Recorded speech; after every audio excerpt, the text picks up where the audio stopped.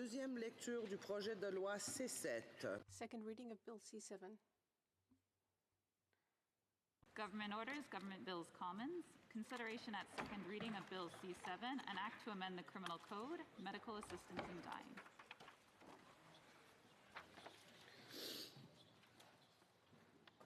Monsieur Lametti, appuyé par Monsieur Guilbeault. Mr. Lametti, seconded by Mr. Guilbeault, moves that Bill C7, an act to amend the Criminal Code, medical assistance in dying, be now read a second time and referred to the Standing Committee on Justice and Human Rights. Debate. L'honorable ministre. The Honorable Minister of Justice. Merci, Madame la Présidente. I'm pleased to speak today about Bill C7, an act to amend the Criminal Code regarding medical assistance in dying, or MAID. The bill before you today, Madam Speaker, is identical to former Bill C7, which I was proud to have introduced in February, following significant consultation amongst Canadians and experts. I believe this bill reflects a consensus amongst Canadians, and I call on all of my colleagues in this place to support its timely passage.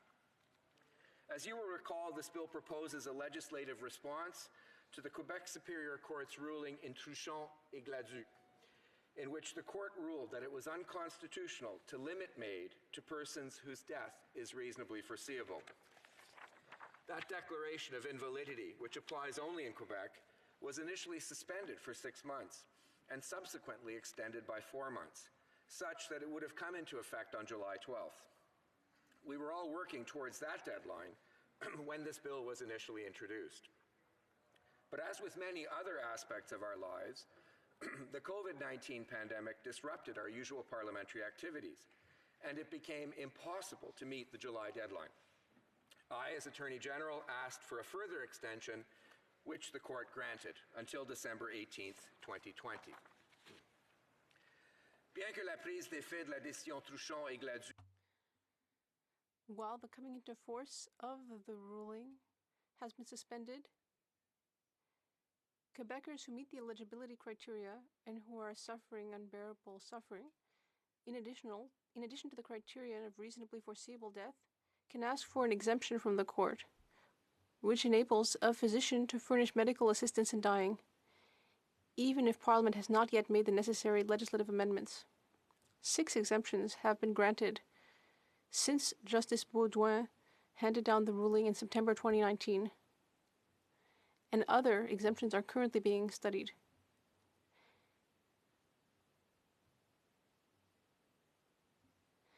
This has occurred because of the suspension of the ultimate decision in Quebec. I'd like to take a moment to mention the decease of Mr. Truchon, one of the 2 plaintiffs in the case that has led to important changes in the MAID regime. Like many Canadians, Mr. Truchon was concerned by the effects of the pandemic on his quality of life. These concerns came on top of the sufferings due to his medical condition, which is why he wanted the option of obtaining medical assistance in dying. He chose to receive MAID in April. I would like to offer my most sincere condolences to his family. Today, Madam Speaker, 4 years after the enactment of Canada's first medical assistance in dying provisions in 2016, proposes a significant change to Canada's MAID regime in broadening eligibility to persons whose natural death is not reasonably foreseeable. The 2016 amendments were themselves a historic change in our criminal law. They created exemptions to some of the most serious criminal offenses which aim to protect one of our most fundamental values, that of human life. These exemptions sought to protect and promote another of our most cherished values, individual freedom, and more specifically, the freedom to decide when enough medical suffering is enough, and to choose when and how one's life should end. Health Canada's first annual report on medical assistance in dying in Canada, released this past July, indicates that since then, nearly 14,000 Canadians have received MAID. In 2019, MAID accounted for 2% of deaths in Canada. The requirement for reasonably foreseeable natural death was part of a MAID regime that was adopted in 2016. However, we decided not to appeal the Truchon and Gladue decision because we agreed that medical assistance in dying should be available as a means to address intolerable suffering outside of the end-of-life context. To ensure the consistency of the criminal law across the country, we committed to amending the criminal code. Avant de procéder avec la modification du code criminel, Before moving forward with the amendment to the criminal code, we undertook exhaustive consultations with Canadians. An online questionnaire enabled us to collect more than 300,000 responses from Canadians. My colleagues, the Minister for Health and the Minister for Employment, Development and Inclusion, as well as our parliamentary secretaries, and myself have held roundtables throughout Canada along with experts and stakeholders. And an overview of these activities can be seen on the Justice Department website. Based on these consultations and other information, this bill seeks to amend both the eligibility criteria and the safeguard regime in order to respond to the Truchon decision. It also seeks to enable patients under certain circumstances to waive the final consent in order to not lose access to medical assistance in dying. We know that Canadians are also concerned by other issues that are not addressed in this bill. For example, eligibility for MAID in cases of mental illness and advance directives for medical assistance in dying made by people who are not currently suffering but who are concerned that sufferings may occur after they have lost the capacity to ask for medical assistance in dying, and who wish to create a directive of their wishes before that situation occurs.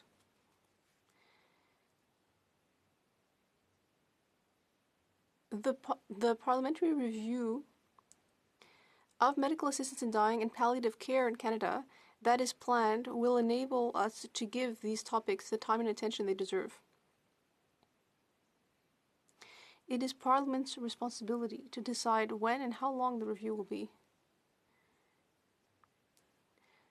COVID-19 has delayed this critical review, but I'm sure Parliament will undertake it as soon as possible. That said, our government's priority is to respect the deadline set by the court in the Truchon and Gladue case. I would like to note the important concerns of many individuals in the disability community about changing Canada's MAID policy from a way to avoid a painful death to a means of relieving intolerable suffering. It is crucial that these concerns not be forgotten as we resume our debate. In the view of many disability groups, a MAID regime that does not limit eligibility to those whose death is already reasonably foreseeable enshrines in law the erroneous view that disability itself is a valid reason for ending life. But we have also heard from individuals living with disabilities, like Mr. Truchon and Ms. Gladue, that autonomy in how they choose to live and die is paramount. These are complex and nuanced points of view. Let me be absolutely clear. Our government supports the equality of all Canadians, without exception, and categorically rejects the notion that a life with a disability is one that is not worth living or worse than death itself. I believe that the fundamental principle that all lives have equal and intrinsic value can be balanced with other important interests and societal values, in particular, the importance of individual choice for Canadians. This balance is at the heart of the bill's objectives, which are to recognize the autonomy of individuals to choose MAID as a means of relieving intolerable suffering, regardless of the foreseeability of their natural death, while at the same time protecting vulnerable persons, recognizing that suicide is an important public health issue, and affirming the inherent and equal value of every person's life. J'aborderai maintenant plus en détail les éléments du projet de loi. I will now go into the bill more in detail. It would broaden eligibility for MAID by repealing the provision for reasonably foreseeable death. Medical assistance in dying would thus be available for those with intolerable suffering, with a serious illness, infection, or disability, which is incurable and which will be followed by an irreversible and severe decline in their capacities. Foreseeability of natural death from the eligibility criteria would mean that some persons whose only condition is a mental illness could be eligible for MAID. However, the bill proposes to exclude mental illness on its own as a grounds for MAID eligibility. Our consultations and the report of the Council of Canadian Academies that studied this issue indicated that the trajectory of mental illness is more difficult to predict than that of most physical illnesses, that spontaneous improvement is possible, and that a desire to die and an impaired perception of one's circumstances are symptoms themselves of some mental illnesses. This means that it would be very difficult to determine when, if ever, it is appropriate to grant someone's request that their life be ended solely on the basis of medical illness. In no way does this suggest that persons with a mental illness necessarily lack the decision-making capacity to consent to MAID, or that the suffering associated with a mental illness is of a lesser degree than the suffering associated with physical illness. During second reading debate of former Bill C-7, some members noted their support for this exclusion while others raised concerns. This issue requires much more thought and debate. The parliamentary review of the MAID legislation, we feel, will be an appropriate forum for this. Le projet de loi propose également des modifications. Bill C-7 also proposes modifications to the safeguard regime. Since the current regime was planned to protect people whose death was reasonably foreseeable, the changes to the eligibility criteria require changes to the safeguard regime, since several experts believe that there are more risks when it comes to evaluating MAID requests from those whose death is not reasonably foreseeable. The bill seeks to put into place two types of safeguard measures. One for those whose death is reasonably foreseeable and one for those whose death is not reasonably foreseeable.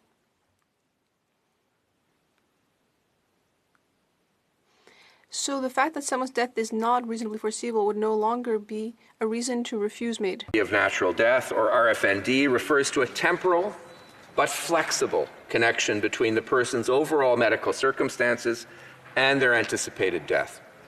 It allows for clinical judgment, as it requires a comprehensive individual assessment that does not have a result in a specific prognosis and clearly does not require death to be imminent.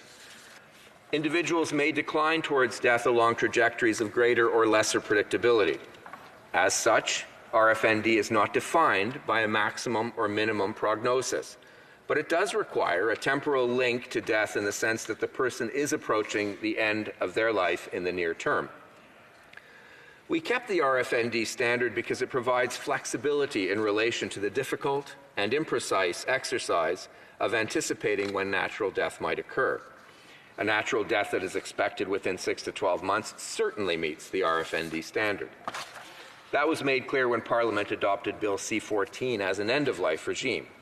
It did not impose a 6 or 12-month prognosis requirement to preserve flexibility, but it still considered such timelines to be within the meaning of RFND. A person's death may also be foreseeable in the temporal sense over longer periods, depending on the particular circumstances under consideration. However, having an illness that will cause death several years in the future would not normally meet the condition of RFND. Les mesures de sauvegarde pour les personnes dont la mort est raisonnable. Safeguards for those whose death is reasonably foreseeable is based on those that currently exist, with two changes. The 10-day reflection period will be eliminated, and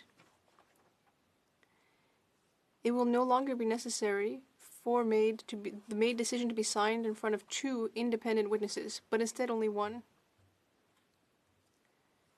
Individuals who are remunerated or who may offer medical services but who will not be administering medical assistance in dying can now act as independent witnesses. At second reading of the former Bill C7, some members expressed concerns regarding the elimination of these safeguard measures. But let me assure members that these changes are based on comments that we have received during our consultations. For those ont sérieusement et longuement réfléchi à ce qu'elles voulaient, la période de réflexion de 10 jours risque de prolonger indûment leur souffrance. Nous avons appris. We've also learned that people who live in long-term care or in remote regions may also have a dependent witness verifies the identity of the person but does not participate in the evaluation of the eligibility of a person for MAID. So one person is enough to achieve this safety objective. Persons whose death is not reasonably foreseeable would benefit from additional safeguards, the purpose of which is to ensure that sufficient time and expertise is devoted to the assessment of their MAID request. Where death is not reasonably foreseeable, the suffering motivating a MAID request may be due to a broader range of sources that warrant greater attention before someone's life is prematurely ended, to reduce the risk of providing MAID when there is a possibility of alleviating the person's suffering. Specifically, the bill proposes a minimum 90-day assessment period, which would require that at least one of the practitioners assessing eligibility has expertise in the condition that is causing the person's intolerable suffering. A formal specialization or certification by a medical college would not be required. The bill will also require that persons whose death is not reasonably foreseeable be informed of and offered available means to relieve suffering, such as mental health and disability supports. In addition, the practitioner would have to be satisfied that those other means of relieving suffering have been seriously considered. These are clarifications to the existing requirement of informed consent. It is our hope that these steps are already taken in all cases, but the Criminal Code would explicitly require them for those whose death is not reasonably foreseeable. Outre les changements. In addition to changes in response to the Tranchant and Gladue decision, this bill will allow a person whose natural death is reasonably foreseeable and who is deemed admissible to receive MAID to waive final consent if they risk losing their capacity for consent before the date they chose to receive MAID. Right now, the Criminal Code requires a practitioner immediately before they provide MAID to ensure that the person explicitly consents to receiving MAID and that they can withdraw their consent. Il est impossible de respecter cette mesure. It is impossible to respect this safeguard measure, which reflects the irreversible nature of death and the importance of obtaining consent when the person ends their life, if the person has lost their capacity to consent. This seems unfair when a person was deemed eligible and was waiting for the procedure. In such cases, this regulation could push some persons up to obtain MAID earlier than they wanted to. This bill, a person whose death is foreseeable, who has already been assessed and approved for MAID, and has decided they want to receive it, could make an advance consent arrangement with their practitioner, setting out the date for the provision of MAID and their consent to MAID if they no longer have the capacity to consent at that later point. According to roundtable participants and experts who looked at this question for the Canadian Council of Academies 2018 reports, providing for advance consent in this way presents relatively little complexity or risk, and some practitioners have indicated they would be relatively comfortable providing MAID under such circumstances. The bill does not propose to permit advance requests, in contrast to what I have just described as advance consent. Advance requests are documents that may be provided at some future unknown date, if and when a set of expected circumstances materializes and when the person is no longer able to give consent. This issue is significantly more complex and challenging, and it will be examined during the parliamentary review. Finally, the bill will enhance the monitoring regime, which is crucial for accountability and transparency. I've examined the bill, Madam Speaker, for charter compliance, and am confident that it responds to the Truchon ruling in a way that respects the charter. I will soon table a charter statement that sets out key considerations about the bill's potential impacts on charter rights and freedoms.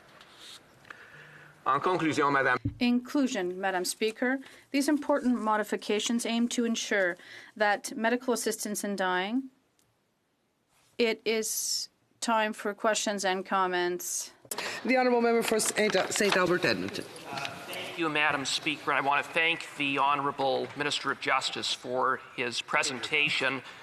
Needless to say, this is an incredibly complex area, and while Bill C-7 purports to respond to the Truchon decision, it goes considerably beyond the scope of Truchon, and in so doing removes a number of safeguards that in Parliament, in its wisdom, passed 4 short years ago. And in so doing, it preempts a legislative review where there would have been an opportunity to thoroughly examine all of the issues before experts, to take into account the comprehensive reports of the Council of Canadian Academies. Why would the government choose to preempt a legislative review and instead proceed in a rushed way in the face of the expiration of the stay on the Declaration of Constitutional Invalidity effective December? Great question. The Honourable Minister. I thank the honourable member for his question and his participation and concern over the last 4 years with respect to this issue. Madam Speaker, yes, we are, as the honourable member has pointed out, responding primarily to the Truchon decision, but we use the opportunity, Madam Speaker, to make a certain number of other modifications where there was a clear consensus amongst Canadians. Experts, we consulted widely across with maid service providers, with families who had gone through the process, and there was, Madam Speaker, a universal conclusion that the 10-day waiting period was only a source of suffering, that people who decided to have MAID had made the decision, and that the 10 days only prolonged suffering. I continue to hear that, Madam Speaker, and that the witness requirement was actually becoming an impediment for people in regions and in long-term care facilities to access MAID. So we decided to change that now. The Honourable Member for Saint Jean. Thank you very much, Madam Speaker. I'd like to thank my colleague for his broad review and exhaustive review of this bill that was presented. We're really happy to be able to work in cooperation on this bill, which is at the very heart of the needs of our people. I'd like to hear what he has to say about cooperation he wishes to obtain from all parliamentarians here so that we can respect the deadline of December 18th. We want to really look at this issue in depth, and we hope that less people will suffer waiting for a final bill. So I'd like to hear what he has to say about the fact that we didn't decide to include mental health in this bill, which doesn't have a consensus. So I'd like to hear what his comments on that. The Honourable Minister. I'd like to thank my honourable colleague for her question. On deep issues and complex ones such as minors, mental health, and advance requests, these are very difficult and complex questions to deal with. We are going to deal with them correctly with a parliamentary review, which is already laid out in the Act of 2016. But for right now, for the bill before us, I hope I will see the cooperation of my colleagues in this House and in the other place.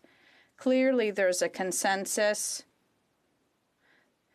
across the country, in Quebec and throughout Canada, 4 measures that we are proposing, and we are going to ensure that we'll work together to respect the timeline. Member for Eskimo Sanik Suk. Thank you very much, Madam Speaker. I want to start by thanking the Minister for the cooperative and open dialogue that he and I have maintained on this bill and many other matters in the justice area.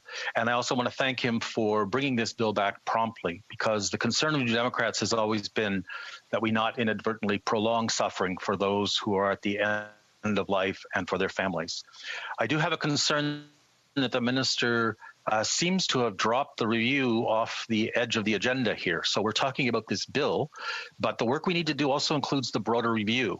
So I placed a motion on the order paper today suggesting that we establish a special committee to deal with these broader issues.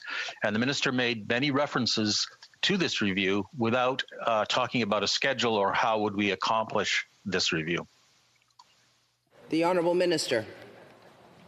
I thank the honourable member for his work and his collaboration. I think there's a question in there which I'm going to try to answer. I will look at the motion. I'm open to discussing the parameters of the review with my parliamentary colleagues from all sides of this House and indeed the other House. So I'm certainly open to discussing the parameters of the review as we move forward. Parliamentary Secretary to the Minister of Justice. I'll come to you. And I wanted to just touch on the consultations that took place around the country, some of which I was privileged to partake in, along with some of the other parliamentary secretaries assisting the ministers working on this file, and ask the minister if he could comment on the influence of the Audrey Parker case and what that means in the context of persons who would have been approved of a proceeding but not have the time to wait until they can give that final consent, and what that does in terms of this issue of people then availing themselves of MAID prematurely. And as a second point, if I could just ask the minister to clarify, does this new bill affect at all conscience rights of medical practitioners in terms of being compelled to provide medical assistance in dying? Thank you. I thank my honourable colleague for his work on this and various other aspects of our file, and I thank him for the question. Let me answer the second question first, Madam Speaker. Conscience rights were protected in this bill. They were protected in 2016 in the original bill. They were reinforced by parliamentary committee, Madam Speaker, and they are maintained in the current bill. Madam Speaker, with respect to Audrey Parker's amendment, colleagues will remember that this is the case of a woman in Halifax who had been evaluated and approved for MAID, but was afraid she was at the end of life. She was afraid of losing her capacity, and so instead of being able to spend another Christmas with her family, opted to take MAID earlier. We have incorporated what is in effect Audrey Parker's amendment into the legislation.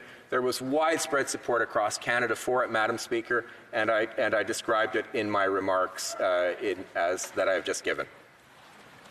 Questions and comments?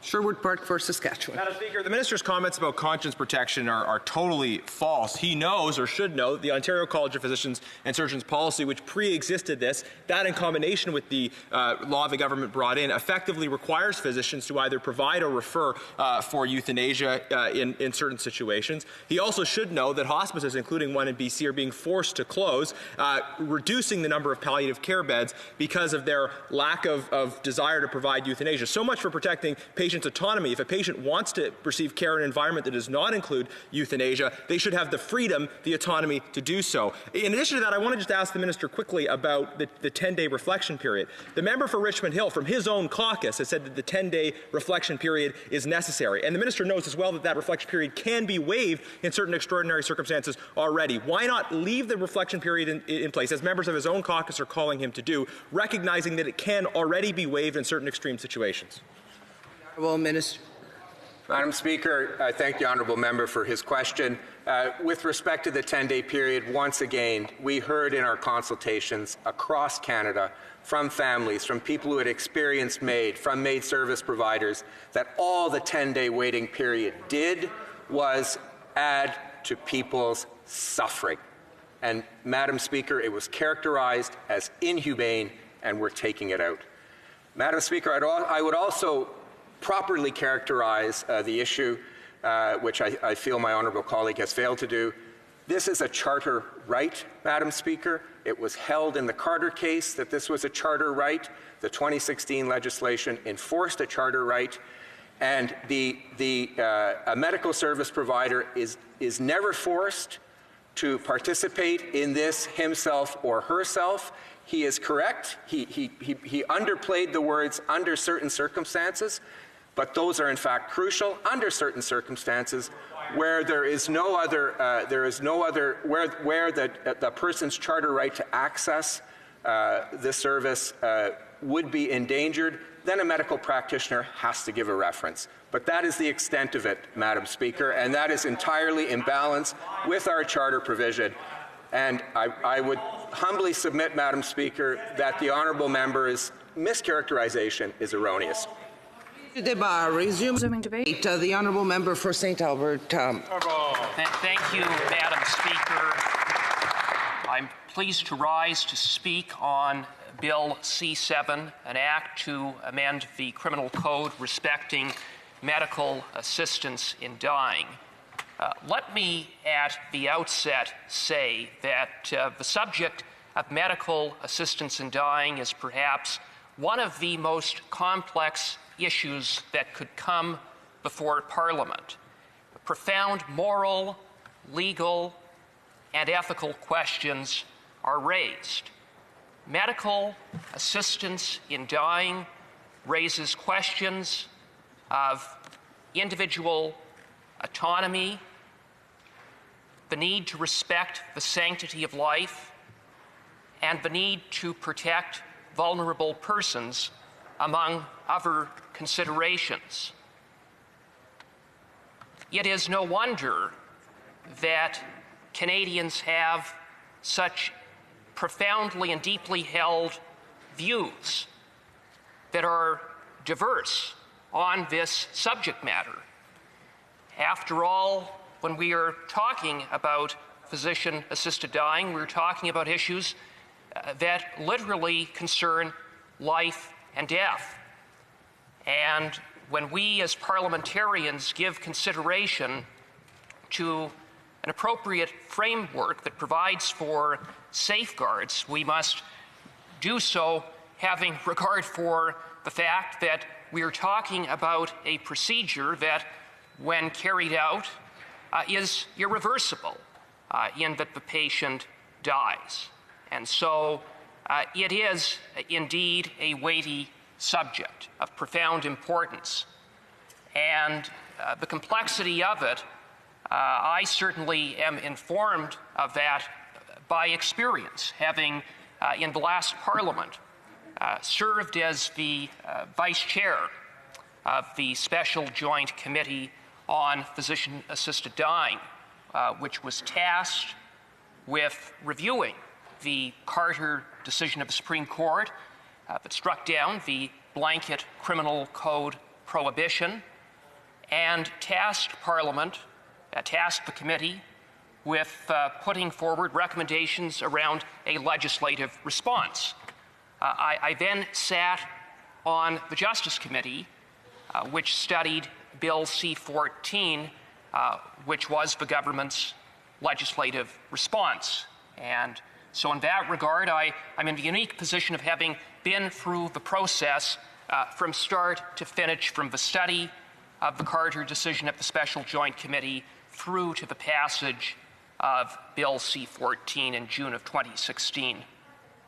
Now, the bill before us purportedly responds to the Truchon decision of the Quebec Superior Court, which struck down an important component of Bill C-14, namely that in order to qualify for medical assistance in dying, that one's death must be reasonably foreseeable.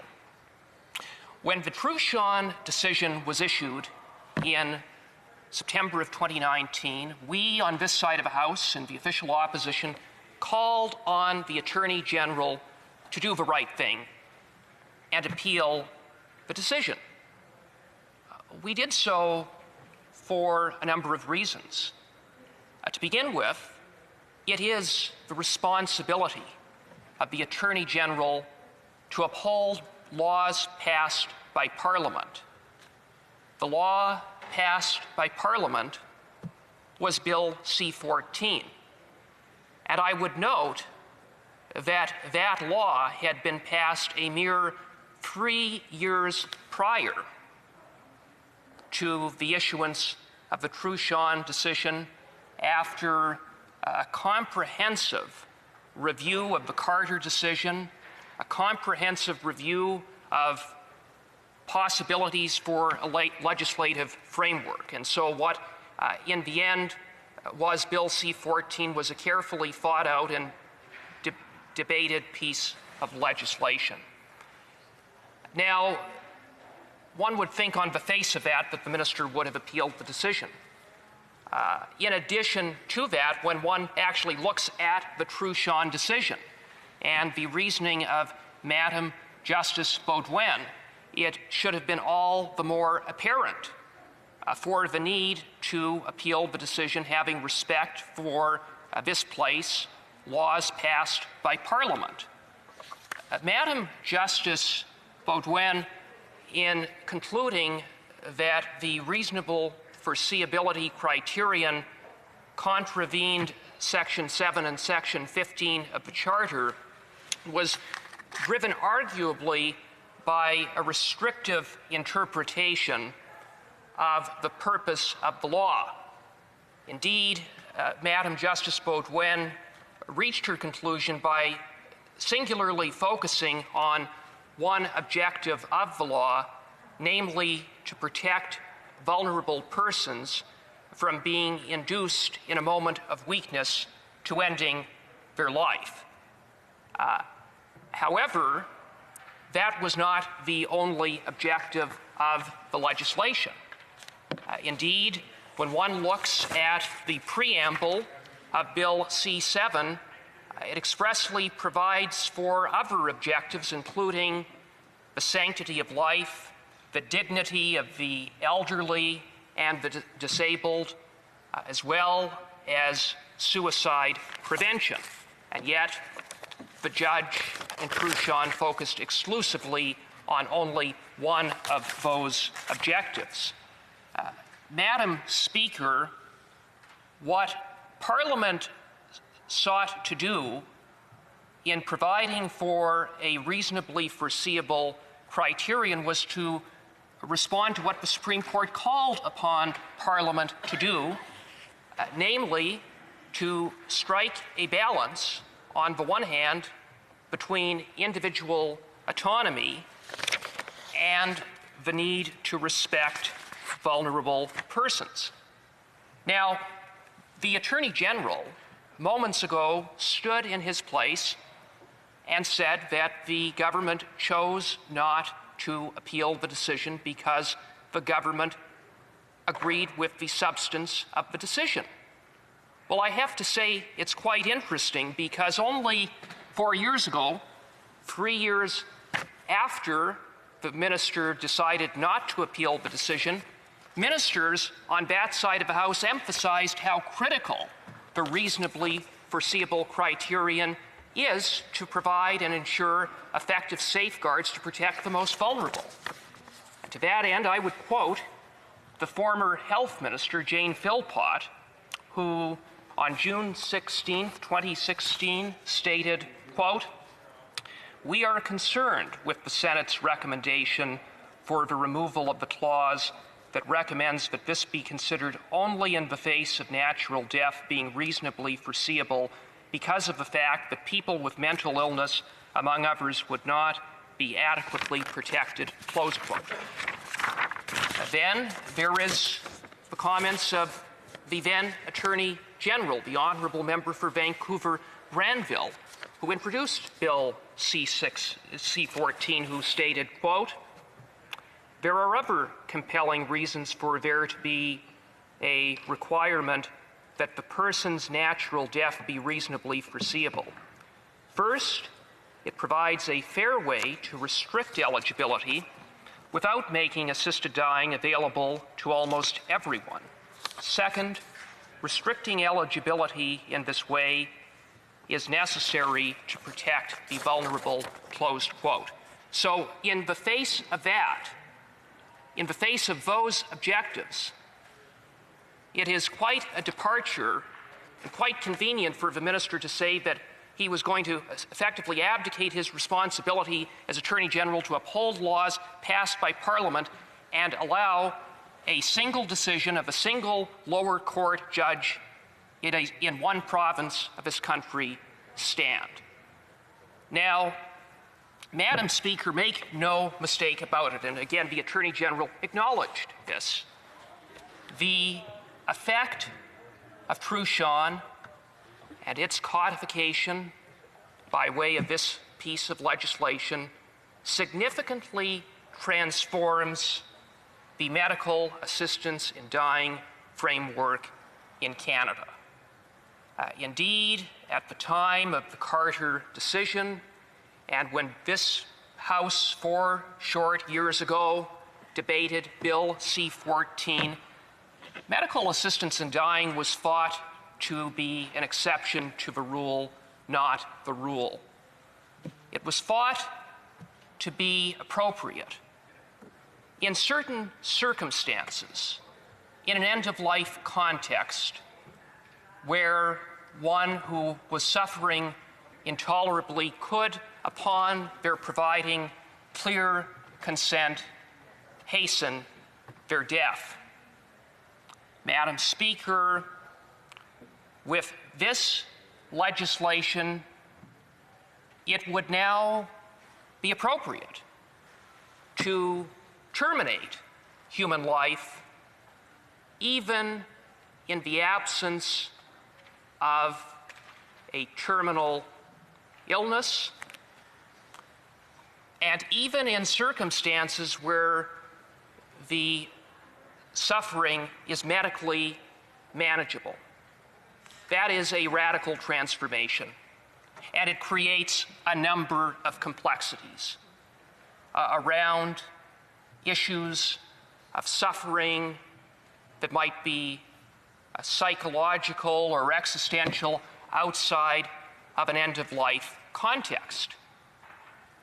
And when one removes the reasonably foreseeable criterion, all that is left is as follows: that one must have a serious disease, illness, or disability in a state of decline, and that the person is suffering physically or psychologically as a result. When one removes an end-of-life or reasonably foreseeable component, that already arguably subjective test becomes a whole lot more subjective. And with that, it has the potential to put vulnerable persons' lives at risk. One can see with those broad parameters that persons with degenerative disabilities could have their lives terminated, notwithstanding that they may have years, if not decades, to live. And that has caused enormous concerns from the disabilities community across Canada. Indeed, 1 month after the Truchon decision was issued, some 72 organizations from across Canada, representing a cross-section of the disabilities community, wrote to the Attorney General and pleaded with the Attorney General to appeal the Truchon decision out of concern that persons with disabilities could be put at risk and have their lives prematurely ended. The writers of the letter noted that the legislation could arguably contravene Article 10 of the UN Convention on Persons with Disabilities, which provides that persons with disabilities should be treated equally at law.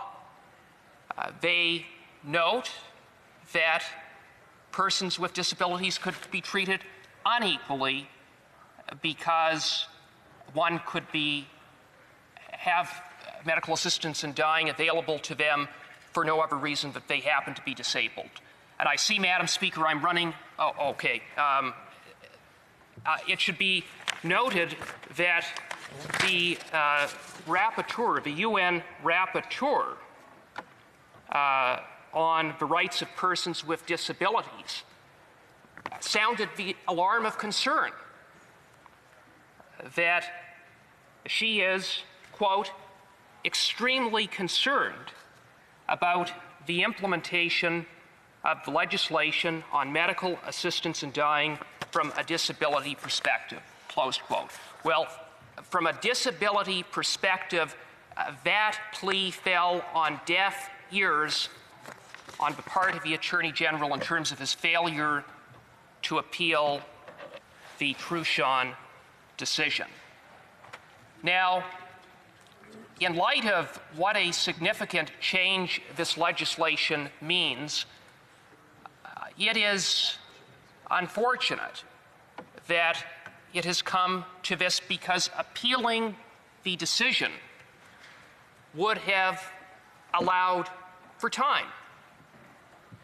It would have allowed time for Parliament to take into consideration the significant complexities associated with this change a mere 4 years after Parliament had legislated a comprehensive regime, and it would have provided clarity in terms of informing Parliament about the scope of the framework upon which Parliament can legislate.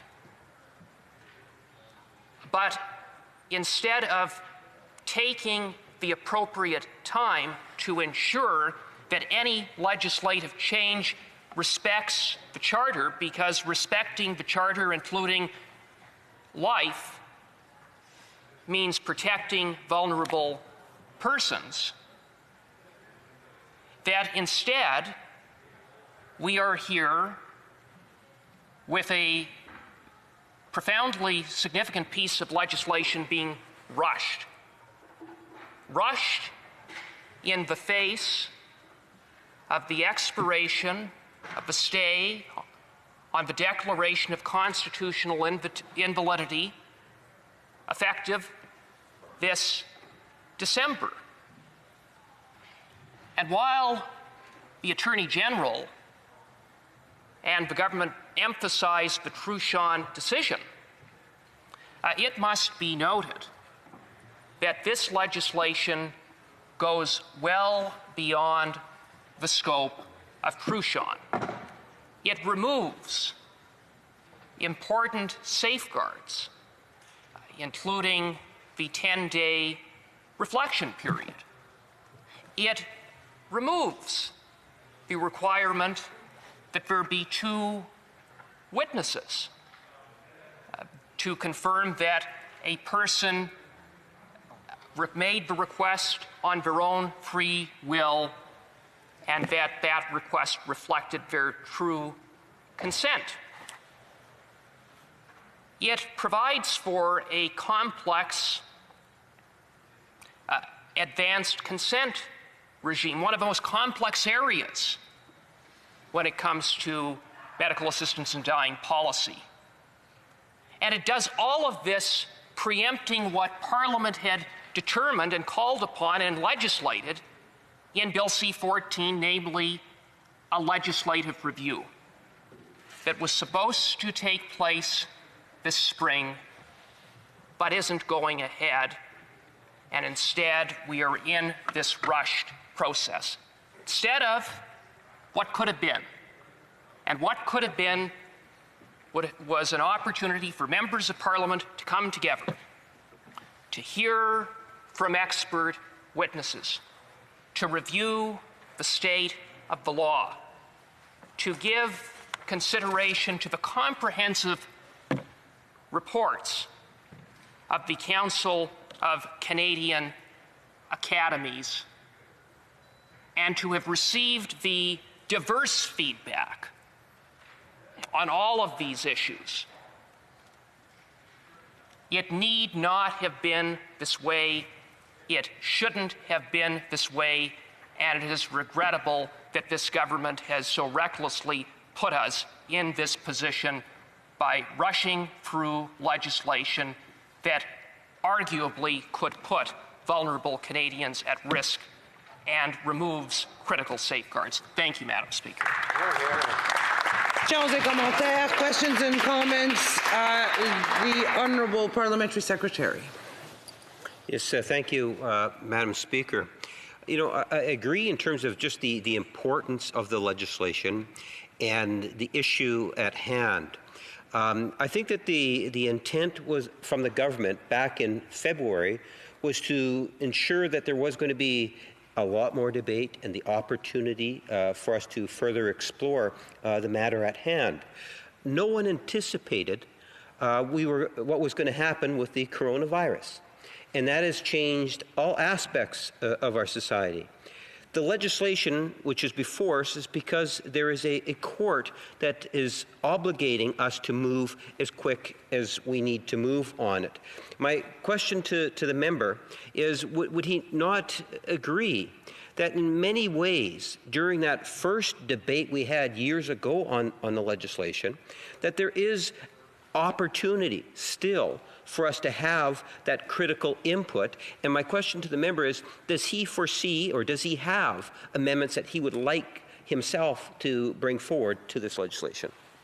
Member for St. Albert Edmonton. Well, thank you very much, Madam Speaker, and I want to thank the Parliamentary Secretary to the Government House Leader to answer his question directly on the issue of amendments.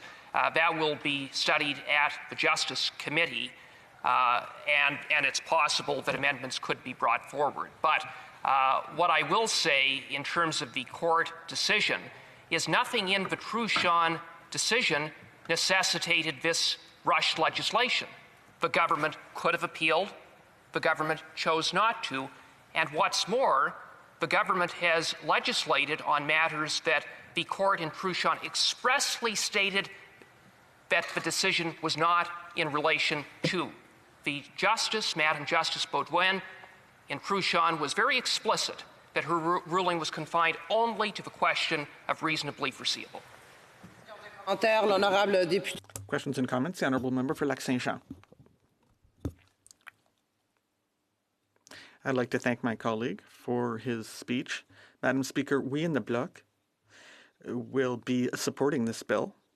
I think that the NDP as well.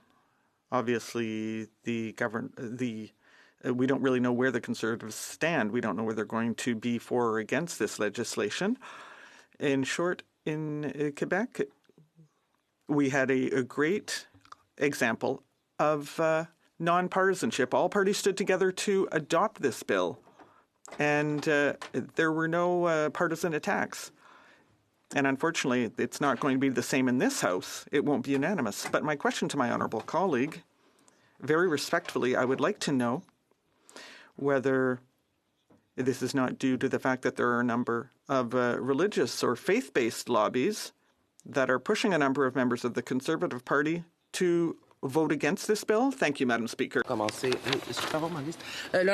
Honourable Member for St. Albert, Edmonton. Well, thank you, Madam Speaker. And in response to the Honourable Member for Lac-Saint-Jean, I would simply reject his premise in terms of his question. I have to say that I have never viewed this as a partisan issue. No. This is a complex legal, moral, and ethical issue. I had the privilege of serving on the Special Joint Committee with my friend, the Honourable Member for Louis Saint Laurent, and the late Honourable Member for Langley. On a number of issues, we had different philosophical views, but we came together to follow the law and to put forward what we thought were the best possible recommendations in terms of safeguards to do what the Supreme Court called on us to do, which is to protect vulnerable persons while at the same time respecting individual autonomy. And that is precisely how I will approach Bill C-7.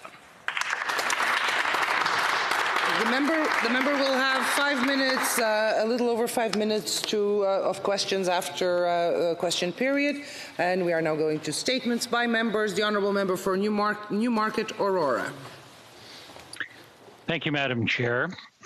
From fighting fires to rescue services, medical responses, public education, and fire safety inspections, there is no doubt that firefighters are true heroes in our community. This week, Fire Prevention Week, I had the honor to visit Central York Fire Services to ask our local firefighters how they coped with the COVID-19 pandemic and to thank them on behalf of this government for their service, especially during these difficult times. Today, I am proud to acknowledge that these men and women in this House for their bravery, but also for their commitment and compassion to those in need in our community. I'm proud to say that my brother Joe, who has served as a firefighter for 35 years, continues to train his troops. On the eve of Fire Service Recognition Day, I want to thank the firefighters of Newmarket, Aurora for their continuous commitment to keep our community safe. Thank you, Madam Speaker. The Honourable Member for Regina, Westcott. Madam Speaker, it is with a heavy heart that I rise to mark the passing of my former campaign manager, Colleen Mason, taken too soon from her friends and family at the age of 47. Colleen had a passion for politics from a young age and grew to become something of a legend in Canadian politics, well known to many of us on both sides of the House. She literally wrote the book on conservative campaigning, having contributed to the party's first campaign manual.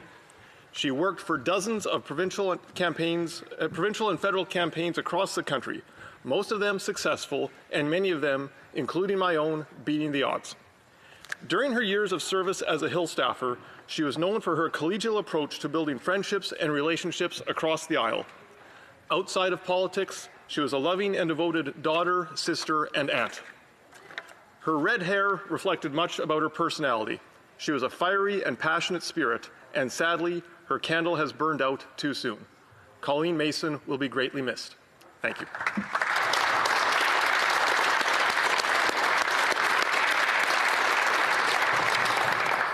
The Honourable Member for Mississauga Lakeshore. Nearly 690 million people suffer from hunger, and COVID-19 could add up to 132 million more. On World Food Day, I would like to recognize our food heroes. Madam Speaker, the World Food Programme has been awarded the 2020 Nobel Peace Prize. Its extraordinary teams, like the one led by Martina Yanizotto in Cox's Bazar, Bangladesh, are fighting hunger around the world. Many others face extremely challenging conditions, like farmers working through the California wildfires. Heroes also serve here at home. Through a $100 million emergency fund, our government supports local leaders working tirelessly to tackle food insecurity of the most vulnerable in our midst. To Food for Kids Mississauga, ISNA Canada Food Bank, the Compass Food Bank, and all food heroes, thank you. Madam Speaker, World Food Day is followed by the International Day for the Eradication of Poverty, and the theme is acting together to achieve environmental and social justice for all. Climate change increases poverty, and poverty causes hunger. These crises are linked, Madam Speaker, and we must... Honourable Member for Cowichan, Malahat Langford. Madam Speaker, 2 days ago, yet another overdose alert was issued by Island Health for the Cowichan Valley. These advisories are a symptom of the opioids crisis, which continues to ravage our communities, leaving a trail of shattered lives in its wake. This is our new normal. We are living through two epidemics. In BC alone this year, we have already lost 1,000 lives, 5 times more than has been claimed by COVID-19. Despite these statistics, the Liberals only gave the opioids crisis a passing reference in their throne speech. This government continues to avoid declaring a public health emergency, continues to ignore experts who are calling for decriminalization, and continues to fail communities who are bearing the brunt of this crisis. My communities are calling out for help. Small businesses, frontline workers, and local municipalities, they are all being overwhelmed. The time for timid policies and half measures is over. We must do better. The Honourable Member for Cumberland, Colchester.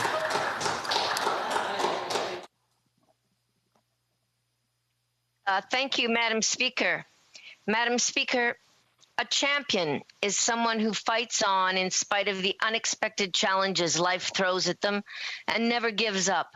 A champion is someone, a young gymnast, who has the courage to face leg amputation with grace, grit, and giver stance. Like Terry Fox before her, the osteosarcoma she once battled has suddenly returned. Champ is Maya the Mighty from Truro, Nova Scotia. Champ also stands for child amputee. My niece, Maya Zan Rowland, is a rock star. Just 16, she's the bravest person I know. I want to thank the surgeons and staff at the IWK Children's Hospital in Halifax and her coach, Kim, the Truro Spartans, and gymnastic teams across Canada for the support they've shown our champ. Thanks as well to Maya's many friends and our incredible community for the love and support. Just 2 weeks after surgery, Maya looks forward to rocking her bike. The Honourable Member for Calgary Shepherd. I rise to remember the life of 34-year-old Kurdish democracy activist Hevrin Khalaf, murdered last year in October by Turkey-backed militias along the M4 highway in Syria. Khalaf was an engineer by trade and rose to prominence as a powerful diplomatic voice in the Syrian civil war. She was a dedicated peace broker between Muslims, Kurds, and Christians in the region. Khalaf established civic society organizations and encouraged dialogue between all parties in the name of peace. On October 12, 2019, the vehicle she was traveling in was targeted by Turkey-backed forces on the south of Tel Abyad. Khalaf will be dragged out of her vehicle, savagely beaten, tortured, and executed. Her body would be mutilated and defiled by militiamen of the opposition Syrian National Army. Hevrin's extraordinary life serves as a poignant example of the struggles Kurdish people face throughout the region. May she rest in peace. The Honourable Member for Hull-Aylmer. I rise to celebrate the life of Paul Quirk, who passed away early Monday morning. We first met in the 1990s when Paul ran the print shop for the Liberal Party, a job he held until he took his retirement 4 short years ago. St. Francis said, "Preach the gospel every day. If necessary, use words." Through his actions, Paul was the Liberal Party for me and countless others. Paul was recognized by his peers as the best print man in town. No matter what impossible print order we asked the night before, Paul would have it done the next morning. Most importantly, Paul was kind-hearted and a great storyteller, whether it was about growing up in Aylmer and getting into all sorts of mischief, or his adventure in federal politics. His print shop, better known as a Quirkenbunker, was a place to find out what was really going on. Paul leaves behind his wife, Marlene, their son and daughter, and 4 grandchildren. And to all of them, please accept our deepest condolences. Rest in peace, Paul.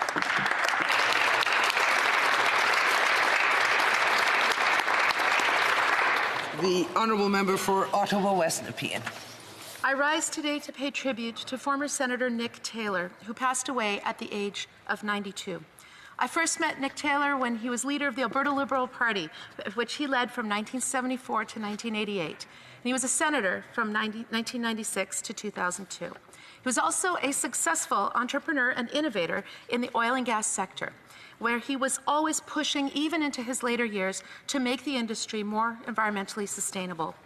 Nick embodied the very frontier spirit of Alberta. He was also the funniest man that you would ever meet, as long as you were on the right side of his sharp wit. He was kind, fearless, intelligent, creative, had fierce determination, and an unparalleled passion for his province and his country.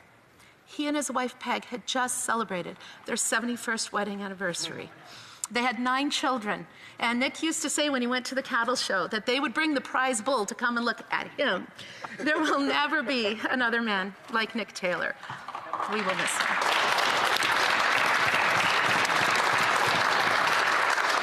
The Honourable Member for Yellowhead. Madam Speaker, in my riding, many constituents are not able to get internet service, and for those that have, some can't afford it. Internet is not a luxury. It is an essential service for everyday life. My riding has a population density of 1.3 people per square kilometre. In such a rural riding, there are many remote households. Those fortunate enough to have high-speed connections in cities don't realize how internet is an integral part of everyday life. I'm hearing from parents in Rocky Mountain House with children in school saying they can't afford the cost of internet, and seniors in Grand Cache trying to stay connected but being let down by the reliability and cost.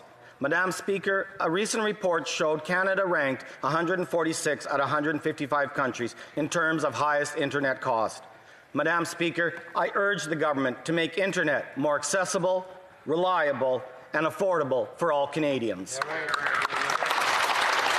The honourable member for Windsor-Tecumseh. Madam Speaker, I'm honored to speak in the House today to recognize the Windsor International Film Festival. WIFF is the largest volunteer-run film festival in Canada. And last year, they sold 42,000 tickets and showcased 165 movies over 10 days. WIFF also screens the most Francophonie films of any festival in Canada, while at the same time serving as a champion of Indigenous and LGBTQ2 pieces, helping spark important community conversations in Windsor-Tecumseh. Under the bold leadership of Vincent Georgie, WIFF quickly adapted to COVID, transforming Festival Plaza on the Detroit River into WIFF Under the Stars, the only drive-in movie theater in the world on an international border. 1,800 vehicles and 4,000 film lovers and families took in the movies. Madam Speaker, the Windsor International Film Festival is the premier film festival of the Great Lakes region. Congratulations, WIFF, and thank you to the 300 volunteers that make it a huge success. The honourable member for Mission, Musqueam, Fraser Canyon. Madam Speaker, the Union of Canadian Correctional Officers, UCOSAC, represents over 7,300 members working on the front lines in federal institutions across Canada, and hundreds within my own riding. Correctional officers face significant but avoidable challenges during the worst of the COVID-19 pandemic brought on by unprepared leadership, consistently applied or completely non-existent protocols, and a serious lack of personal protective equipment for inmates and officers alike. This was especially true in my riding, where Mission Institution holds the dubious honor of hosting the largest COVID-19 outbreak at a federal correctional institution. UCOSAC has been in contract negotiations with the federal government since before the last election, and while COVID-19 slowed down talks for a time, they've since resumed.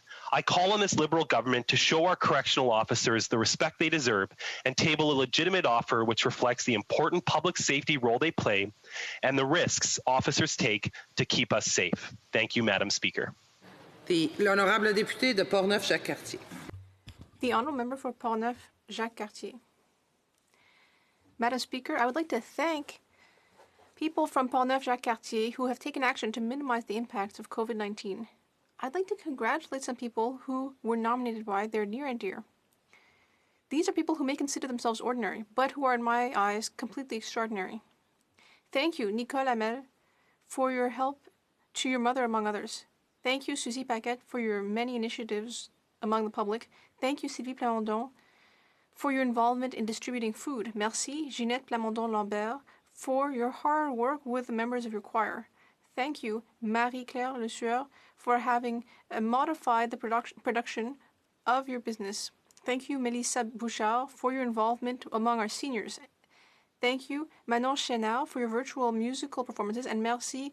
Thank you, Cyril Leblanc, for your work in long-term care. Thank you very much. Continue making a difference. The honourable member for North Island, Powell River. Madam Speaker, this Sunday, October the 11th, is International Day of the Girl.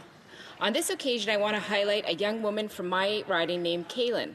Kaylin was frustrated by the increasing acts of racism she was seeing in the news, including in the Comox Valley where she lives, and she knew that she wanted to contribute something positive to the conversation.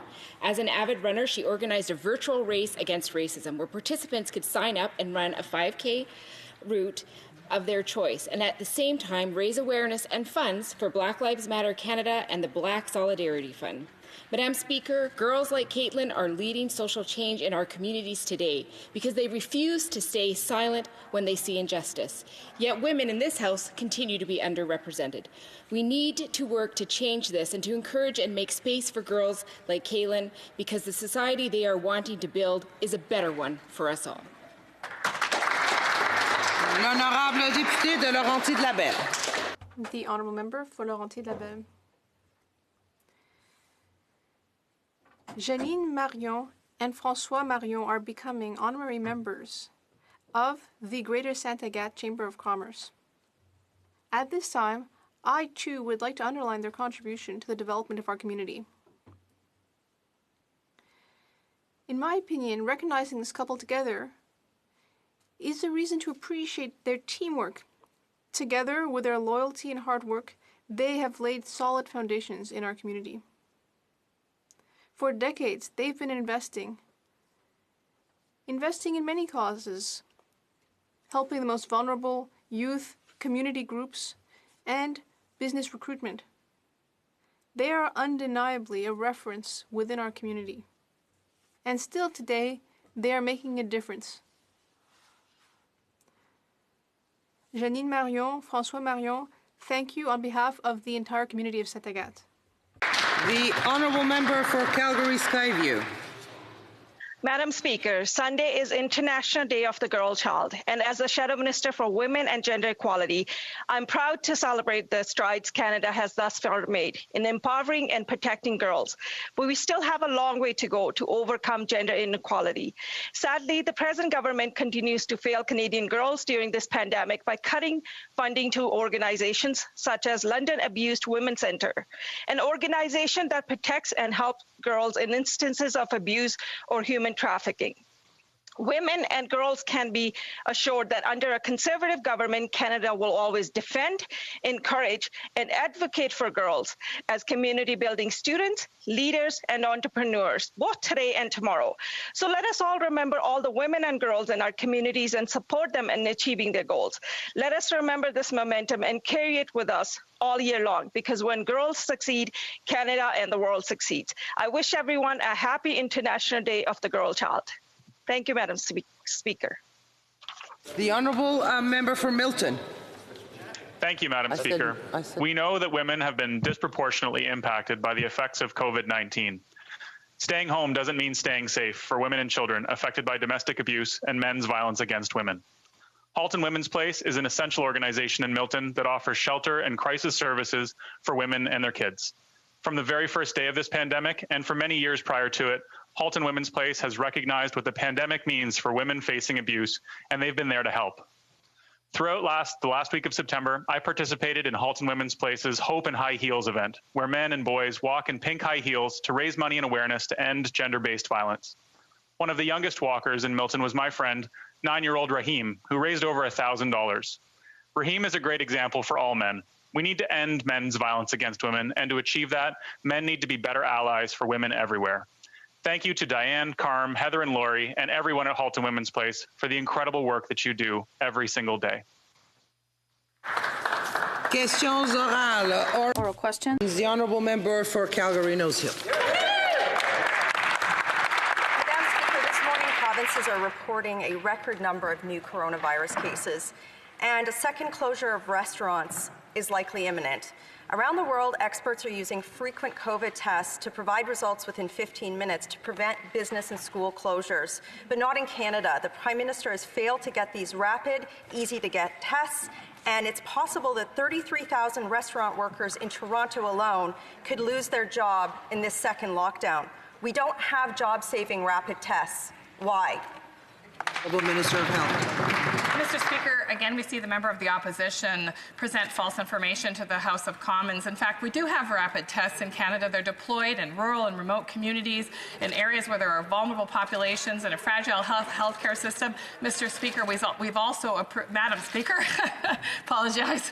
We've also approved a number of rapid tests recently. As the member opposite knows, there is no one silver bullet to managing COVID-19 outbreaks. We'll be there for provinces and territories, and indeed restaurateurs, as they manage this new wave of COVID together. Honourable Member for Calgary Nose Hill. Madam Speaker, I would challenge somebody who's watching this in Toronto worried about their business closing to go out right now and try and get a rapid test with results in 15 minutes and see who's presenting the right information here. That answer was arrogant, deceptive, and incompetent. Rapid tests keep restaurants open because it means that we can isolate those who are affected rather than shutting everything down. When are we getting rapid tests? The Honourable Minister of Health. Mr. Speaker, Speaker, again, I invite the member opposite to take the briefing with Health Canada so she can understand the complexity of rapid tests and how they can actually make situations even more precarious for communities. In fact, testing is one component of managing COVID-19. We know that we will be there for provinces and territories as they manage COVID-19 outbreaks. We'll continue to be there with additional resources. But, Madam Speaker, this is a complex area, and in fact, in many jurisdictions that have used rapid tests in that way, they have seen worsening of their outbreaks. The honourable member for Calgary-Nose Hill. If a woman watching this today has been laid off because of COVID restrictions or her kid's school has been shut down, and she tried to get a rapid frequent COVID test, or her kid's school tried to do that, she couldn't. That's the reality in Canada. Rapid tests keep schools open. Rapid tests keep daycares open. Rapid tests keep women in the workforce. Yet we don't have those here in Canada. Why has the Prime Minister failed Canadian women and failed to get them rapid tests? Minister of Health. Madam Speaker, around the world there are very high-profile examples of how rapid tests have actually added confusion and increased risk of infection. They are not a silver bullet, Madam Speaker. It is very important that whatever tools that we bring to the Canadian market are going to make it easier for communities to manage COVID-19, including sectors like the restaurant sector. We'll be there for Canadians no matter what it takes, Madam Speaker, but this member opposite clearly could use the briefing from Health Canada. The honourable member for Louis Saint Laurent. Madam Speaker, what a shame to see the government once again acting like this. The reality is that across Canada, there are problems with the fact that there's no rapid testing. For example, Quebec, 1,000 classes have been closed. The director of the Principals Association said that it takes twice as long to test than before. If the government had done its work and quickly brought forth rapid tested, we wouldn't be here today. Why is the government dragging its heels? The Honourable Minister of Health. Madam Speaker, all across Canada, in fact, we've seen increase of COVID cases, and in fact, we've been working with provinces and territories to make sure they have the tools that they need. I've worked closely with the province of Quebec, with the province of Ontario, in fact, all provinces, to make sure that whatever we add as a solution together is going to actually help with the outbreak of COVID-19. The members opposite seem to think that you can test your way out of COVID-19. In fact, that's not true. We need to test, we need to contact trace, we need to isolate, and we need to support business and industry, as well as Canadians who have lost their jobs either because of shutdowns or because of infections. We'll be there for us Canadians, Madam. The honourable member for Louis Saint Laurent. Madam Speaker, that's exactly the problem. Every step is important. The Premier of Quebec asked Quebecers to download the COVID app. I even did it myself. And if I can, everyone can. The problem is that, well, it's nice to have this technological tool, but we need rapid testing for things to work for real. My question is simple. How come for 6 months the government has been dragging its heels and not properly evaluated rapid testing that all Canadians need today? The Honourable Minister of Health. Speaker, and around the world, countries are anxiously awaiting new technology that is going to add to our ability to contain COVID-19. In fact, researchers and technologists around the world are looking for new products and new approaches to testing that will help. But, Madam Speaker, we remain firm. We'll be there for provinces and territories as long as it takes, for whatever it takes, to manage through this next wave of COVID-19. We know that testing is part of the solution, but certainly not all of it, Madam Speaker, and I continue to be there no matter what province or territory needs. The Honourable Member for Saint Jean. Madam Speaker, Ottawa is investing $209 million to convert Ford's Oakville factory to one that builds electric vehicles. This is good news, but remember that expertise in electrification of transportation resides in Quebec, not in Ontario. Clean electricity is us. Batteries are us. Charging stations are us. In the throne speech, the government said that it wants to make Canada a global leader in clean energy. Does it recognize Quebec's expertise, and will it refocus its investment on Quebec's business cluster? The Honourable Minister. Yesterday, we announced that Ford will invest $1.8 billion to set up battery electric vehicle production in Oakville, which will include federal and provincial assistance. This is about Canada, and it's about Quebec. But it's part of a start. It's only a beginning.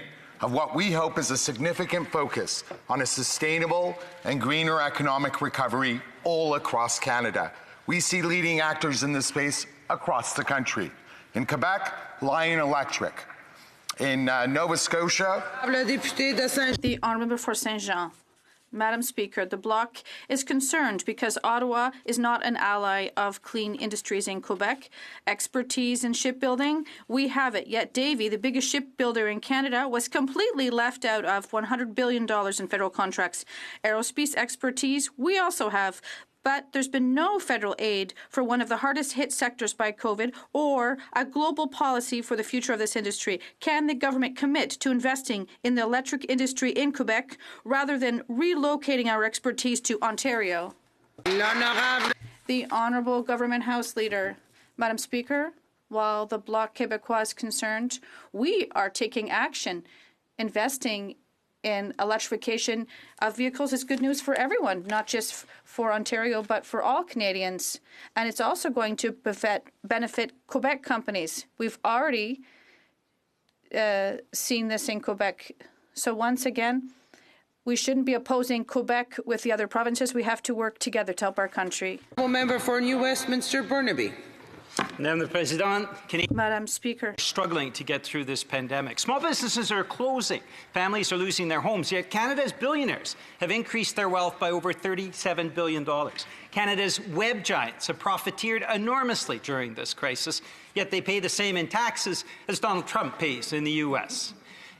We need action. So why is this Prime Minister so weak on having the wealthy pay their fair share? And why isn't this government putting into place immediately an excess profit tax to ensure that those who profit from this pandemic pay their fair share? The Honourable... Madam Speaker. The Honourable Minister. Our government recognizes that for far too long, Canadians have fallen further and further behind, even while those at the top have gotten further ahead. And over the last 4 years, we have improved tax fairness by closing loopholes, eliminating measures that disproportionately favor the wealthy, and cracking down on tax evasion so that every Canadian has a real and fair chance at success. Madam Speaker, we have also committed to tax extreme wealth inequality, including by concluding work to limit the stock option deduction for the wealthy. The Honourable Member for Rosemont-La Petite Patrie. Madam Speaker, clearly the Liberals don't have the courage to tackle the wealthiest Canadians who are benefiting from the situation. Many companies are suffering and people are taking advantage of this, as companies such as Netflix and Amazon have seen their profits explode. And we know that these big businesses do not pay taxes in Canada. They do not participate in our collective efforts to fund our healthcare system and our schools. When will the Liberals have the courage? The Honourable Minister. Madame la Présidente. Madam Speaker, our government recognizes that for all too long, middle-class Canadians are getting behind, whereas wealthier Canadians are getting richer. So we did improve tax fairness by eliminating loopholes, which disproportionately affect the rich. So we're committing to taxing inequality in terms of wealth by limiting tax options for stock options. So it'll be a pleasure to cooperate with opposition members to the Honourable Member for Chicoutimi-Le-Fjord. Madam Speaker, the Canadian Federation of Independent Business told us yesterday that 80% of business owners are worried about the impact that the second wave of COVID could have. No companies must be left out to ensure their survival. Right now, changes to programs are still slow to roll out. For example, companies that have until October 31st to submit a request for an emergency account still don't have an amended form. What is the government waiting for to announce the updated program? The Honourable Parliamentary Secretary. Madam Speaker, we were there for our entrepreneurs, and we have been since the beginning of the pandemic. We've helped more than 700,000 companies across the company with our emergency accounts, and I would encourage my colleague and all members of this House to listen to our finance minister today, who will announce that will be there again for our companies in the second wave of this pandemic, Madam Speaker. Red Deer Lacombe. Madam Speaker, the Minister of Procurement originally claimed that the government publicly listed all of their contracts and suppliers for PPE online. The Parliamentary Secretary then rebuked the Minister by admitting they've been using the national security exception to keep contracts secret. Canadian companies cannot be competitive for government contracts if they don't know who got what and for how much. Taxpayers deserve to know how much they are paying for non-medical disposable masks. Can the minister tell us how many times she has used the national security exception for pandemic-related contracts since March 15th? The Honourable Minister. Thank you, Madam Speaker. I appreciate the question very much. On July 31st, we disclosed supplier names and contract values for all contracts that Canada has entered into for PPE and other supplies, except certain commodities that have proved difficult to obtain and where additional procurements may be needed. When we see case numbers rising, Madam Speaker, it is extremely important for us to protect our supply chains in order to ensure that we can continue to secure PPE for Canadians now and into the future. Thank you, Mr. Speaker. The Honourable Member for Carleton. Madam Speaker, the government blacked out hundreds of pages of scandal documents requested by the Finance Committee. So we raised a point of privilege with your table, saying, could you please help get those documents unblacked out? The Speaker said the Finance Committee should take that issue up. Yesterday it did, at which point Liberals said, no, this is a matter for the Speaker. When we explained the contradiction, the chair of the committee jammed his fist in front of the camera and suspended the meeting altogether. So here we are back in front of the Speaker. Madam Speaker, can you help us get these documents unblacked out?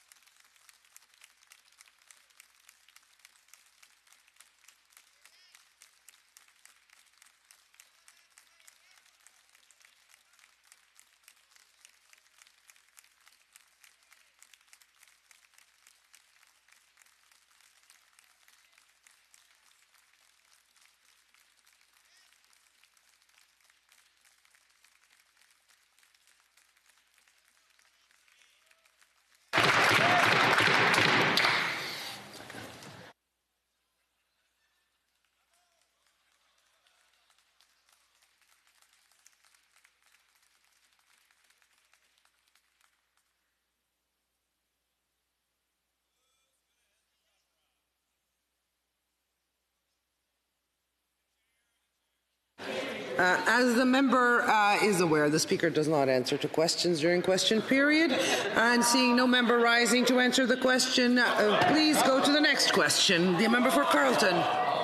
Madam Speaker, I feel like I've just called CRA and they've transferred me from one agent who says, no, I have to transfer you back to the other agent, who says, no, go back to the first agent. And then when you get back to the first agent, well, the line just goes dead altogether. So we have blacked out documents, a deadline, we've been transferred from agent to agent. How the heck are we supposed to get at the truth? The Honourable Leader of the Government in the House. Madam Speaker, our colleague's been here for a while. He knows that the committees make their own decisions, they do their own job. And I encourage the opposition to work with us, with Canadians, to help them as we're facing COVID, as we're facing these economic challenges. So, Speaker, as they concentrate on politics and committees, we concentrate our work and efforts on Canadians. Honourable Member for Regina Lewin. Last week, I rose from my seat and took this government to task for hiring a storyteller position in the PMO for up to $96,000 a year. I was mistaken. Today, I can correct the record. We recently learned it was not one, but two storytelling positions they desperately need to fill. Madam Speaker, can someone on the government side please stand and explain to Canadians why this Prime Minister needs to spend $180,000 of taxpayers' money on story time to attempt to repair his damaged image? The Honourable Parliamentary Secretary. Yes, thank you, Madam Speaker. I think it's really important. As a government, we have focused our attention on the coronavirus. This is something in which all Canadians want, not only the national government, but also provincial governments. We would ask the Conservatives to do likewise. As the government continues to look at programs, whether it's the CERB program, which is helping millions of Canadians from coast to coast, to wage subsidy programs, which is helping employers. There's a lot more work to do. Hopefully the Conservatives will come on board with other levels of government and support Canadians from coast to coast to coast. The Honourable Member for Regina Lewin. Another sad story from the member from Winnipeg. Here's a true story for the Liberals. In my riding of Regina Luvan, the hardworking members of USW Local 5890 at Evraz Steel are facing layoffs. That means 1,000 families will be sitting around their kitchen table this Thanksgiving trying to pencil out how to pay their bills. Does this government realize what a slap in the face it is to Canadians everywhere to see their prioritize two storytellers for combined $180,000 a year to attempt a desperate makeover of this Prime Minister's tarnished image? The Honourable Parliamentary Secretary. Yes, Madam Speaker. You know, as part of the government, obviously we are very much concerned about any sort of layoffs, jobs. That's one of the reasons why we've been so focused on providing the programs that are absolutely essential for Canadians to be able to get through this coronavirus. The wage subsidy program, the CERB benefits, these are programs that are reaching the pockets of Canadians, saving jobs, and that's what this government is focused on. I wish and I would ask that members of the Conservative Party get on side and start working cooperatively in order to combat the coronavirus. The Honourable Member from Manicouagan. Madam Speaker, there's been another slap in the face to Quebec's forestry industry. Yesterday, the government announced $68 million to fight the mountain pine beetle out west. This is in addition to the $200 million Ottawa has already invested. Meanwhile, in Quebec, we have the same issue with the spruce budworm. But we haven't had the same luck as Western Canada. Not 1 cent in federal aid for Quebec to protect its forest. Nada. When will this government do its share to fight the spruce budworm? The Honourable Minister. Thank you very much, Madam Speaker. I'm happy to answer the question. We're very concerned by the situation. We're continuing discussions with the Quebec government to support the forestry industry there and workers. The spruce budworm is a very serious issue, and we're going to continue to innovate and support the forestry sector in Quebec and across Canada. Thank you. The Honourable Member from Manicouagan. Thank you, Madam Speaker. Yet, the forestry industry has also, in the Maritimes, has also had more luck than Quebec's. Ottawa gave it $75 million to fight the spruce budworm, but still not 1 cent for Quebec. This is special targeted funding to help maritime companies like Irving to protect its private forests at the expense of taxpayers. $75 million for New Brunswick, 0 for Quebec, where its infested area is bigger than that of New Brunswick. We're not making this up, Madam Speaker. When will Ottawa stop dragging down the Quebec forestry industry? The Honourable Parliamentary Secretary. On the contrary, Madam Speaker, we're working in partnership with Quebec for the forestry industry.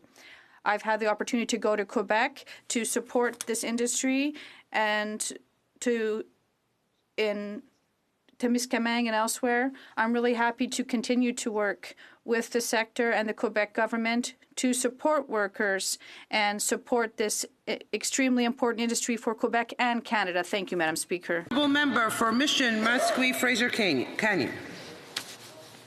Madam Speaker, last month the Liberals made yet another housing announcement, $1 billion to be spent in 6 months to purchase 3,000 units. There has been nothing rapid about this government's previous housing commitments, and without a public plan and application process, it's hard to see how this will be different. So, when can we expect the application information in full? And will the minister commit to providing this House a regional breakdown and running list of all projects approved? Canadians deserve the transparency. The Honourable Minister. Madam Speaker, the Rapid Housing Initiative, which the member speaks, is an innovative and a fundamentally necessary $1 billion investment to the front lines to help fight homelessness as we deal with the COVID pandemic. The member asked for transparency, and of course there'll be transparency. There always has been right along all the way with all of the projects we've announced, publicly posted through CMHC and reported back to the House. That's part of the National Housing Strategy requirement. So yes, this money will be made available within the few coming days with new criteria for people to apply. And yes, the $55 billion National Housing Strategy works alongside the Rapid Housing Initiative to make sure Canadians get the housing they need, the safety and the security they need to make sure the pandemic is endured properly. The Honourable Member for Sarnia-Lambton. Thank you, Madam Speaker. Restaurant owners across the country have been some of the hardest hit by this pandemic. The government's rent support program was needed, but it didn't work because there was no incentive for landlords to participate. And now the government is intending to ban single-use plastics, which the restaurants are currently using to keep us all safe. When will the Liberals stop punishing businesses, and when will they introduce a rent program that works? Honourable Minister. Madam Speaker, we've been there for the small business community throughout the pandemic. We have a comprehensive plan as well to address plastic pollution, and the proposed ban for 6 single-use items will be phased in, so businesses and individuals have time to switch to alternatives. Virtually all jurisdictions that introduce bans provide early notice to allow alternatives, and we will do the same, Madam Speaker. The Honourable Member for Markham Unionville.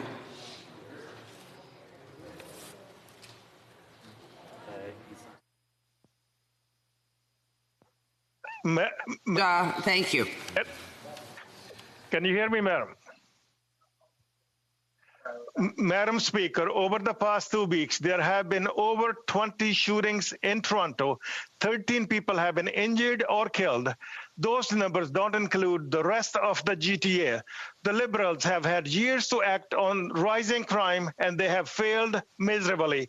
Madam Speaker, why won't the Liberals get tough on crime and support stricter sentencing? The Honourable Parliamentary Secretary. Oui, merci, Madame la Présidente, et merci pour la question. En effet, c'est un des dossiers qui nous préoccupe. This is one of the files that we are seized with, and as Liberals, we want to ensure that there is firearm control. Military-style assault weapons have no place in our society, and we've invested in the RCMP, and we're going to ensure that the RCMP and information services can do their job to reduce access to assault weapons. Madam Speaker, the Nova Gas transmission pipeline was to start construction this summer across most of my riding. But on May 19th, after Cabinet already took the maximum 90-day limit to review, they received notice that the Governor and Council extended the timeline by as much as 150 days because of COVID. The end of 150 days is near, and thousands of jobs on the line. Madam Speaker, will they get approval, or is this another pipeline that doesn't get built because of this government? The Honourable Parliamentary Secretary. Madam Speaker, in the phase of COVID-19 and at the request of several Indigenous communities, our government extended the deadline for decision on the Nova Gas pipeline project in order to safely and meaningfully consult and address outstanding concerns as appropriate. As this House knows very, very well, good projects only get done when we take the time and do the hard work to meet our constitutional duty to meaningfully consult with potentially impacted Indigenous communities. We've learned that, and we're going to make sure that projects get built where there is meaningful consultations with the Honourable Member for Vancouver East.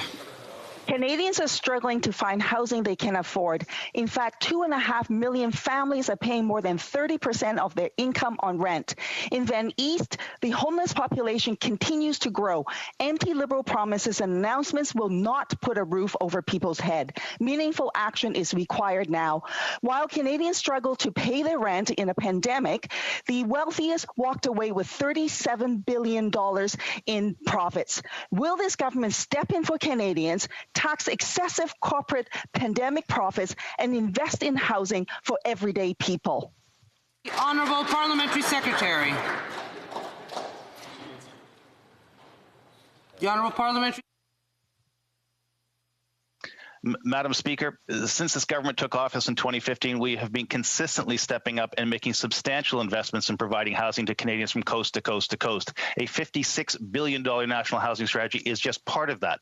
Additionally, Reaching Home, as an example, the program that serves frontline housing work in this country has been increased to almost $1 billion this year. We just announced $1 billion for rapid rehousing. These are real dollars helping real people. While the NDP focuses getting people's names into petitions, we're focusing getting people into housing. Our work isn't finished. We will finish this job with a good, strong budget this fall. We are committed to housing Canadians. Honourable Member for Hamilton Centre. Throughout this pandemic, seniors have lived in appalling conditions in long-term care homes, and many have died there too. 80% of the COVID deaths are tied to LTCs, and while Conservatives and Liberal governments built a for-profit system that places shareholders ahead of staffing in seniors' care, Ontario NDP leader Andrea Horwath has announced a plan to actually fix long-term care in Ontario. Madam Speaker, with the second wave upon us, Canadians are demanding national leadership. Will this Liberal government finally put people ahead of profits and take the profits out of Canada's long-term care homes? The Honourable Minister of Health. Thank you, Madam Speaker, and I share the devastation of the member opposite about the severe lack of protections for some seniors in long-term care homes all across the country. That's exactly why the Safe Restart Agreement included $740 million, Madam Speaker, to provinces and territories to strengthen their infection prevention control processes, to protect seniors where they live in no matter what province. Madam Speaker, as you know, the speech from the throne also committed to creating national long-term care standards with provinces and territories, and we're not wasting any time, Madam Speaker. We'll be doing that very shortly. The Honourable Member for Nickel Belt. Merci, Madame la Présidente. Thank you, Madam Speaker. I've heard the concerns of parents, families, teachers, bus drivers, and school support workers concerning the 2020-21 school year across my riding. Many students have gone back to work to school in person, and we need to continue following public health measures. Of family, children, and social development share our government what it's been doing to support the provinces and to ensure the safety of the students and staff member during this pandemic. The Honourable Parliamentary Secretary. Thank you, Madam Speaker. I want to thank the member from Nickel Belt for his excellent advocacy and strong work on this file. For the past few months, we have been acutely aware of the challenges facing families and children, teachers in the educational system. That's why we worked so hard over the summer to advance $2 billion as part of the Safe School Reopening Program to help schools acquire PPE and cleaning materials and do the changes necessary to keep families and children safe. We've also increased the Canada Child Benefit. We've also made investments in broadband to make sure distance learning is possible for more kids across this country. The member is right. There is work to be done here, but working with provinces, territories, Indigenous governments, municipalities, and school boards, most importantly with families and children, we will make sure the school year is done as safely as possible with federal investments. The Honourable Member for Charleswood, St. James, Assiniboia, Headingley. Madam Speaker, the St. James Civic Centre in Winnipeg is home to countless programs and events in my community. Their long-proposed expansion project includes new space for the St. James Assiniboia 55-plus Centre.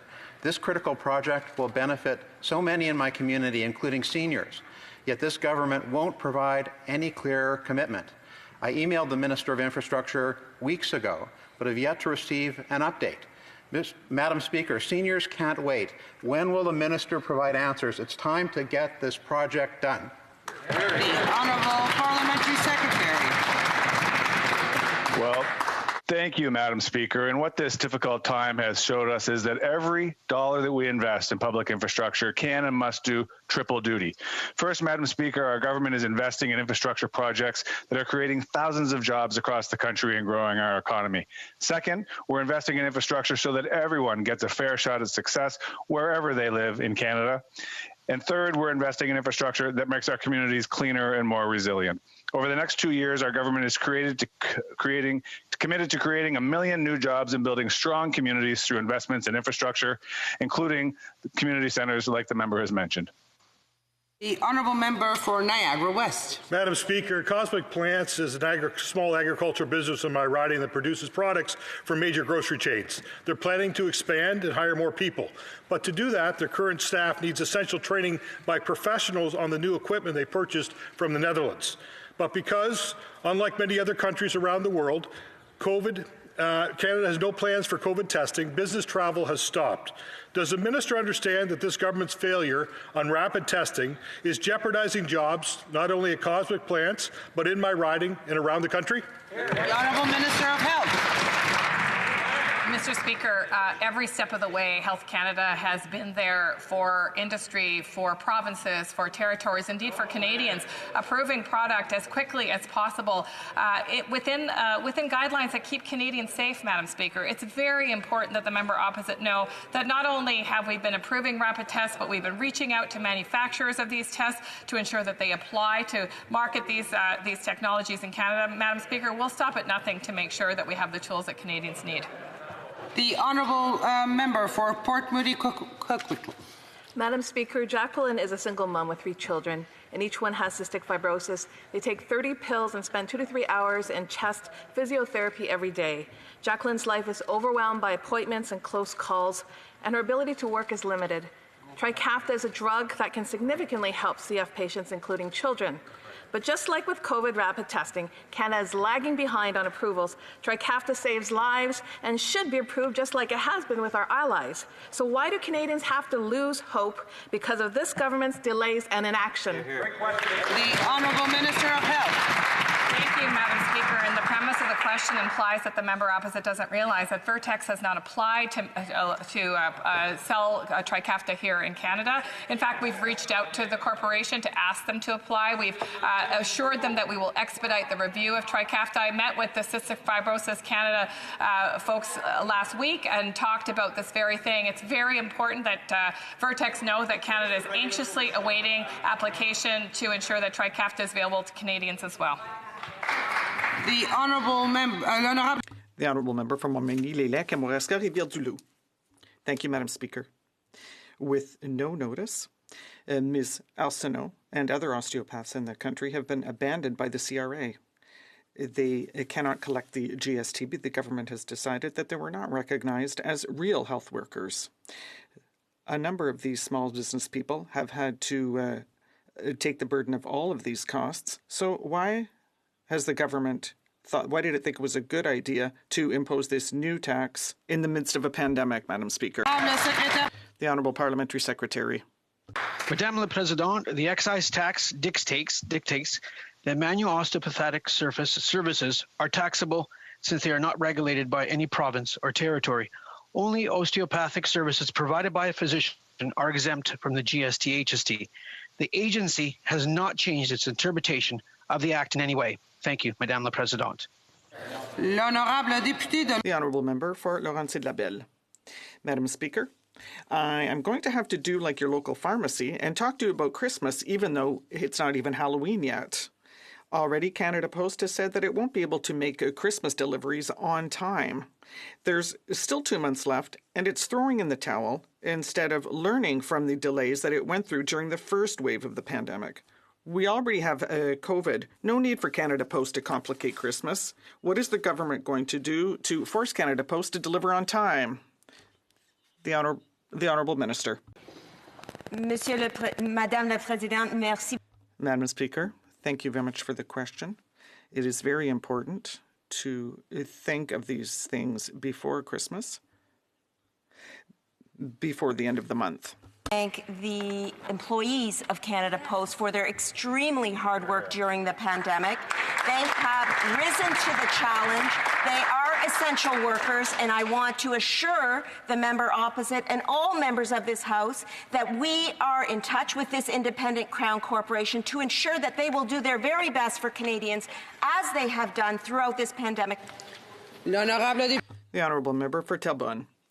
Madam Speaker, Canada Post is an essential service, during the first wave of the pandemic, where when Canada Post was stuck in delays, the Quebec government was thinking of creating a Quebec Post.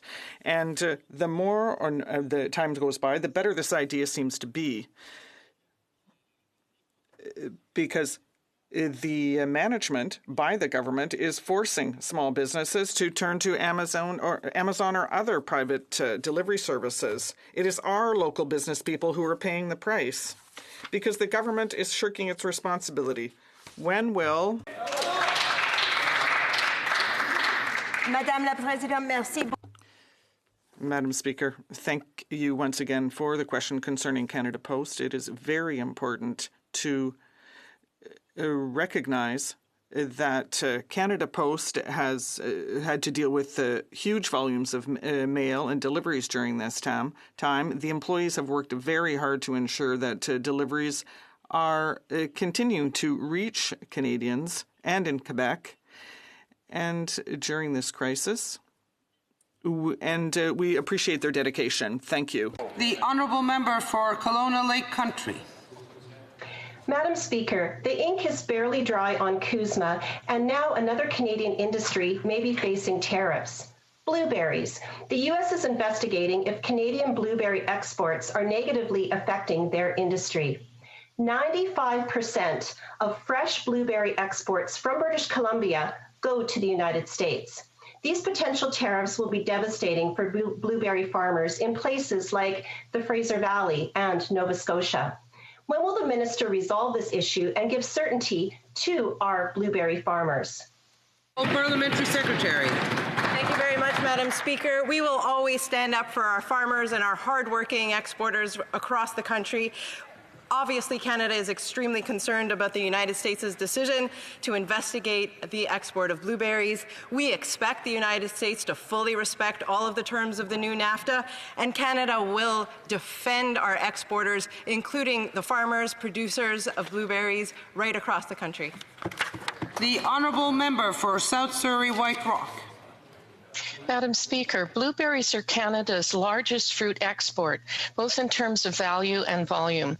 Hardworking blueberry producers in my riding, like Surrey Farms and Pacific Blueberry, have seen crops decrease by 25% year over year. COVID-19 and CERB have already made it tough to find workers, and now our farmers learn that U.S. tariffs may be on the horizon. Tariffs would be crippling. They need protection. What exactly is this Liberal government going to do? The Honourable Parliamentary Secretary. To be very clear, the reality is that our exports of blueberries do not infringe on any of our agreements, and we will continue to defend our exporters of blueberries. We will continue to defend the entire industry of agri-food from coast to coast to coast, and we will stand up for our exporters, Madam President. The Honourable Member for Edmonton Manning.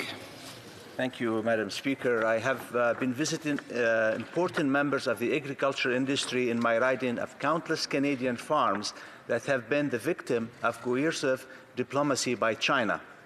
When can our farmers expect a return to normal, and when will the diplomatic games end so that our farmers can focus on feeding our families? Thank you.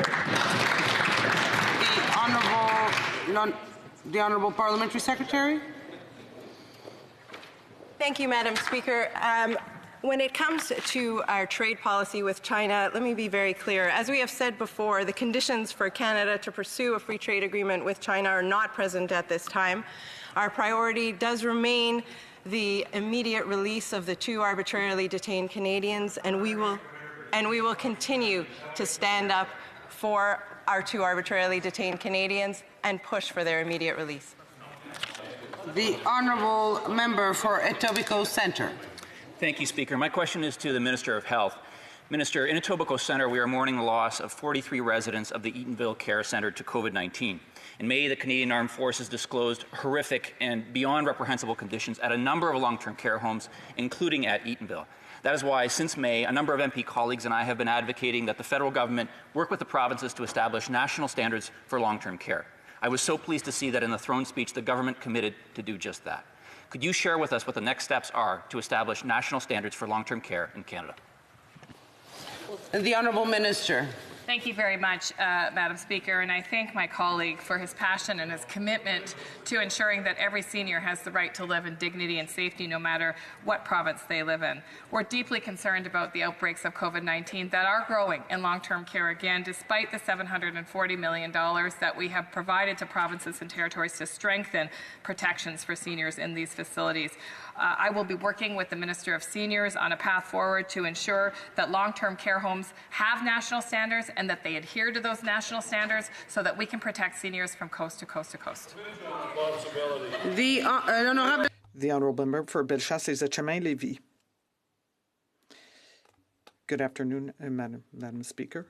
We're in the midst of the pandemic, and restaurants are shutting down, and the Liberals are playing at Don Quixote. Alliance Québec said that it is attacking plastic. What is happening in the Liberals' minds? Did they consult with Le ministre, secrétaire parlementaire. Madam Speaker, once again, we have been there for our small business community throughout this pandemic, and we will continue to be. We have a comprehensive plan to address plastic pollution and the proposed ban for 6 single-use items that will be phased in. So restaurants, like the member mentioned, will have time to adjust. Virtually all jurisdictions that introduce bans provide early notice to allow alternatives to be introduced. We've seen this in many of the provinces, Madam Speaker, and we will follow that path forward.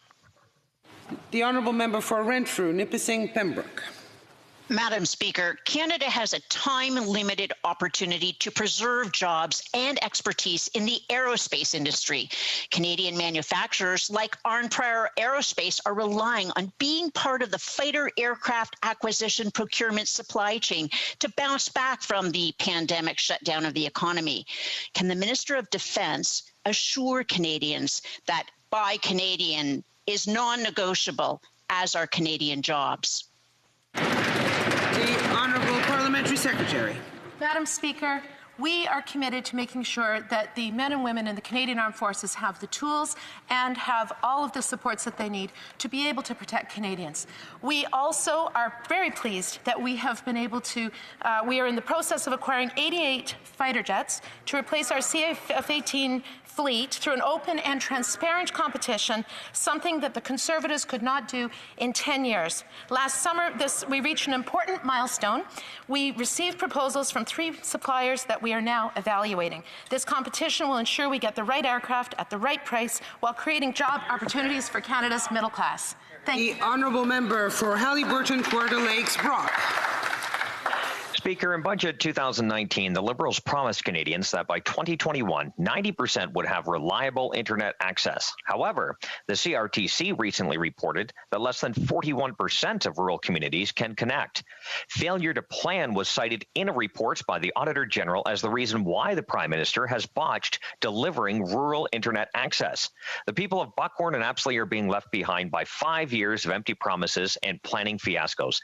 Does the Prime Minister honestly think Canadians believe him anymore? The Honourable Minister.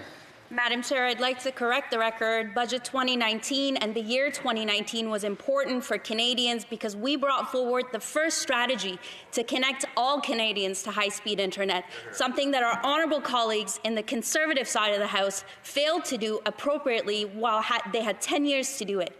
We've connected 4 times more households and invested to connect more than fourfold in Canadian households and businesses to high-speed internet in less than half the time. We are not done yet, Mr. Speaker, and I hope that our colleagues across the aisle will support our efforts to connect Canadians. The The honourable member for the Northwest Territories. Madam Speaker, in cities across the country, we're seeing the number of COVID cases rise. We know that First Nations, Inuit, and Métis face unique challenges combating the spread of COVID-19. Can the Parliamentary Secretary for Indigenous Services update the House on how the government is supporting Indigenous people living off reserve and in urban centres? Thank you. The Honourable Parliamentary Secretary. Madam Speaker, we understand that Indigenous peoples living off reserve and in urban centres do indeed face unique challenges. That's why our government has provided $90 million through the Indigenous Community Support Fund to local Indigenous organizations like the Arctic Indigenous Wellness Foundation, who provide traditional health and wellness services to vulnerable Dene, Inuit, and Métis in the Northwest Territories. We will continue to work with urban and off-reserve organizations to ensure that no one is left behind, and I thank the honourable member for his leadership and advocacy. The honourable member for Edmonton Strathcona. Thank you, Madam Speaker. This week it was revealed that the Liberals only spent a tiny fraction of the funding they promised in 2018 for international development. The Liberals made a big, showy announcement like they always do, and they didn't follow through like they always do. Communities around the world were counting on Canada, and the Liberals let them down again. At least the Conservatives undermined our global responsibilities and hurt our international reputation. They were honest about it. When will the Prime Minister get the full funding promised to those who need it and finally take Canada's role in the world seriously? The Honourable Parliamentary Secretary. Thank you. Thank you, Mr. Speaker, and I would like to thank the member for the question. Madam Speaker, these programs represent a significant departure from traditional grants and contributions funding, particularly in terms of their expectation of repayment to the Government of Canada, but are particularly relevant given anticipated global post-COVID recovery needs and their potential to leverage additional public and private financing. I can reassure the member, though, that we continue to adjust our strategies for those innovative finance programs based on an evolving global context, as well as lessons learned and working on a number of potential initiatives. Thank you, Madam Speaker. The honourable member for Kitchener South Hespeler. You are on mute.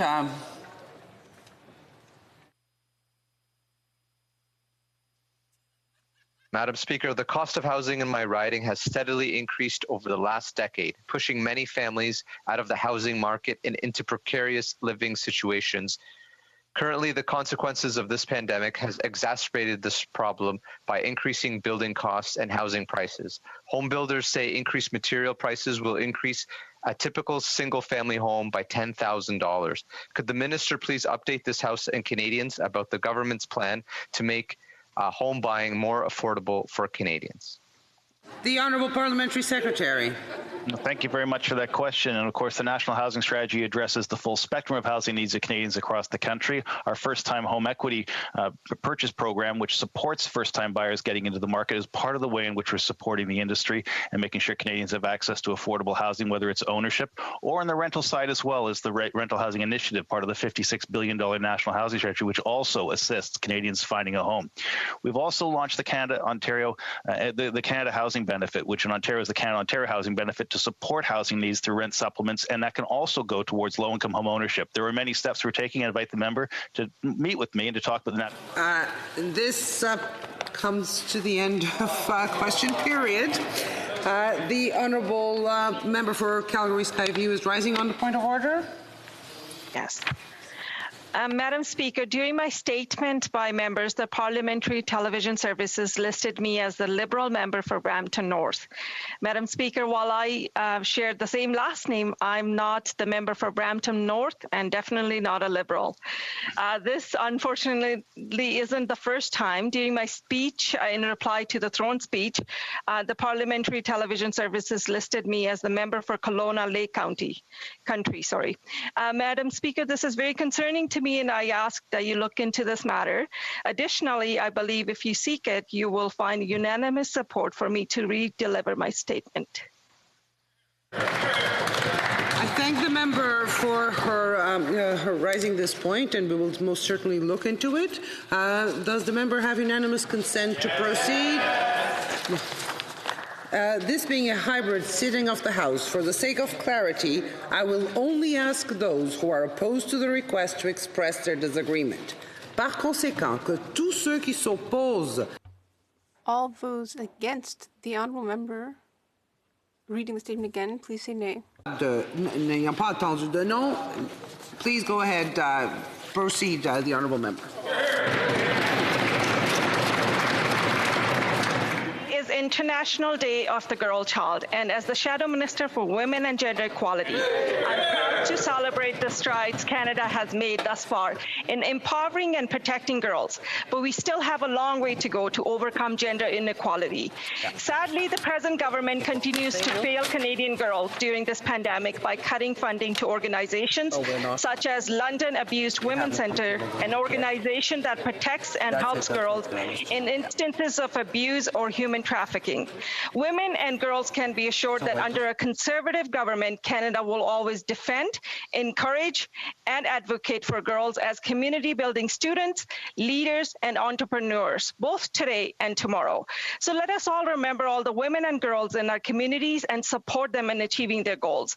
Let us remember this momentum and carry it with us all year long, because when girls succeed, Canada and the world succeeds. I wish everyone a happy International Day of the Girl Child. Thank you, Madam Speaker.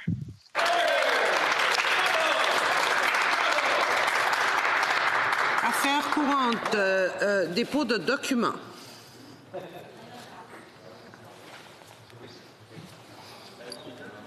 The Honourable Parliamentary Secretary. Yes, Madam Speaker. I have the honour to table in both official languages the report to Parliament with respect to the Convention and recommendation concerning violence and harassment adopted at the 108th session, June 2019, of the International Labour Conference held in Geneva, Switzerland. Thank you, Madam Speaker. Dépôt de projet de loi émanant du gouvernement. Statements by ministers. Reports from interparliamentary delegations. Presenting reports from committees. Dépôt de projet de loi émanant des députés. Première lecture de projet de loi d'intérêt public émanant du Sénat. Motion. Presenting petitions, the Honourable Member for Cloverdale, Langley City. Thank you, Madam Speaker. I'm pleased to present an important petition calling on the House to ban the misogynistic practice of sex-selective abortion in Canada. The petitioners recognize that the vast majority of Canadians believe that abortion should not be performed solely due to a parent's preference for their baby's sex, that the practice is antithetical to the principle that men and women have equal value, and that many Canadian healthcare professionals acknowledge that this is a real problem in Canada. I'm proud to support Bill C-233 presented by our colleague, the member for Yorkton Melville, and I hope that the government will work to move this bill forward. I truly believe that all members agree that no baby girl should have her life taken away because her parents want a boy. Thank the member. The Honourable Member for Hamilton Centre has a petition. Thank you, Madam Speaker. I rise with three. Very important that I have the opportunity to deliver these on behalf of the residents. The first one is championed by Bethany Drader. It is a petition to the House whereas Black and Indigenous people are more likely to experience police brutality. Black and Indigenous people are overrepresented in rates of incarceration relative to their population numbers. That the annual RCMP budget is in excess of $5 billion. That adequately trained community services can fill roles currently fulfilled by the RCMP, such as responding to mental health crisis in a safe and violence-free method, and that social factors such as homelessness, poverty, and lack of access to resources are the root causes to criminality, yet are chronically underfunded, that this petition believes that police involvement leads to substantially greater negative outcomes for Black, Indigenous, and racialized communities, such as the increased risk for the use of violence and potential criminalization.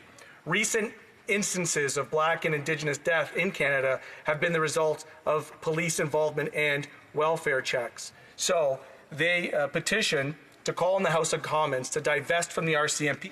Could the member, you have 3 petitions, so please. Do you appreciate that? Is there a point of orders during petitions? Just as a I know that they're storytellers, but I didn't know if they're novel writers.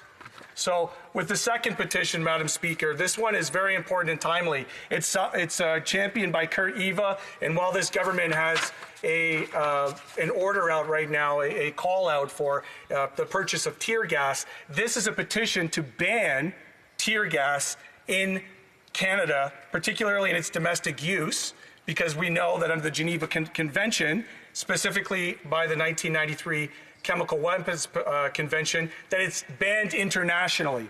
So this very important petition has close to 12,000 people from across the country petitioning for the banning of the use of tear gas.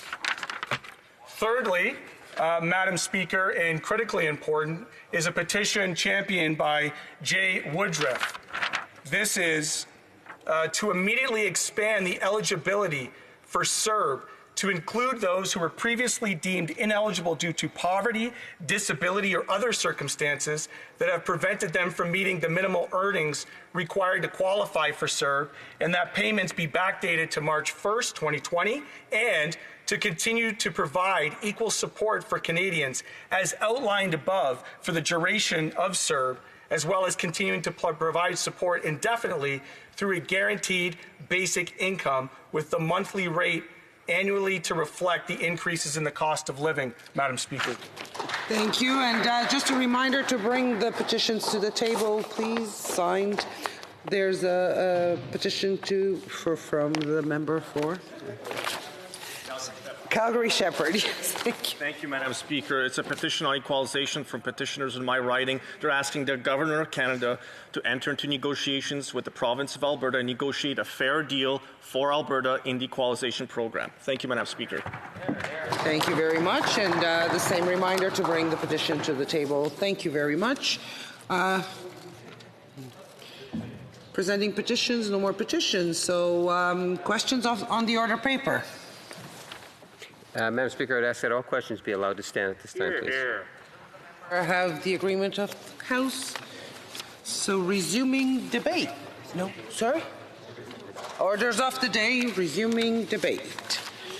Government Orders, Government Bills, Commons, resuming debate at second reading stage of Bill C7, an act to end the Criminal Code, medical assistance in dying.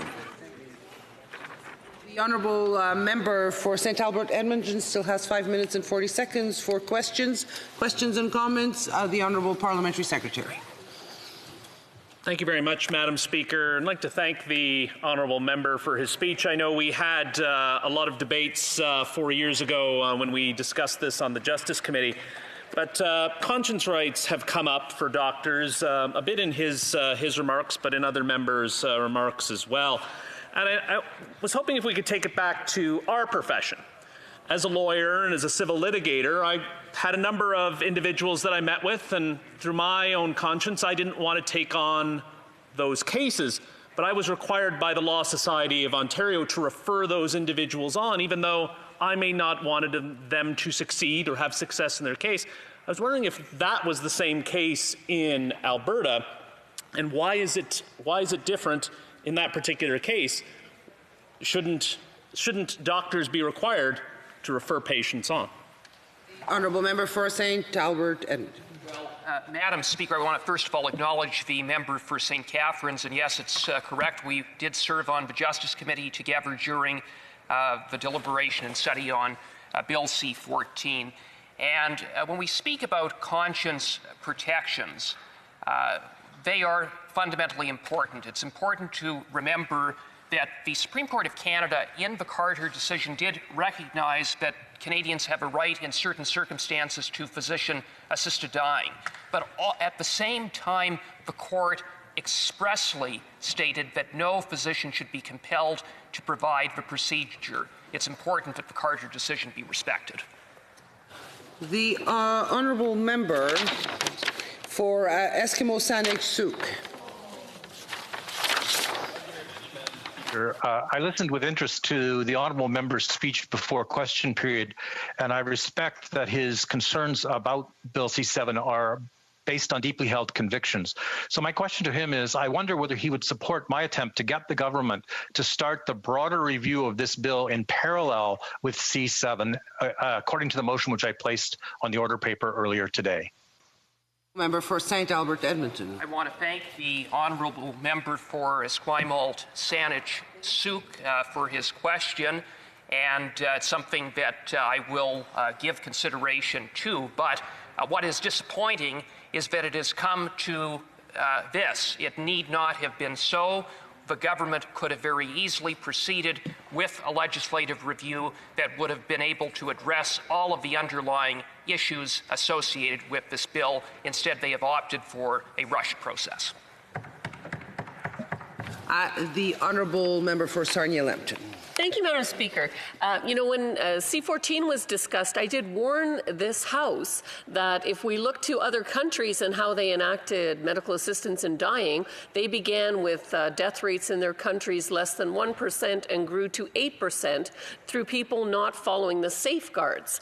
And it seems to me that this government in the new version has removed all of the safeguards, the reasonably foreseeable death provision, the independent two-witness provision, the 10-day cool-off period provision, and asking for consent immediately prior. Would the member agree that all the safeguards have been removed, or are there ones that still remain in place?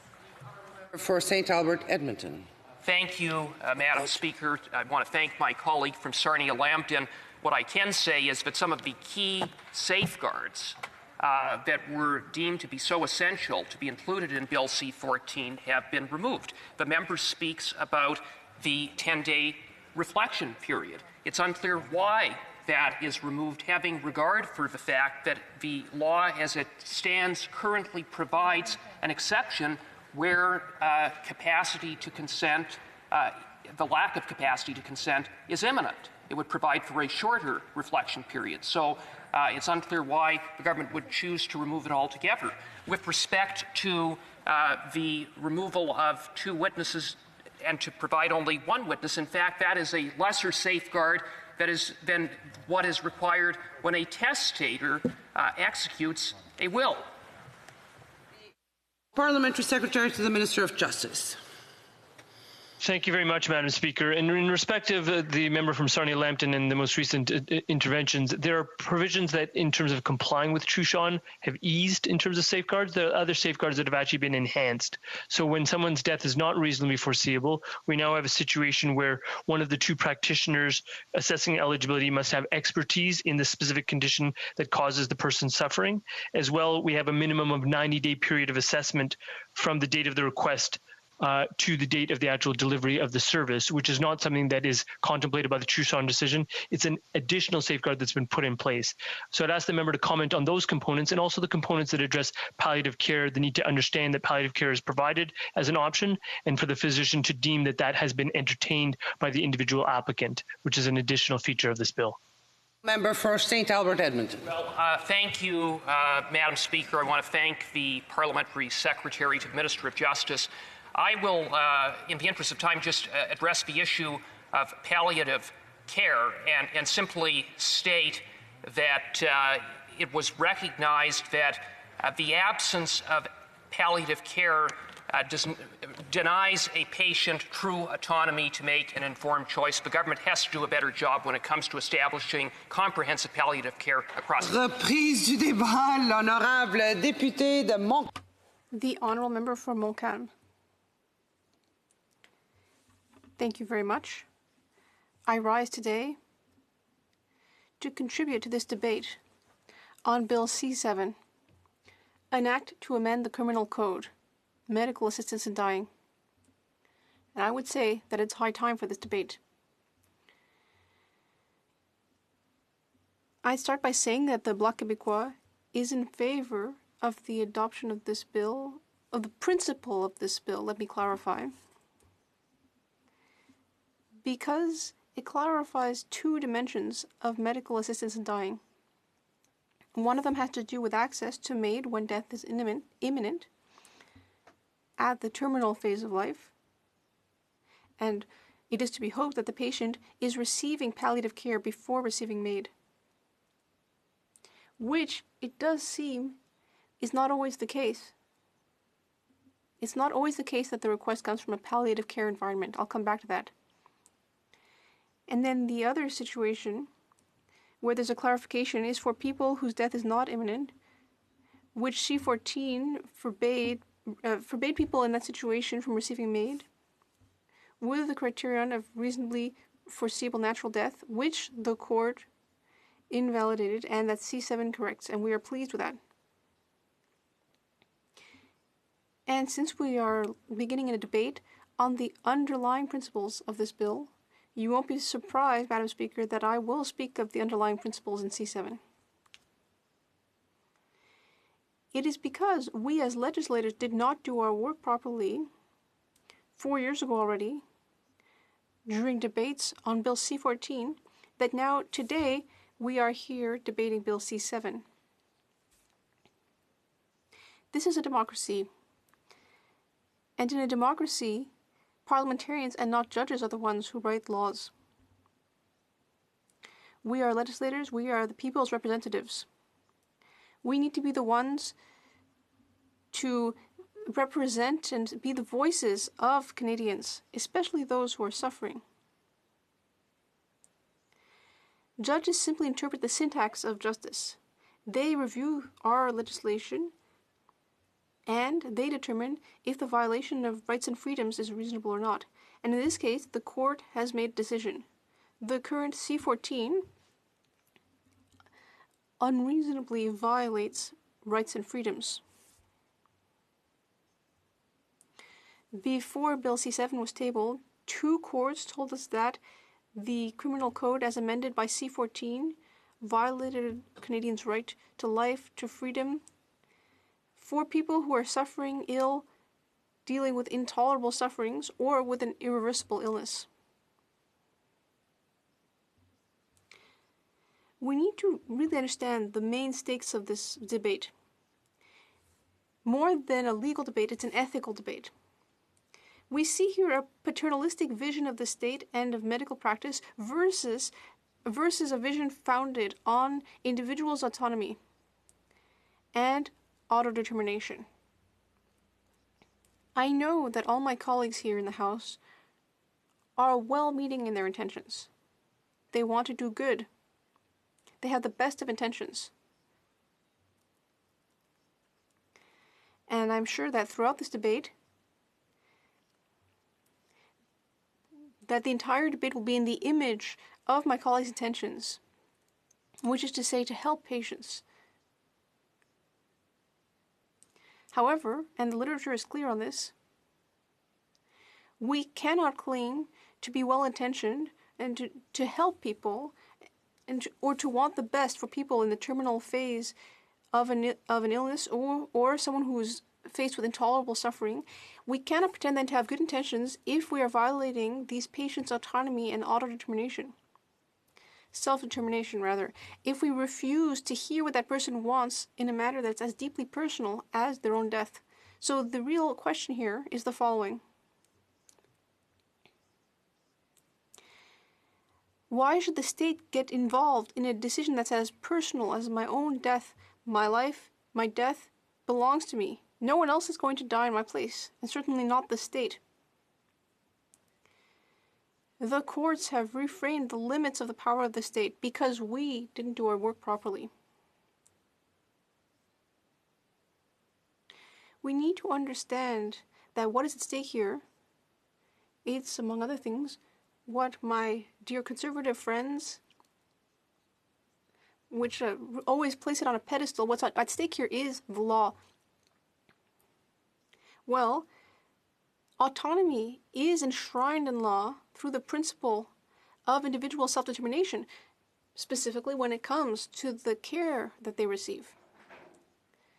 And so, this is really the debate we're having today. I invite you all to debate this. Let us discuss the principle of self-determination that is enshrined in law. In a biomedical context, this principle has to do with an inviolable rule: free and informed consent. Free and informed consent in healthcare, even in an emergency situation, is not being called into question. And a patient always has a right to refuse treatment. So my question to my colleagues is the following. Why would that be any different when we're talking about people who are facing intolerable sufferings, who are suffering from an illness that is irreversible? Why should this be any different for people who are not depressed or suicidal and who have clearly stated their desire to live fully until they reach the point where their sufferings are intolerable?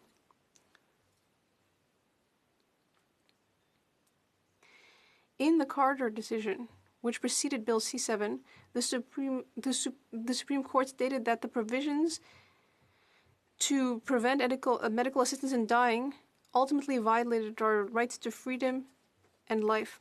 Individuals such as Ms. Gladue, Mr. Truchon, Ms. Carter, and Ms. Taylor had not reached the terminal phases of their lives.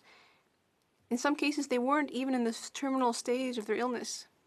But that does not mean that these individuals had not passed the limit of the level of suffering that they could bear. The court told us that binding provisions in C-14 would shorten the lives of these people and that it would violate the right to life if they have to do something before they're ready to do it. And that's what we have to repair here. C-14 covered end-of-life care rather well for those who were in terminal phases of their diseases and whose death was reasonably foreseeable, except for the second part of the consent, when someone's suffering, when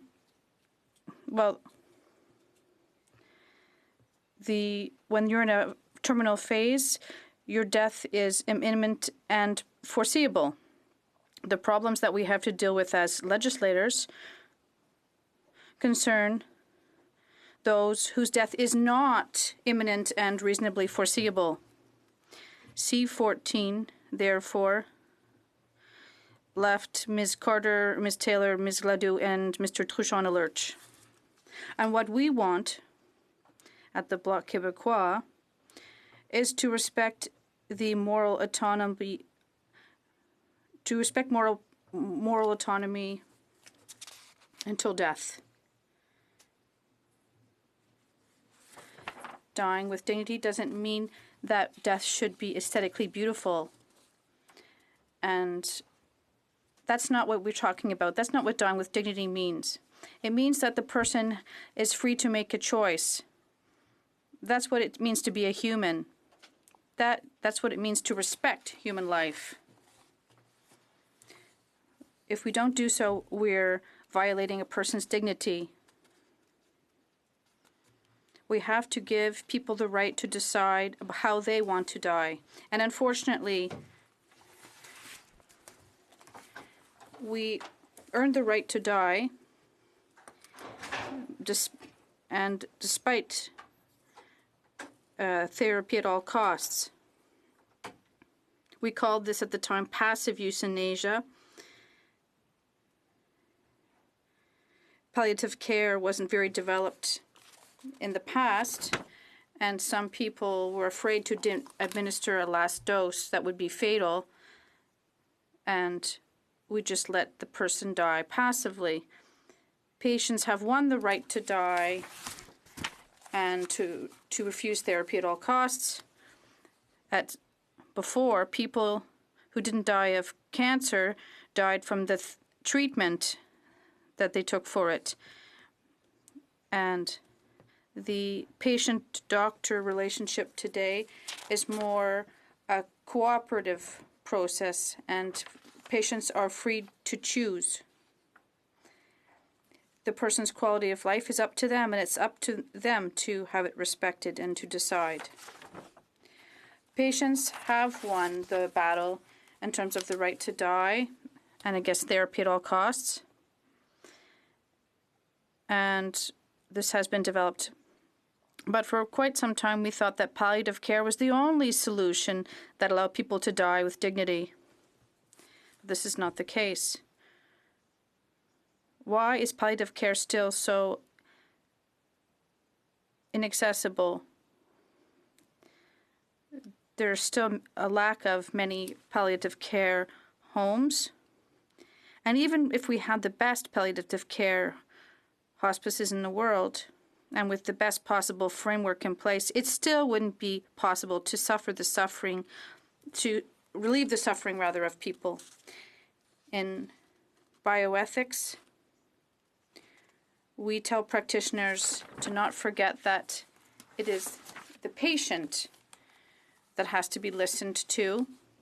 It's also the case for Ms. Rodriguez, Ms. Carter, Ms. Taylor, and Mr. Truchon. And it's also the same for Ms. Gladue and several others, that during this pandemic, they are suffering and waiting for us to do our work. These people aren't suicidal. They want to live as long as possible, unlike what some people think. I heard Ms. Gladue the other day. What did she want? She wanted to have access to a free choice. And when people have this choice, this enormously reduces their suffering and anxiety. With C-14, the government wanted to protect the most vulnerable members of our society.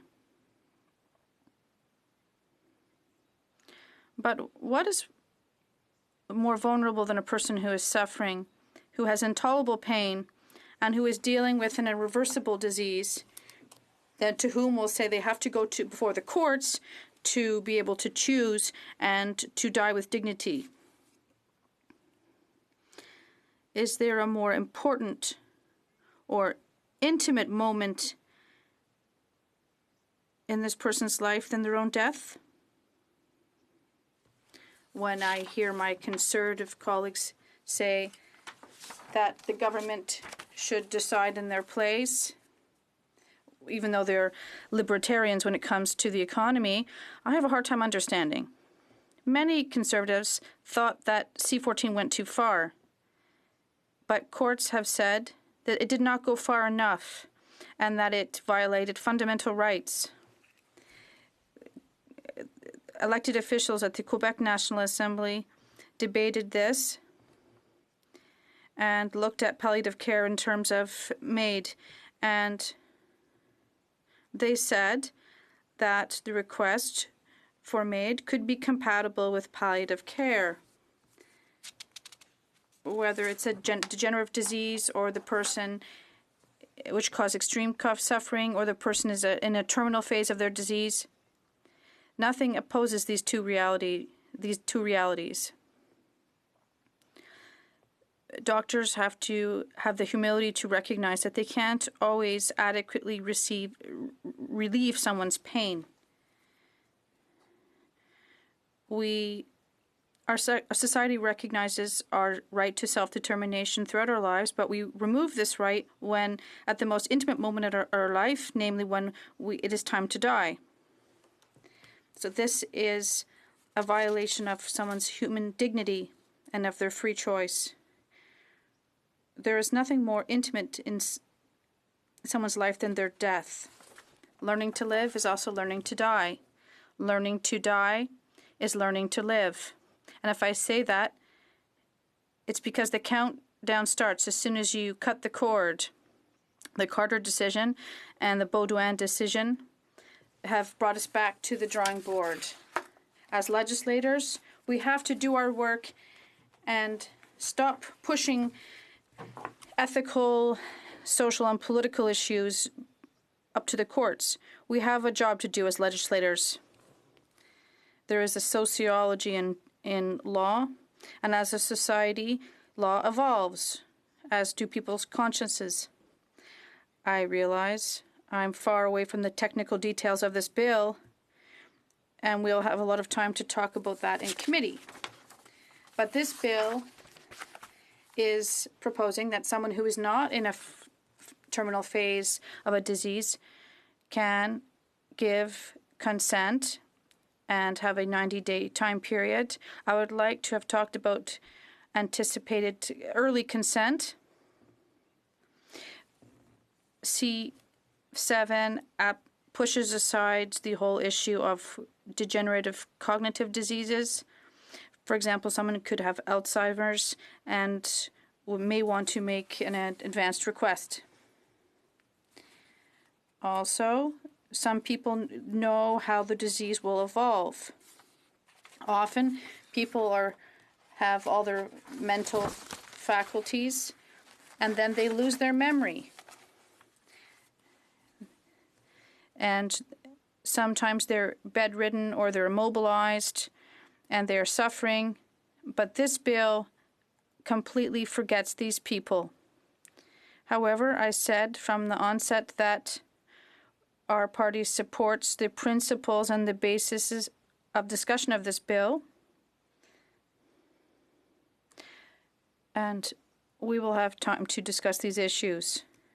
I would welcome my colleagues in this debate on this principle I've made to use central arguments.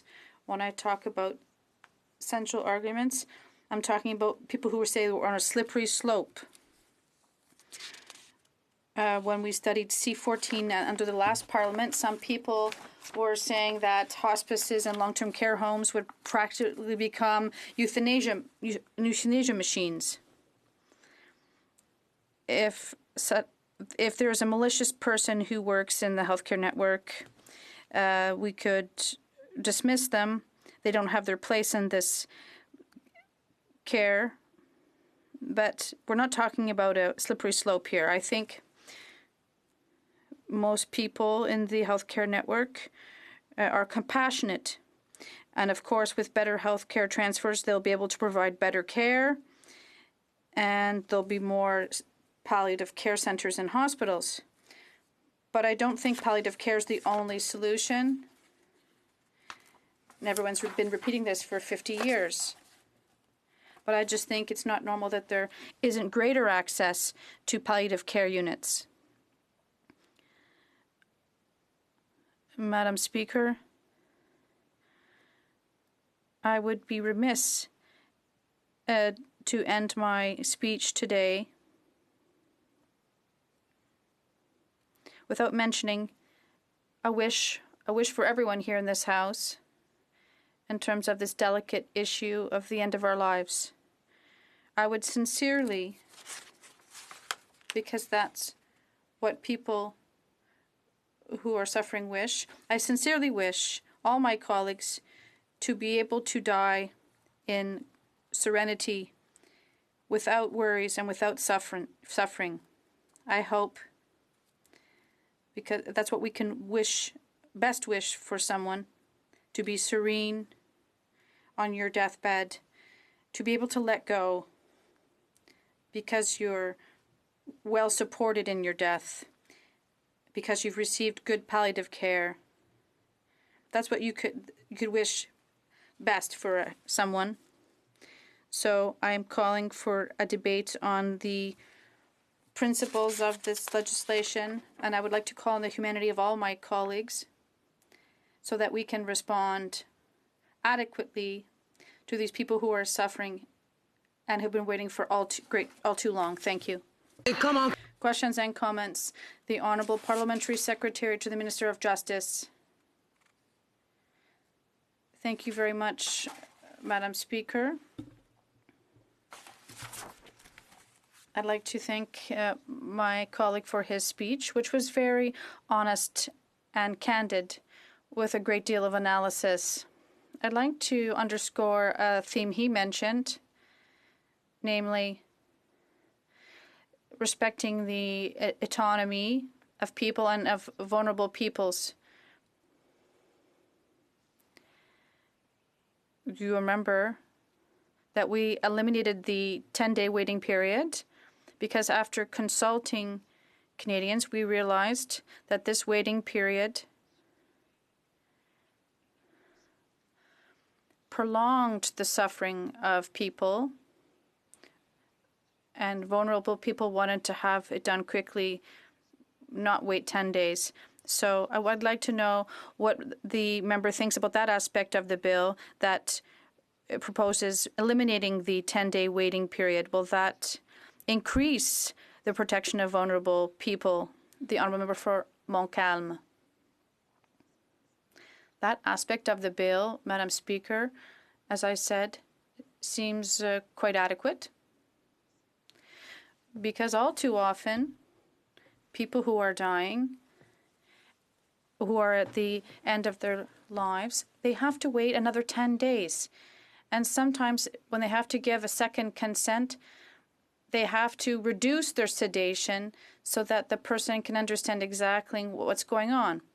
But sometimes we reduce the sedation quite considerably, and these people are suffering because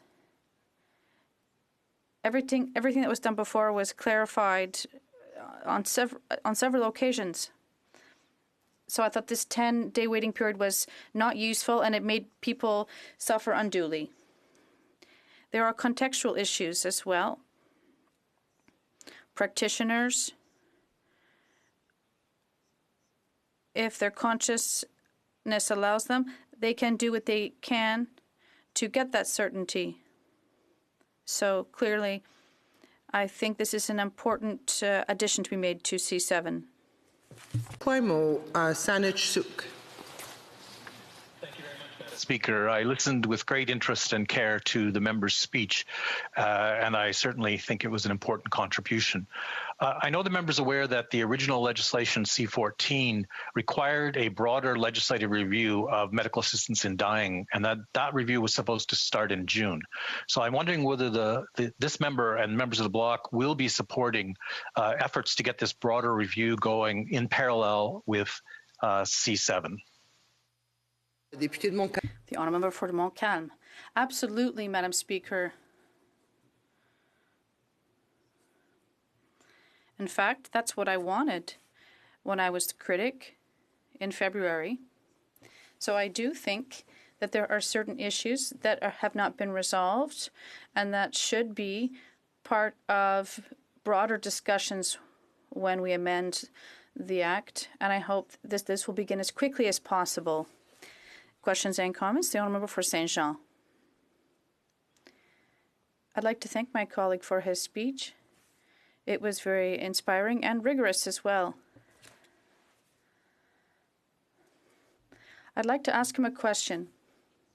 He talked about the fact that some people, without this bill, would have to go to the courts to win their case, but some people often have to go abroad to receive aid. And in this context, does he not think that this bill allows us to better frame MAID and also ensure that everyone has access to it and that financial aspects don't hinder them from having access to it? Even if people are far from home, sometimes they can't do it. We want to reduce harm and frame this legislation. We don't want to make this impossible for people to do. The honourable member from Montcalm. Yes, that's a very good interpretation of the positive impact of this bill. I don't have any more time to respond? Okay. Yes, I think we absolutely have to ensure that people, when they're at their deathbed, they are supported by people and have people around them. If they have to go abroad, this wouldn't be very good, and this is inadequate. So yes, this is an interesting thing we could add to the bill, but at some point we'll have to further broaden access to MAID to include advance request. That seems to be a significant gap in this legislation, in my opinion. Albert Edmonton. Thank you, Madam Speaker, and I want to thank the honourable member for Montcalm. I want to ask him a question respecting advanced consent. In the bill, there is no time limit in which that consent would expire. If contemporaneous consent is no longer required, does the honourable member see the need for a time limit in terms of the validity of such a waiver to guard against someone who hypothetically could make a request well in advance and pass away or have the procedure carried out while they're ill without their knowing? The honourable member for Montcalm. There's no anticipated request set out in this legislation, no anticipated or early request. There's a 90-day delay for people who are not in the terminal phase of a disease, such as Ms. Gladue or Mr. Truchon. So there is a 90-day period for a waiting period for MAID. But the whole question of anticipate and early requests is not in this bill. And when we do review the legislation, I think we should adapt it for people who have degenerative disease, and at that time we could see what provisions would be adequate to cover that aspect of dying with dignity. Questions and comments? The Honourable Parliamentary Secretary. Yes, thank you, Madam Speaker. And I really appreciate the member's comments when he talked about the importance of people to share their real thoughts on such an important issue. You know, in the last go-around, we had a great deal of discussion about palliative care, and I hope to be able to address that at a more opportune time. But one of the, I think, benefits of having this debate is that we get and become a little bit more sensitized to some of the other things that we could be doing. And the palliative care, for me, is something that's really important. And I'm wondering if my colleague could provide some further thoughts on the issue of palliative care. And as communities, we do need to focus more resources in that area. The honourable member for Montcalm. Madam Speaker, what is rather strange is that over the past 50 years, we've said that that was the only solution. How come today, in some hospitals, there's no access to palliative care because there's a lack of units? How come today, in some hospitals, if you ask for MAID, you can't live your passage towards death in a palliative care unit, even though palliative care accompanies us through to death? You want to live in an environment that respects human dignity. And as I said earlier, we don't want to pit palliative care and MAID against each other. We have to look at both aspects for patients and for those who aren't in a first terminal phase of their disease, and if they haven't yet started to die. They also should have an environment that is favorable, and I think that's what C7 allows to do much clearly. C14 was talking about reasonably foreseeable death, and it violated rights according to the court. It violated the right to life of patients. To Standing Order 28.2b, I have the honour to lay upon the table the House of Commons calendar for the year 2021.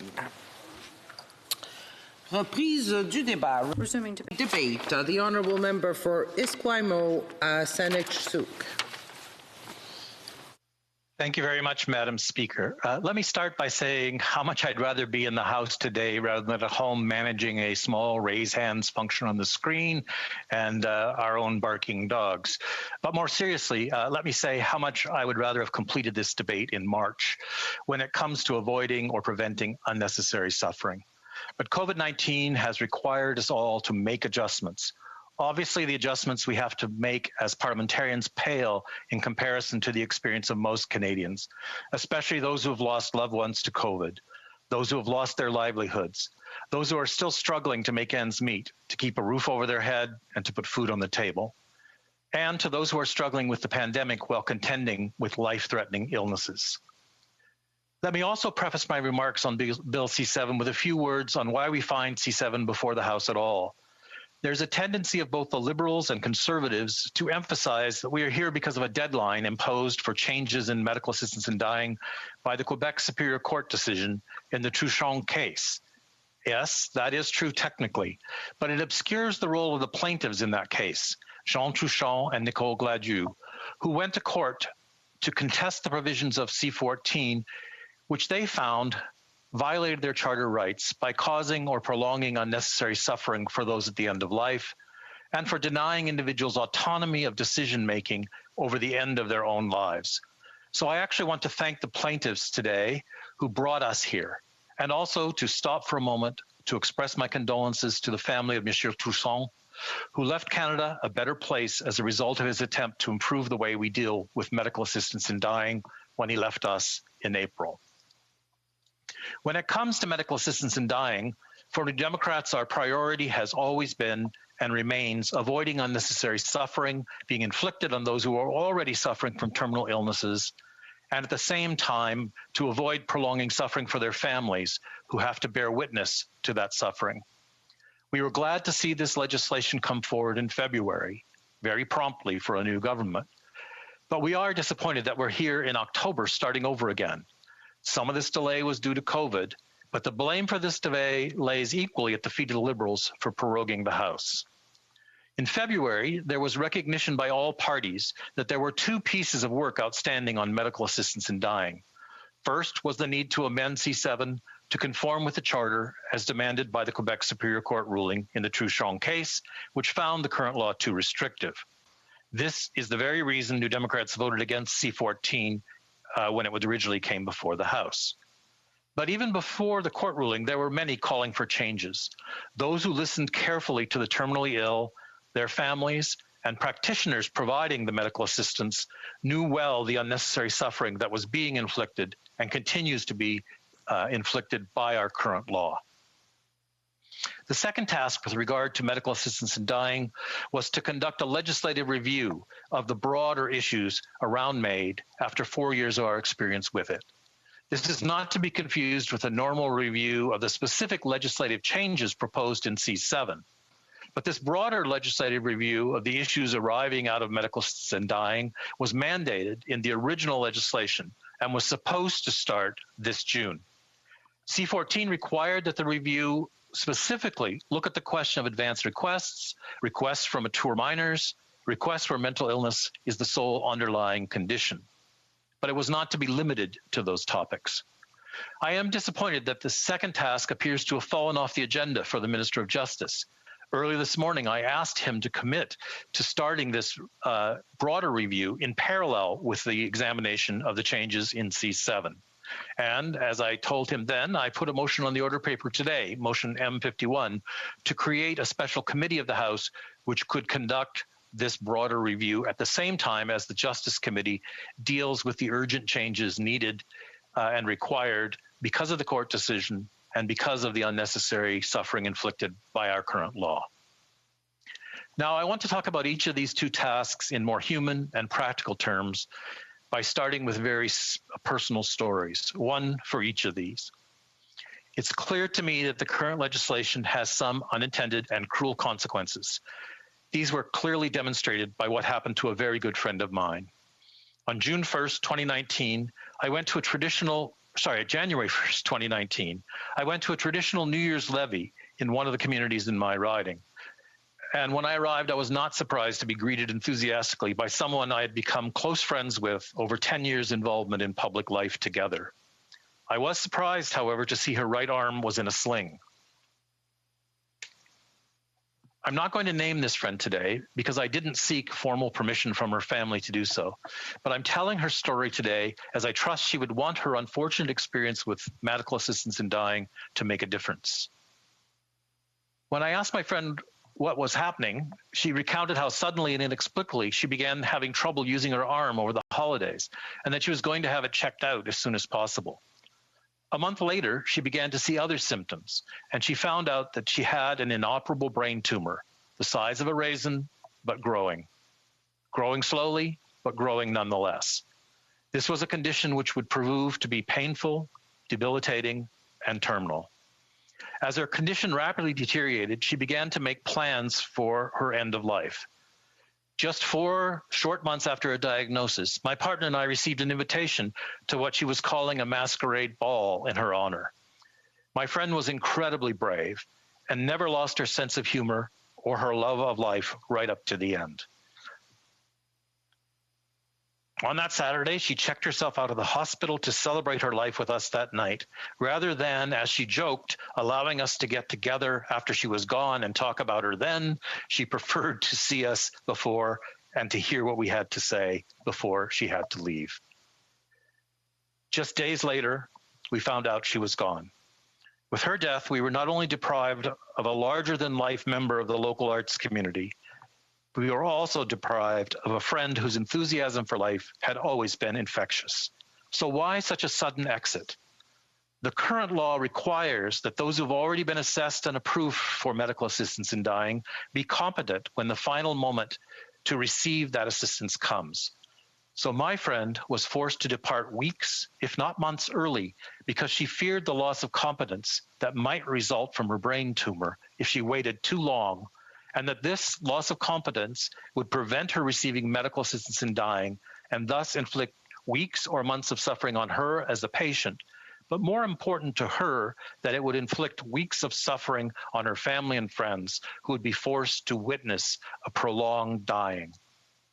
C7 will fix this by removing the requirement for final consent for those who are already assessed and approved for medical assistance in dying.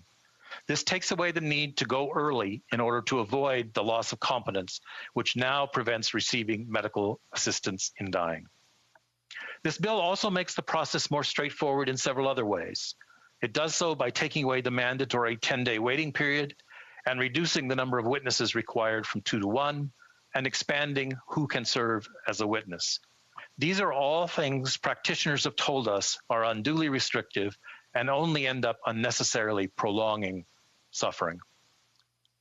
Right now, I should take a moment to thank 4 doctors who have been kind enough to share with me their experiences in providing, or not providing in some cases, medical assistance in dying to hundreds of patients. Again, I won't name them today to respect their privacy, but my conversations with these 4 incredible people have helped me understand how medical assistance in dying operates in real life. I should mention one other change in C7, which will have more substantial impacts. That is the removal of the requirement that death be imminent before one can receive medical assistance in dying. C7 then sets out a more restrictive process than that for those whose death is imminent and where there is more time for assessment and decision-making. Though I should emphasize C7 still maintains the high standard set in the original legislation, that in order to receive medical assistance in dying, patients must have a condition that is incurable, must be in a state of irreversible decline, and must face intolerable suffering. This means that C7 doesn't open the door for medical assistance in dying quite as wide as some have suggested. My second story, also very personal, deals with one of the broader issues that the review of MAID was supposed to deal with. This story is my mother's story. My mom passed away just short of 5 years ago during the debate on MAID. This is a story I have told before during the debate on the original bill, but one which still lacks resolution. My mother had always been very clear with my sister and I about her wishes regarding the end of her life. For her, it was simple. She asked us that if she ended up bedridden, unable to shower or feed herself, and didn't know who we were, then please let her go. She suffered from dementia and other underlying conditions which were complicated by a serious fall. And fortunately for her, she wasn't forced to endure for long just those conditions which she had feared. Unfortunately, the kind of advance directive or advance request that my mother had wanted to give is still not allowed under the existing legislation. And I know many in my community, and even more specifically, many in my own social circles who fear just such an outcome and feel they should be able to make their own end-of-life wishes known and have them respected, just as they are now when it comes to questions of refusal of medical treatment. I tend to be of the same opinion. However, my discussions with practitioners providing medical assistance in dying have persuaded me that this question is not so simple as it appears on its face. So this remains one of the important issues the legislative review of current legislation can address and is mandated to address by C-14. As I mentioned earlier, there were other issues that were assigned to this broader review in the original Bill C-14, including requests from mature minors, requests where mental illness is the sole underlying condition, but one concern was missed. So let me take a moment now to address the concerns of disability advocates, that with the removal of the requirement that death be imminent, there will be pressure on the vulnerable in our society to choose medical assistance in dying. Let me say first and foremost that as a society, we can and must do better in offering support to people with disabilities. Failure to provide necessary resources to ensure that everyone can enjoy full and equal participation in life is a current and ongoing black mark on all of us. We have only to look at the failure to deliver additional assistance promptly to persons with disabilities during this pandemic to remind ourselves how often we forget about those living with disabilities.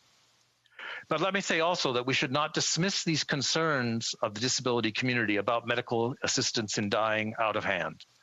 The legislative review is the place for us to consider seriously the question of whether the existing safeguards preventing pressure on the vulnerable to choose medical assistance dying are in fact sufficient.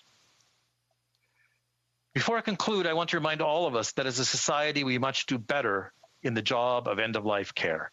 Again, COVID has demonstrated the tragic deficiencies in long-term care in ways I hope we will not ignore. New Democrats will support the bill and help expedite its passage in order to bring an end to unnecessary suffering and to meet the deadline imposed by the Quebec court in the Truchon decision.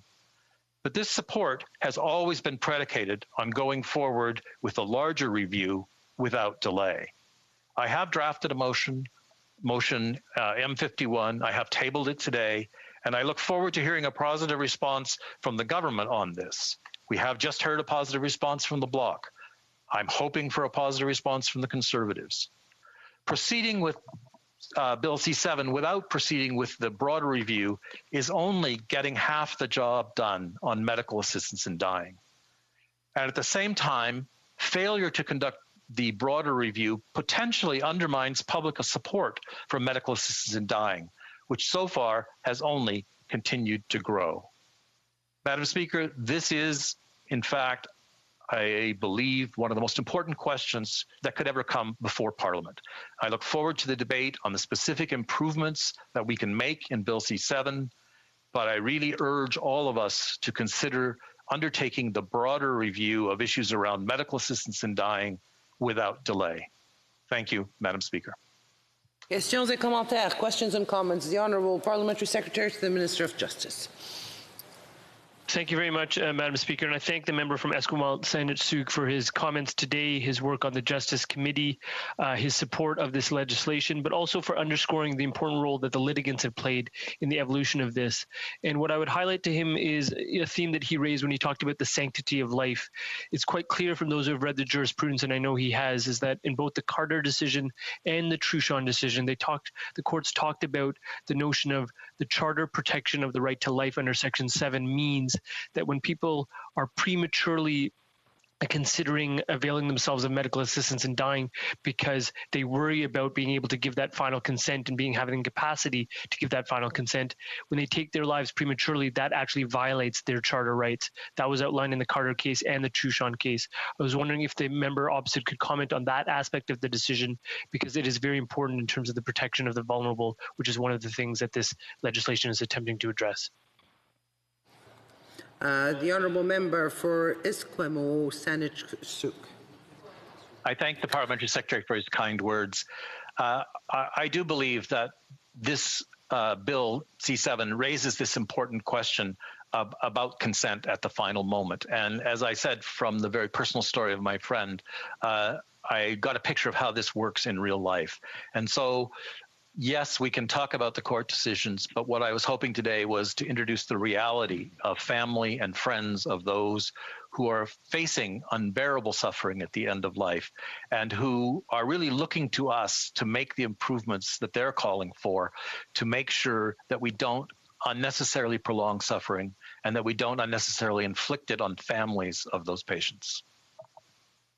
The honourable member. But your colleague got up. The honourable member for Edmonton Manning. Thank you, Madam Speaker. Since this bill is coming second time in 2 lives of Parliament, I would like to ask the honourable member how important for the government to listen this time more and to take all amendments coming from different parties in consideration to make sure that this bill will be the bill that everybody's looking for and Canadians looking for. The honourable member for Esquimalt Saanich-Sooke. Thank you very much, Madam Speaker, and I thank the honourable member for his question. I think there are 2 things here, as I said in my speech. There are 2 tasks. One is to look at the amendments to medical assistance in dying legislation that are in C7 to make sure that they both conform to the requirements of the court decision and the charter, but also to make sure that they reflect the lived experience of people dealing with medical assistance in dying. The second part is the broader review, and I'm hoping we'll get support from the Conservatives to start this parallel review that can look at the larger questions around medical assistance dying and make recommendations to Parliament if necessary for further legislation. The honourable member for La Pointe de l'Île. Madam Speaker, the bill seeks to remove the obligation for final consent for people whose natural death is reasonable foreseeable. And that obligation could have meant that people were not allowed to receive enough sedation, or rather they chose not to receive enough sedation to alleviate their pain so that they could still be eligible for MAID. I would like to know whether my colleague doesn't think that we should also envisage the possibility of keeping the right to the waiver of final consent when for example, advanced consent in a case where death is not reasonable foreseeable, for example, a degenerative and incurable disease, without having to go back to the courts with regard to MAID. For Esquimalt Saanich-Sooke. Well, I thank the member for his very important question. Yes, the goal here is to avoid unnecessary suffering. And so I am very supportive both of taking away or providing for the waiver for final consent and eliminating the 10-day waiting period. When it comes to the question of advanced directives, I tend to be in favor of people being able to make their instructions for end of life and have them respected. But as I said, my talk with practitioners has convinced me we need a broader debate about the issues around advanced directives, and that's why I hope to see this parallel broader review start along with the consideration of C7. The honourable member for North Island Powell River. Well, thank you, Madam Speaker, and I would like to thank the member for his very important speech. And I really appreciate the honouring of the stories. And I myself have had a dear loved one choose to use MAID for the next step in his journey, and it was a very painful and beautiful day for the loved ones that were with him. And one of the things I remember distinctly is his doctor who had been with him for over 30 years, who was a very strong Christian, who could not, of course, felt he could not take that step, still showed up and held hands with him at his final moments. And I remember feeling such respect and love in that room. So I think that when we talk about the subject, the most important thing, of course, is the unnecessary suffering. We need to end that, not only for the person who's experiencing it, but the pressure of them, for them watching their loved ones go through that unnecessary suffering. So I'm just wondering if the member could speak a little bit more about how important this broader review is. You know, when we look at things like advanced directives, when we look at vulnerable populations, I think that all of us in this House, regardless of our point of view, want there to be a thoughtful discussion that happens that actually provides this place with very thoughtful responses and actions that we could take in the future. So I'm wondering if he could talk a little bit about that. Thank you, Madam Speaker. The honourable member for Esquimalt, Saanich Sooke. Thank you, Madam Speaker, and I thank the honourable member for North Island Pell River for also sharing her personal experience with medical assistance in dying.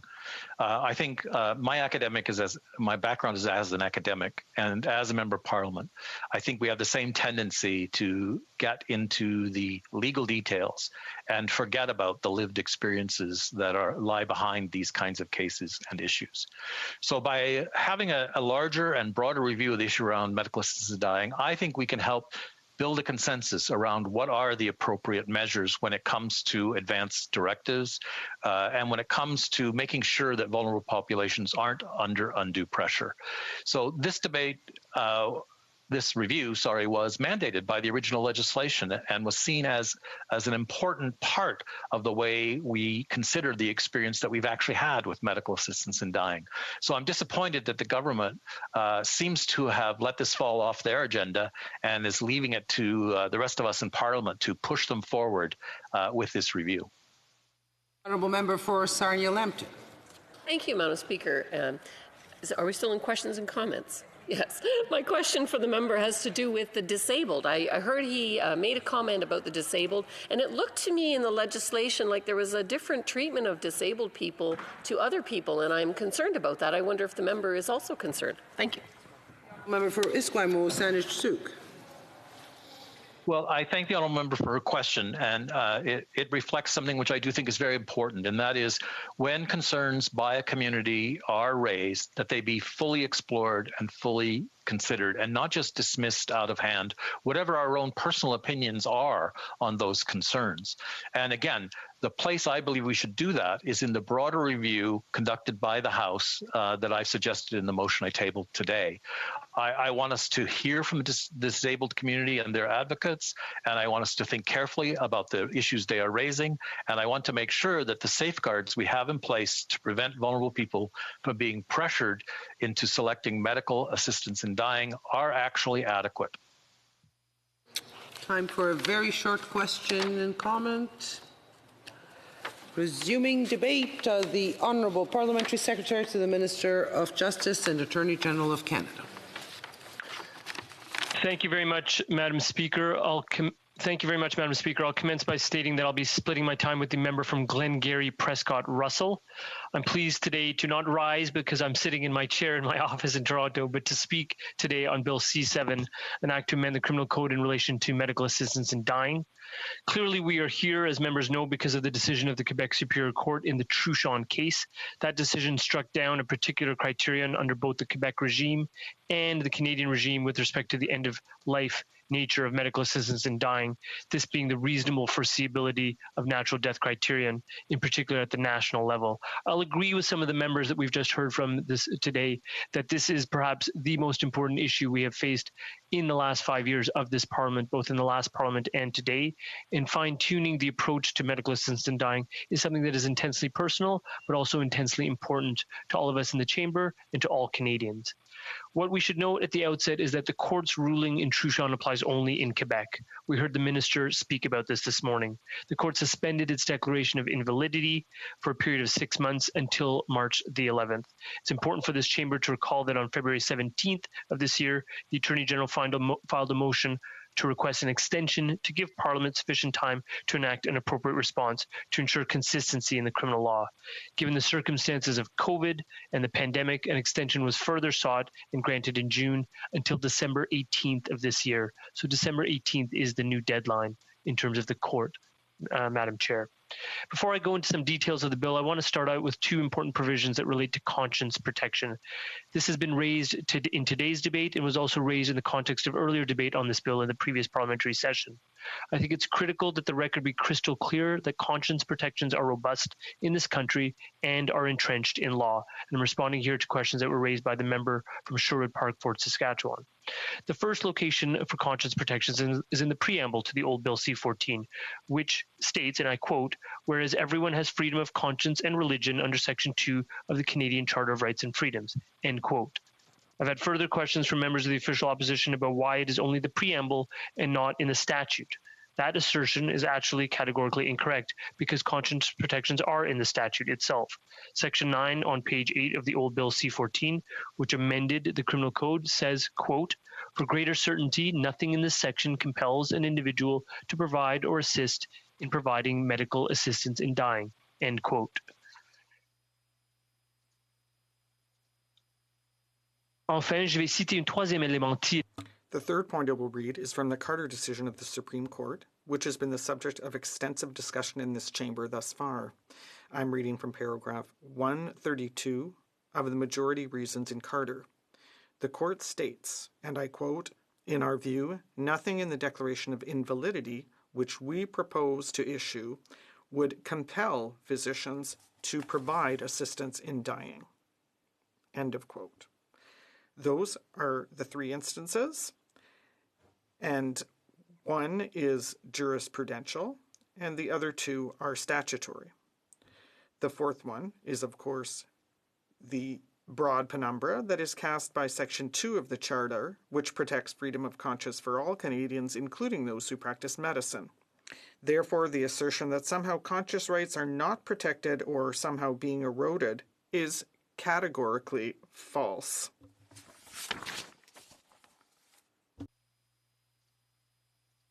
Another point, Madam Chair, in terms of what is being addressed in today's debate is the notion that a culture of overly facilitating medical assistance in dying is upon us. And here I'm referencing some of the interventions made, again, by the official opposition, particularly the member from Sarnia-Lambton, that somehow this government bill is pushing us further toward predatory practices by healthcare practitioners or toward disavowing the right to life, liberty, and security of the person who are vulnerable, including persons with disabilities. That is categorically false and is not commensurate with what is in the evidence. The evidence that we have is that in total, nearly 14,000 medically assisted in dying deaths have happened in this country in the last 4 years. The average age of the people who are accessing MAID is 75 years old. It is being accessed equally by men and women, 51% of the time by men and 49% of the time by women. The most common medical condition is cancer, followed by neurological conditions, in that 67% of all people who access it have cancer. Second come neurological conditions, and third come cardiovascular conditions. Very importantly, in the most recent year of analysis, a grand total of 5,444 people accessed MAID in this country. That represents 1.89% of all deaths in this country. I'm stating that specifically for the purposes of the debate because I think it's important for Canadians to understand that there is not some sort of culture of medical assistance in dying that is being foisted upon unwitting individuals. I'll elaborate upon this going forward.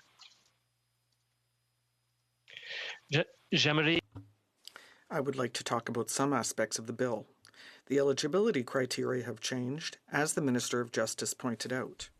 There are two series of safeguards. The first applies to cases in which the person's death is reasonably foreseeable, while the other applies when death is not reasonably foreseeable.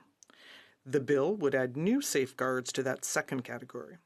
Lastly, the bill allows a person to waive final consent on the day of the procedure in certain circumstances.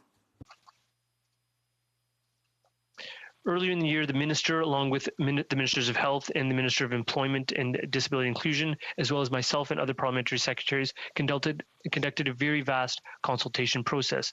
We heard from 125 different individuals who are experts in this field, whether they're delivering it or acting on behalf of disabled individuals, from nurses, doctors, etc.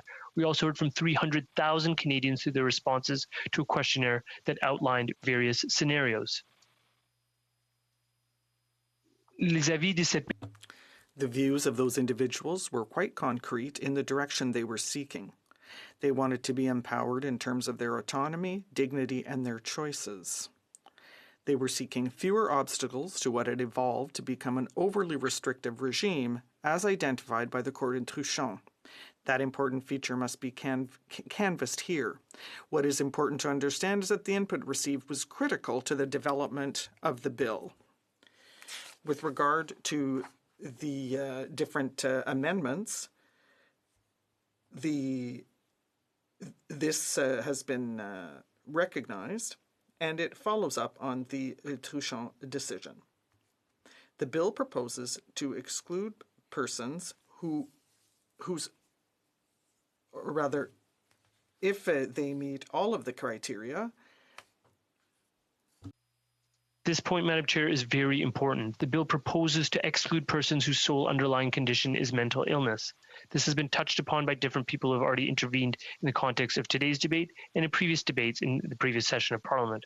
This is important as it was outlined by the Minister this morning. It recognizes the increased complexities and risks associated with such cases, which were highlighted by many practitioners, stakeholders, and experts at the main roundtables. What is also very important is that the Canadian Mental Health Association supports the position we are taking with respect to excluding mental illness as a sole underlying condition. This complex issue must be examined carefully as part of the parliamentary review of the legislation on medical assistance in dying. Importantly, the Government of Quebec has also announced the exact same study for the exact same provision in the context of mental illness. Issues of consent and capacity and properly being able to diagnose this and having a prognosis are critical. I'll move to some of the comments that have been made. It's important for people to understand that safeguards are under two different tracks. Those safeguards respond to persons whose death are reasonably foreseeable and those who are not. With respect to some of the aspects raised in the context of today's debate, please understand that we have taken the 10-day period of reflection out of the legislation. The basis for this is that the safeguard was not doing the work it was meant to do. As opposed to protecting those who are vulnerable, it was increasing vulnerability insofar as it was prolonging suffering. We've heard that some people were so concerned about their inability to provide their final consent after 10 days that they would stop taking their pain medication, which was simply creating further suffering just to maintain the ability to provide that final consent. And in terms of how we can ensure that informed consent is applied when it has not been solicited actively, there are two responses. This is with regard to the advanced consent regime. The government is conscious of the Audrey Parker situation, and we are seized with it. When people have been assessed and approved for this procedure, when they make a determination that they want to access it and provide consent in writing, that consent would be sufficient. In direct response as to whether it could be vitiated, yes, it could. First, if the person has not lost capacity, consent could be vitiated. Second, it could be done by a physical gesture that would be interpreted to fully and finally eliminate that consent for the purposes of practitioners. That's in response to a question posed by the member from St. Albert, Edmonton. This bill strikes a balance. The balance is important. A compassionate response that protects vulnerable people, respects their dignity and autonomy, and what is required by the Constitution. I'm very hopeful we can achieve all-party consensus on this fundamental issue. Merci. Thank you, Madam Speaker. Commentaires, questions and comments. The Honourable Member for Sarnia-Lambton. Thank you, Madam Speaker, and I'd like to thank the honourable member for his speech. And I'd like to talk a little bit more about the conscious protections that he talked about, because he mentioned that it's in the preamble, that it's in Section 9, that it's in the Charter. And so I would ask him why the government then doesn't immediately address the situation existing in Ontario, where physicians and nurses are being forced to participate in MAID, even if it is against their religious beliefs. Thank you. The Honourable Parliamentary Secretary. So I thank the member opposite for her intervention and would clarify that it is in the fourth place as well. It is in the penultimate paragraph of the Carter decision. And the reason why the government is not intervening in respect of a jurisprudential decision in Ontario is because that jurisprudential decision complies with the Charter. The regime in Ontario is that a person is not compelled to provide this service, as the court has indicated, but providing a referral is required pursuant to the rules enacted by the College of Physicians and Surgeons in Ontario. That was deemed constitutionally compliant. That is sufficient for the purposes of protecting the charter rights that are at issue. Thank you. Questions et commentaires, l'honorable député. The Honourable Member for Lac-Saint-Jean. Thank you, Madam Speaker. First, I'd like to thank my colleague for his speech. I appreciate his knowledge of the subject, and I also appreciate the fact that he has shown compassion. That's very important. We in the Bloc will be supporting this bill, and on principle, as my colleague said earlier. And I also appreciate the fact that we'll be able to work together in a nonpartisan fashion. However, the Bloc finds that the bill doesn't go far enough on certain aspects. Does my colleague agree that the matter of advanced consent should have been addressed in this bill? Thank you. The Honourable Parliamentary Secretary. Donc, merci beaucoup. Thank you for the question and for the support from the Bloc for this bill. What I can say is that the matter of advanced consent was included in this bill because it was necessary to address the situation of Ms. Audrey Parker. because we heard a great deal about that case here in Canada. It is also in the context where the person's autonomy must be preserved so that they can make a choice, but also to eliminate situations where suffering is being prolonged, where the person has to decide upon their death premature. But in English terms, the notion of not having someone accelerate and go to their death prematurely simply because they had to wait for the ability to provide that final consent. That's the reason why we decided to insert advance consent into the regime. Merci. Comments, the Honourable Member for Courtney Alberni. Thank you, Madam Speaker. Madam Speaker, first, we're pleased to see the reintroduction of Bill C-7 as part of the effort to end unnecessary suffering for those that are facing the end of life. Madam Speaker, I got a note from Julie Breeze, and she cited that her husband, Wayne, who's challenged with Alzheimer's, currently meets the criteria for medically assisted in dying as long as his window of capacity for informed consent doesn't narrow, preventing this. And he has ongoing appointments at 3-month intervals with his geriatric psychiatrist to assess his capacity for consent. But she cites that this is extremely stressful and could result in having to make this choice sooner than later. Legalizing advance requests for those with dementia, making the choice for MAID compassionately supports the individual's right of end-of-life choice guaranteed by the Canadian Charter of Rights. Can the Parliamentary Secretary speak to Julie and Wayne and talk about how this legislation is going to help them? Because we certainly don't want him to be, having to choose to end his life prematurely, Madam Speaker, and this is a directive he'd like to have fixed in this bill. The Honourable Parliamentary Secretary. Well, I thank the member for his interventions always, but also for this particular point in the case he's raising about Julie and her spouse. I think it really underscores the very sensitive and delicate nature of what we're facing with. What I can say to him in all candor is that we had a regime that has been deemed overly restrictive by the courts. We've expanded the regime to allow for greater accessibility to medical assistance in dying. The notion of an advanced consent is applicable here, but not yet an advanced directive. That is something that was studied by the Council, the Academic Council, when they looked at 3 separate areas. That is something that would form part, obviously, of the parliamentary review and something that merits scrutiny. But the safeguards that would need to be put in place are that much more rigorous, and that is why it is not inserted into this bill, but it is something that obviously merits a lot of scrutiny and consideration going forward. Thank you. Reprise du débat. Resuming debate. Member for Calgary, Prescott Russell. Merci beaucoup, Madame la Présidente. Thank you very much, Madam Speaker. I'm from Glengarry rather than Calgary. Opportunity to discuss the Government of Canada's consultation process to inform amendments to the federal legislation on medical assistance in dying. My colleagues who hosted the roundtables, the Minister of Justice, the Minister of Health, the Minister of Employment, Workforce Development and Disability Inclusion, had the privilege of hearing the perspectives of experts and other key stakeholders. In September of last year, the Superior Court of Quebec handed down its decision in Truchon versus Canada. The court found that the eligibility criteria of the federal and Quebec provincial legislation on medical assistance in dying that required a person to be at the point of reasonable foreseeable natural death or at the end of life were inconstitutional. The federal government did not appeal the Truchon decision. Despite the short time frame, our government felt it was critical that any amendments to the law should be informed by evidence and feedback provided by Canadians, provincial and territorial governments, and key stakeholders. During the month of January and early February, our government launched an online public consultation and hosted roundtables with stakeholders from across the country. During this process, participants shared their views on key aspects of the law governing MAID, including eligibility requirements, safeguards, and advance requests. An online survey led by the Department of Justice ran for 2 weeks in January. The survey closed with over 300,000 responses, the largest number of responses the department has ever seen for any public consultation. Our government also hosted a series of 10 roundtable meetings in 8 cities across the country.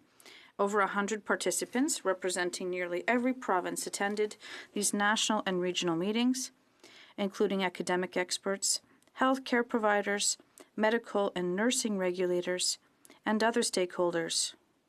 While the meetings included some representation from Indigenous communities, a specific roundtable was also held with Indigenous stakeholders.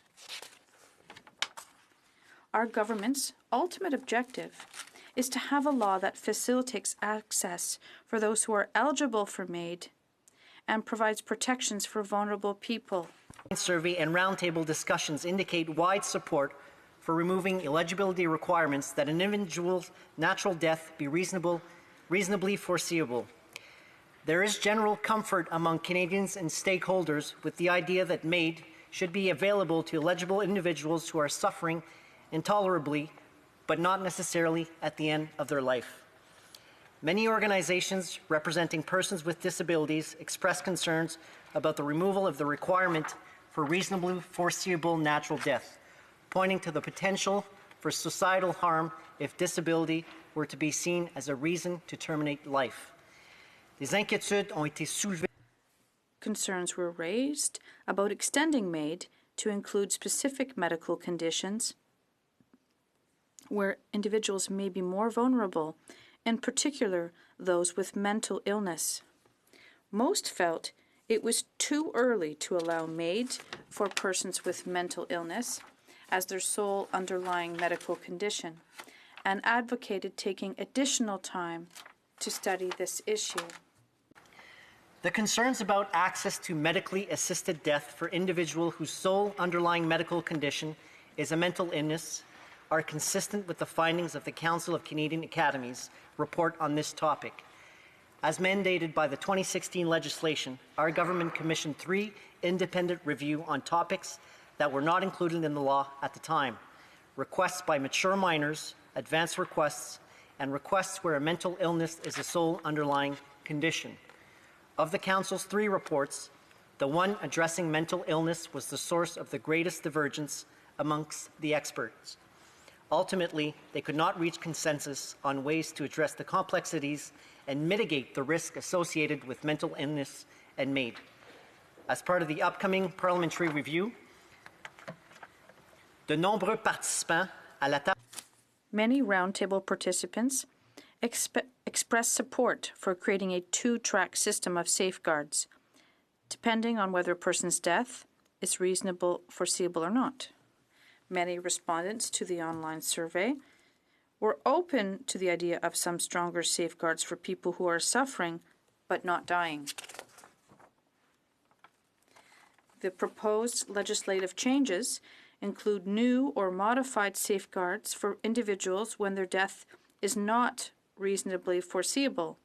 It is proposed that one of the physicians or nurse practitioners assessing an individual's eligibility for MAID would need to have expertise in the individual's medical condition, and individuals would be subject to a 90-day assessment period to ensure enough time is devoted to exploring relevant aspects of the person's situation and to discussing possible options to alleviate their suffering.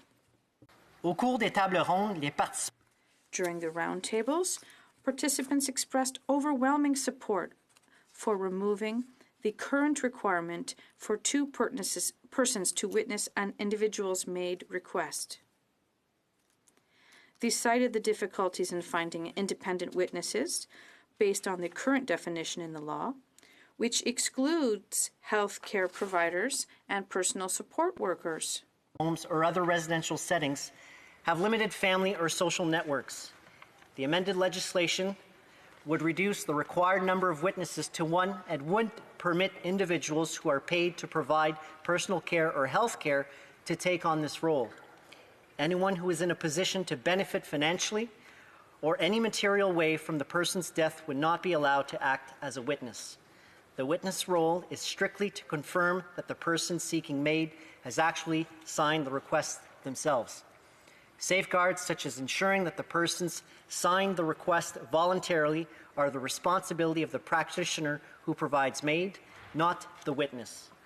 We also clearly heard that there is no obvious benefit to the 10-day reflection period. We are proposing to remove this requirement from the legislation.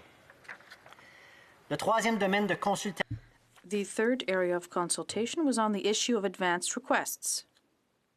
This is also one of the topics studied by the Council of Canadian Academies, or the CCA, as part of their independent reviews. Requests in general terms, the issue can be very different depending upon an individual's situation relative to a diagnosis and when they are eligible for MAID.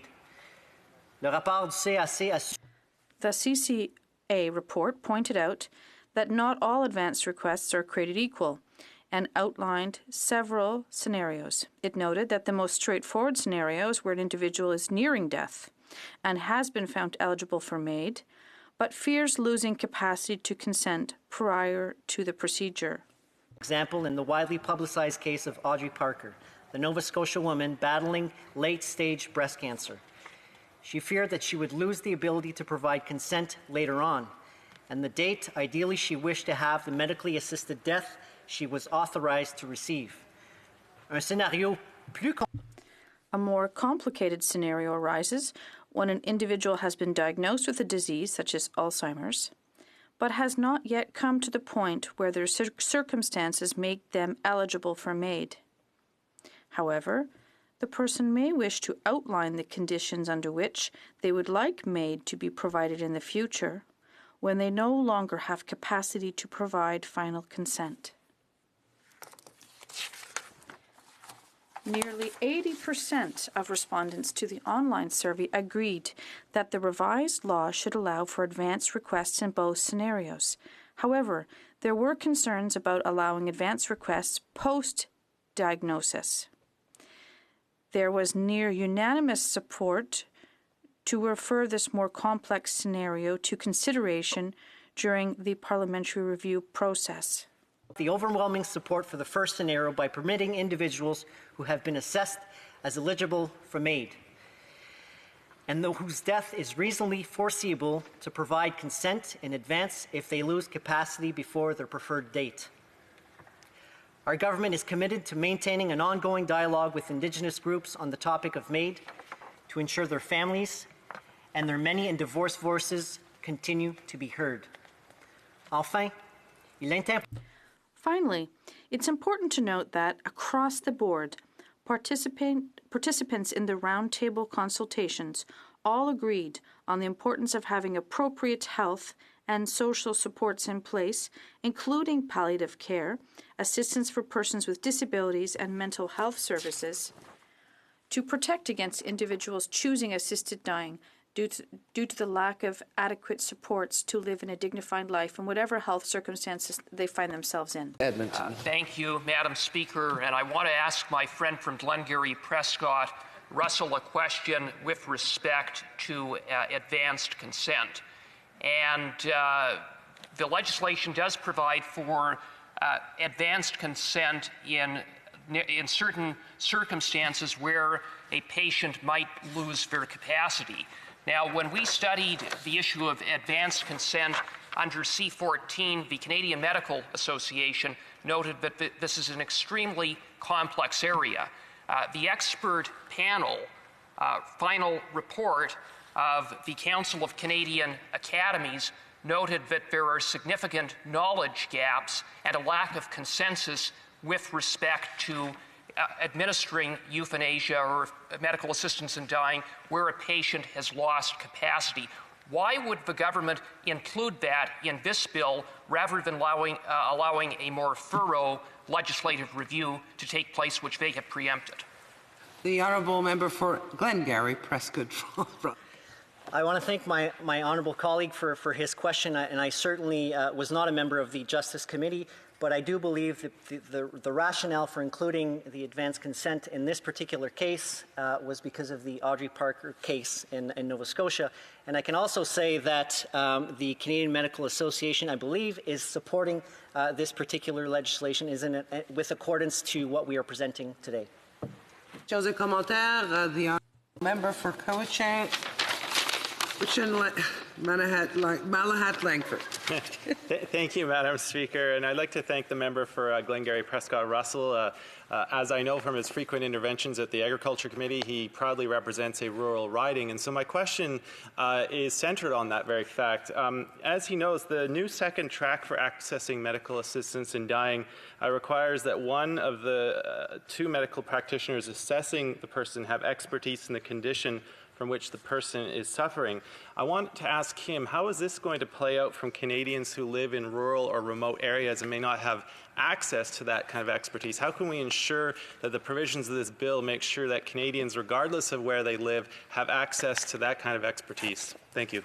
The honourable member for Glengarry Prescott Russell. Well, I know the previous bill required 2 witnesses, and now we're only requiring 1 witness, which I believe, and this was actually raised with the Minister of Justice, I believe this will correct the issues that arise from the previous bill C-14. So I think that the current bill strikes a right balance to making sure they have access to a doctor or nurse who has knowledge of the particular patients in question. Questions et commentaires, questions and comments. L'honorable The honourable member for. I'd like to know what the opinion of my colleague is on the possibility of renouncing final consent if natural death is not foreseeable. The honourable member for Glengarry Prescott Russell. I'm going to be frank with him. I don't have an opinion on that issue, but I would refer to the experts who have pronounced their opinion on this issue. And once the bill, I would imagine, will have the support of the Bloc and of the NDP, we'll be able to look at this question even in greater detail at the Justice Committee in a few weeks here. Thank you. Questions et commentaires. For Sarnia Lambton, quick question, please. Yes, thank you, Madam Speaker. And my question for the honourable member is having to do with the cool-off period. The 10-day provision that was previously there was to address, as I recall, when people are seriously ill and suffering, they can be depressed. They, one day they feel great, the next day they don't, and that's why the 10-day period was put in. So I'm not sure what the rationale is. Perhaps you could comment on why it was taken out. The honourable member for Glengarry Prescott Russell. I think and I want to thank the member for her question, and I believe that it was taken out because in terms of practicality, it served actually no purpose. The Minister of Justice and many of our colleagues heard from families now that we've been living with C-14 for over 3 years, have heard that the 10-day period of suffering for patients who've already have made the decision that they wanted, that they needed medically assistance help, have consulted with their doctors, have consulted with their nurses, have consulted with their families. That extra 10-day period, and why not 15? Why 5 or 10? Served actually no purpose. Thank you.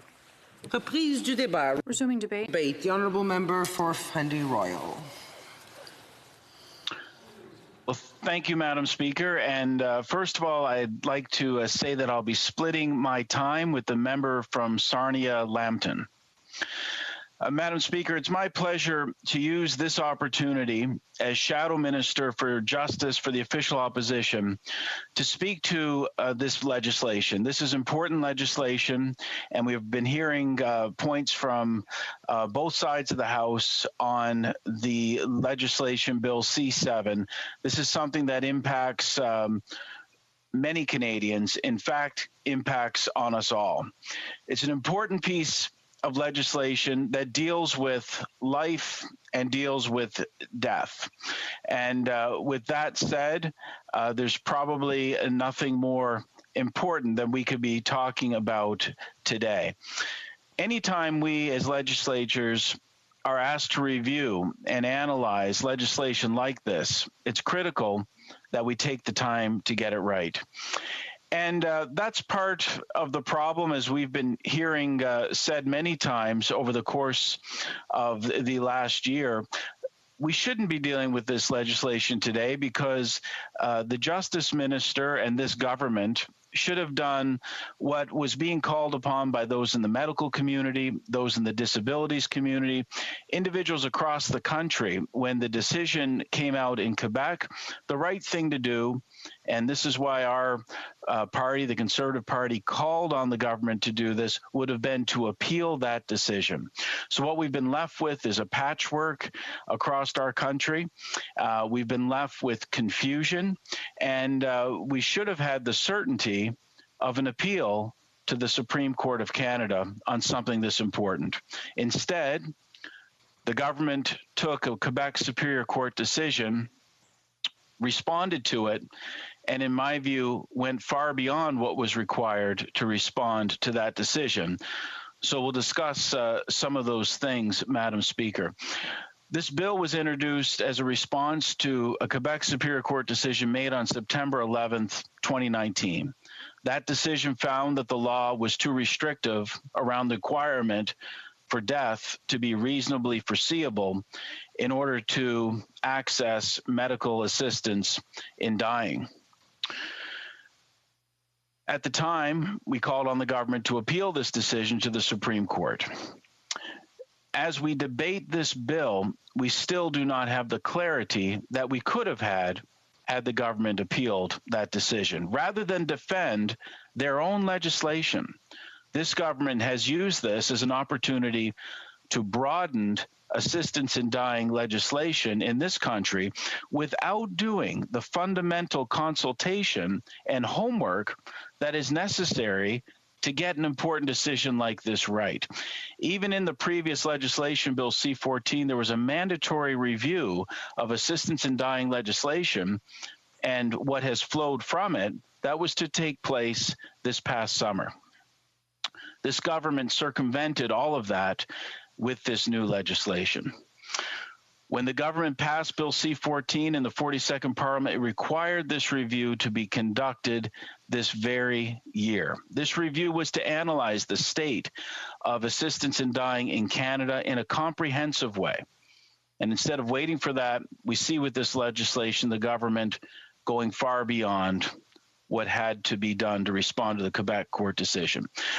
This topic is very sensitive issue for many in this House who have personal experience with this issue, and indeed many Canadians. And we ask that all members on each side of the House be aware of this, that while there may be disagreements, we're each here to represent our constituents and arrive at legislation that best protects Canadians. I've heard directly from many Canadians who are concerned about the lack of protection for conscience rights for healthcare professionals in both this bill and the original made legislation. As the government looks to broaden the legislation further, it's even more important that conscience rights of healthcare professionals are protected. By further expanding medical assistance in dying, it risks reducing the number of medical professionals willing to take part in this process. It's also important to note that this expanded access could result in a heavy emotional burden on those healthcare providers as we head into uncharted territory with this bill. We as members of Parliament cannot appreciate the burden that this has put on healthcare providers working in this system already and providing medical assistance in dying. Further, there are very little protections in place for medical professionals who do not want to participate in the process and may be penalized as a result by an employer. This is a point that I raised when Bill C-7 was introduced earlier this year, and it's disappointing to see this was not corrected in this version of the bill. And Madam Speaker, this brings me to the next point, is standing up for Canadians with disabilities. I've heard it said even today by the Minister of Justice that, for example, removing the 10-day waiting period that could already be waived in the legislation for extenuating circumstances, but removing the 10-day waiting period, he said, was universally accepted in his consultations across the country. And I have to ask, well, who were you talking to? Because when I spoke yesterday with a group that represents those with disabilities across this country, Inclusion Canada, I spoke with them, and they said that they're in favor of maintaining this 10-day period. Their role is to stand up for individuals with disabilities, and it's interesting to note what they have presented to the Minister of Justice, calling on the Minister of Justice at the time to appeal the decision of the Quebec court. And they said that medical assistance in dying must have limits, that individual rights must be balanced with protections, not only for our most vulnerable citizens, but for society as well. One of the most important foundations of our Canadian society and our Canadian identity is that we are a caring, compassionate country. And when speaking of those with disabilities, the experience now is they are frequently told, often bluntly, that they would be better off dead. The Foley case in London, Ontario, is one example of this. This decision, if it remains unquestioned, will simply erode provincial health responsibilities for expert clinical care and social support of people who are fragile. So the Minister of Justice would also be familiar with a letter written to him on October 4th, 2019, signed by over 70 organizations that stand up for Canadians from coast to coast to coast with disabilities. In this, they wrote they found the decision by the Quebec Superior Court to be very concerning. One of the reasons was it fails to respect Parliament's authority to balance the interest of individuals with the interest of society, effectively limiting Parliament's capacity to pursue social targets such as substantive equality and inclusion. They described the decision as a dangerous precedent. They wrote the Supreme Court must weigh in on this flawed analysis. They also wrote that the decision will entrench stereotypes and exacerbate stigma further for Canadians with disability. They said, and I agree, we must avoid sending a message that having a disability is a fate worse than death. Canada must appeal the decision to prevent additional stereotyping. This letter concluded by urging the government to appeal the decision to the Supreme Court. Again, the letter was signed by over 70 organizations, including the Council for Canadians with Disabilities, the Canadian Association for Community Living, Disability Law Centre, People First of Canada, the Canadian Mental Health Association. And Madam Speaker, I mention that because it underscores the need that we need to get this legislation right. Last November, the Canadian Hospice Palliative Care Association and the Canadian Society of Palliative Care Physicians issued a call to action due to ongoing confusion in the general public regarding hospice palliative care and MAID. Quite frankly, palliative care focuses on improving the quality of life and symptoms through a person-centered approach for those living with life-threatening conditions. The federal government should be looking for ways to improve further palliative care across Canada, as was committed to many times by this government. The groups I mentioned state in their call to action that less than 30% of Canadians have access to high-quality hospice palliative care, yet more than 90% of all deaths in Canada would benefit from it. In conclusion, Madam Speaker, I want to stress my previous point that this is an important issue for many Canadians. On matters of literal life or death, we need to take our responsibilities as legislators. And I'm sorry, but we have to go to questions and comments. The Honourable Parliamentary Secretary to the Minister of Justice and Attorney General of Canada. Thank you, Madam Speaker, and I thank the member opposite, the official opposition critic, for his work at the committee and his work today in the chamber. In terms of an observation, it seems that there are parties opposite that feel we are taking this too far, expressed by the official opposition, and other parties are saying we're not going far enough, for example, by entertaining advanced directives. Clearly, the proposal before the House is one that is a middle approach, a prudent approach, but one that is constitutionally compliant. The points raised about the disability community are well taken. Those are important points, and the Minister addressed these points about the importance of equality, importance of supports for those with disabilities, and that's exactly what the consultations revealed. My question to the member opposite is that he indicated that without doing consultations is the term of phrase that he used. The evidence shows, and this is available on the Department of Justice website, that we heard from 300,000 Canadians, had 125 experts and tens of meetings around the country. If that, I'm asking the member opposite, if that kind of consultative exercise is exactly the type that he is asking us to have undertaken. The honourable member for Fundy Royal. Well, I thank the honourable member, the honourable parliamentary secretary, for his work on the Justice Committee and on this file. And unfortunately, it's one thing to consult; it's another thing to listen and hear what people are saying. And we're hearing loud and clear from those in the disabilities community that this legislation, and this is their words, not mine, leads us to a society that says your disability is a fate worse than death. They want to see more protections in the legislation. And the honourable member or the minister can pick up the phone and speak with Inclusion Canada or any one of the 70 signatories to that letter to hear about what they would like to see included in legislation by way of safeguards to protect the most vulnerable in our society. Questions and comments, Honourable Député de Saint-Jean. The honourable member for Saint-Jean. The government he said that the government should have appealed the decision, and I also heard that people who are disabled, it was as if they're going to be have medical assistance in dying imposed upon them, whereas the way I see it, it's more about offering them the possibility. It's not about imposing anything. So I'd like to hear the member on what my perception is. Doesn't the member think that it's more coercive to deny them this right to medical assistance in dying? Because he's talking about imposition of this. So I would just like to clarify that. Royal. Well, I thank, Madam Speaker, I thank the honourable member for her question. Normally, with a case like this that comes from one province's courts, a case of national importance, the responsible thing to do for certainty, because we are a federation, would be to appeal the decision to a higher court. And indeed, on a decision this important that impacts our criminal law, would be to appeal the decision to the Supreme Court of Canada.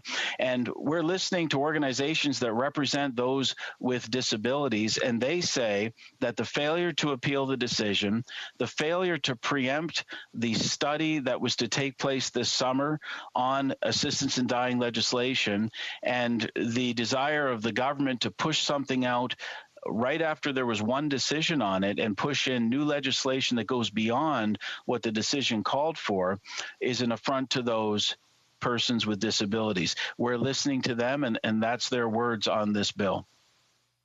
Comments. The honourable member for Pitt Meadows, Maple Ridge. Thank you, Madam. I'd like to thank the member for his comments. And this being Mental Health Week, I would like if the member could make some comments about the challenges that people are facing in our nation right now. 1 in 5 this year are suffering from mental health. So what are the implications as far as this new legislation is, as far as people dealing with mental health? Member for Fundy Royal, 30 seconds. Well, I thank the honourable member for the reminder for all of us that it's Mental Health Week, and we're hearing from those who suffer from mental health issues. We're hearing from those in the disability community. We're hearing from a broad range of people that want to ensure that this legislation that literally deals with life or death. And as the member rightly pointed out, as we've seen over the last several months with the COVID crisis, mental health issues have been brought to the forefront. And we need to make sure, even for things... We have to resume debate. The honourable member for Sarnia-Lambton. Thank you, Madam Speaker. I'm happy to have an opportunity to rise. Thank you. Happy to rise today and speak to C7. It is a very serious matter, as the member from Fundy Royal just mentioned. It is a matter of life and death. And I was part of the debate on the original bill C14, and I'm familiar with a number of the issues with that bill. And so it's very disturbing to me. I understand that with the Quebec court decision, the government did have to make a response of some sort. But the previous bill required them to do a fulsome parliamentary review, and that was supposed to take effect this past summer. And the government refused to let Parliament sit this summer and, do the kind of fulsome work that needed to be done. So I think it is actually quite irresponsible that when they've introduced C7, instead of just addressing the thing that was time sensitive in terms of responding to the Quebec decision, that they've gone further and taken actions without doing that fulsome review of how things have been going on C14 in the last number of years. So for those that aren't familiar with C7, that are watching at home, this bill will repeal the provision that requires a person's death to be reasonably foreseeable. In addition to that, it will specify that people whose sole underlying conditions are mental illness are not eligible for medical assistance in dying. And it will create two sets of safeguards that have to be respected before medical assistance in dying can be provided to a person. And it will permit medical assistance in dying to be provided to a person who's been found eligible to receive it, whose death is reasonably foreseeable, but who has lost the capacity to consent before the medical assistance in dying is provided. So that's like a sort of advanced consent, and we'll talk a little bit more about that. Now, C14 was not without some issues that were not addressed in the previous legislation and will probably be considered in the fulsome review. There was a question about whether or not minors should be able to receive medical assistance in dying. There was significant discussion about advanced consent. A lot of Canadians were demanding it, and I'll talk a little bit about some of the considerations that may have kept the government from moving ahead at that time. Discussion of those that are not mentally competent to give consent. There have been a number of speeches today mentioning people with dementia, for example, and so that is another area where there was work done by the Canadian, I believe it was called the Canadian Councils of the CCA. Anyway, they did fulsome reports on a number of these things, and I'll talk a little bit about what they found. Now, there was discussion today about the protection of conscience rights, and I don't agree necessarily with the parliamentary secretary to the Minister of Justice. I see the provisions that were put into the charter, into C14, but I would say that forcing somebody to refer when they don't want to have anything to do with the process at all is actually violating their rights. And I'm not a fan of violating one person's rights in order to give another person their rights. I think that's not good. So I think we do have to have more discussion about that. The special committee that studied the Carter decision, in their report said that without good quality palliative care, people really can't make a true decision. They really don't have a choice. And so obviously I've been an advocate for palliative care. My private member's bill, 277 on palliative care, was unanimously passed in this House and in the Senate. And the government did a good job of putting the framework in place to get consistent access for all Canadians to palliative care. But the problem is that once the framework was in, the government has since really not pushed ahead. And so 70% of Canadians have no access to good quality palliative care. And especially in the time frame of COVID, where people are dying, it's becoming even more and more important. And so I would encourage the government that they need to take action to up their game on palliative care to make it more available to Canadians. And I think there's an opportunity and a responsibility for the government as well to show leadership in how palliative care is being implemented in Canada. Because right now, for example, in British Columbia, they are violating the World Health Organization requirements for where MAID should be performed. They have specifically said that palliative care is a different thing than medical assistance in dying. They should not be performed at the same location because of the tendency for people that are wanting palliative care to be afraid that they will, accidentally receive medical assistance in dying against their wishes. And so there is an opportunity for the government to revisit that, and I'm hopeful that they will.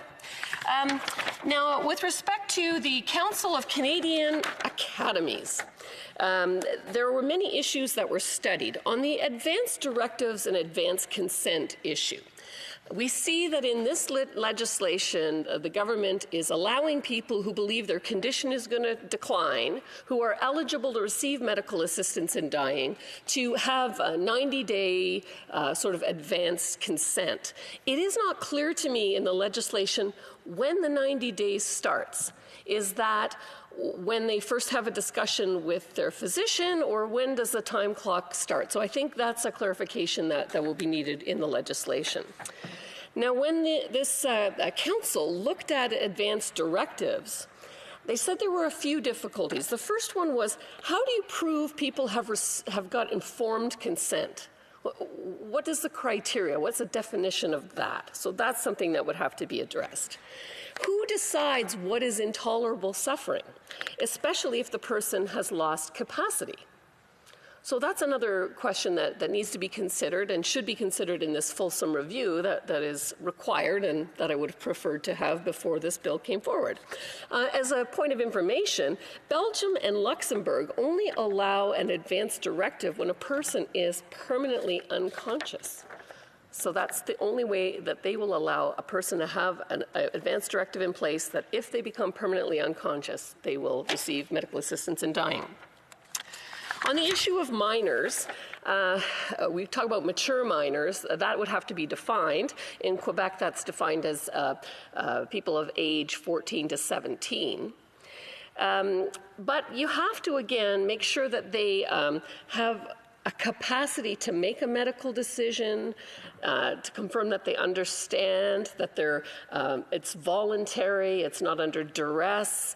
And so there are not many jurisdictions that have extended to mature minors. The Netherlands does allow people aged 12 to 16 with parental permission to have medical assistance in dying, and 16 to 18-year-olds with parental consultation. Belgium allows it if the person is terminal, but they have to provide pediatric palliative care as an option.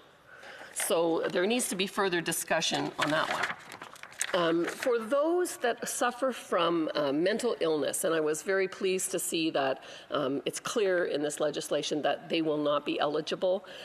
It was very controversial. The council that studied it could actually not agree. There was discussion about the capability for informed consent, the fact that people who are depressed can have good and bad days, so may change their mind, which again points to the need for some kind of cooling off period. And Netherlands allows this, but for dementia only, and there's still a lot of controversy about that. And so the safeguards that were in the bill originally seem to have been removed. And I'm not a fan of doing that, because I would tell you that if you remove the conditions that have to be met in order to get something, more people will take advantage of it. And so I'm concerned with a broader creep on this, but I'm sure there will be fulsome discussion about this at committee. And I think, in Canada, we have the freedom, everyone, to express themselves, to believe what they want, and to choose what they want. And we should treat everyone's individual choices with respect. Thank you, Madam Speaker. Questions and comments. The Honourable Parliamentary Secretary to the Minister of Justice. Thank you very much, Madam Chair, and I thank the member from Sarnia-Lambton for her contribution all day long today, including in the last 10 minutes. I know her as an advocate of science and also an advocate of palliative care, and she raised this today, which is an important point. And the question I would put to her is an observation about the current state of this palliative care in Canada. The government has invested $11 billion in a combination of home care and mental illness care, which includes targeted money directly for palliative care, but not just supplying the programming, but also ensuring that palliative care is provided to those who are seeking MAID. And that's in the track 2, where someone's death is not reasonably foreseeable. The new requirements are that a person must be informed of counseling, mental health supports, disability supports, and palliative care. And then further, the practitioner must agree with the person that they've discussed and appropriately considered receiving means of alleviating their suffering before anything can be acted upon. Do those types of safeguards, because I know the members talked about safeguards throughout today's debate, do those address some of her important concerns about palliative care? Member for Sarnia-Lambton. Thank you, Madam Speaker, and thank you to the Parliamentary Secretary for that excellent question. Absolutely, these are the kind of supports that are needed, but the reality is that they are not actually in place everywhere, and it makes a huge difference. I'll give you an example. In the first year after C-14 came into law, Sarnia-Lambton has a huge capacity in terms of palliative care. We have a hospice, we have 20 beds there, there's beds in the hospital, we have home care, we have an integrated palliative care system. There were 2 requests for medical assistance in dying in that first year. London, that's just an hour away, has a population that is about 3 times more than Sarnia. They had 300 requests for MAID because they don't have adequate palliative care services. And so I think if the government can help out with establishing hospice, I think the virtual palliative care work that has started is very helpful, especially in rural and remote areas, but of course requires broadband internet access. And to use some of the successful models like using paramedics in their off hours to deliver palliative care. These are things that could really boost the ability to have those supports that people are being counseled about actually exist, and then people would take advantage of them. Thank you. Questions and comments. The Honourable Member for La Pointe de Lille. Thank you, Madam Speaker. If I understand clearly that my colleague would have liked to see the government appeal the Truchon decision, because he and Ms. Gladue were refused medical assistance in dying because their death was not reasonably foreseeable. But they did have severe degenerative diseases. So does that mean that people who are suffering in this situation, does that mean that they should undertake legal proceedings to get MAID? I'd like to hear my colleague on that. Thank you. Sarnia-Lambton. Well, Madam Speaker, I thank the member for the question. I don't have an opinion one way or the other. Quebec has its jurisdiction, its courts make a decision, but when the government has to respond to the decision, then that needs to be the focus. And I don't disagree with the member from Fundy Royal who said that the government should have taken it to the Supreme Court. This is a very serious issue and not something to be decided in a rush. I think that there will be continual petitioning by those who want to have everyone to have access to medical assistance in dying. I expect the people that I've talked about in my speech, minors and those that are mentally ill, all of these people will be continually legally petitioning to expand the scope, which I don't personally support. Thank you, Madam Speaker. Questions and comments. The Honourable Member for Cowichan, Malahat, Langford.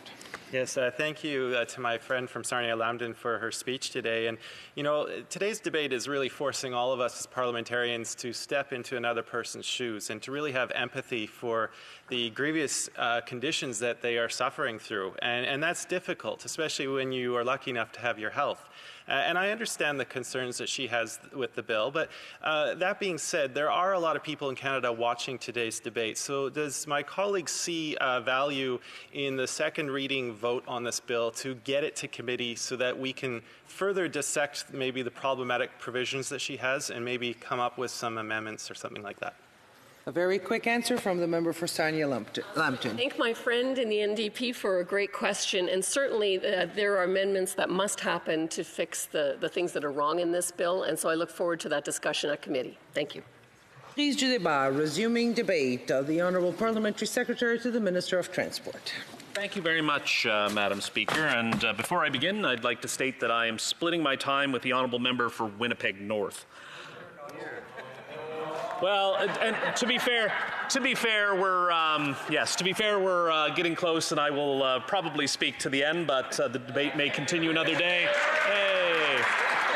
Madam Speaker, this is the second time in a row that I've gotten an ovation from the Conservative members, and I want to say I do appreciate it. But on a more serious and obviously more serious issue before us, Madam Speaker, the issue of Bill C7.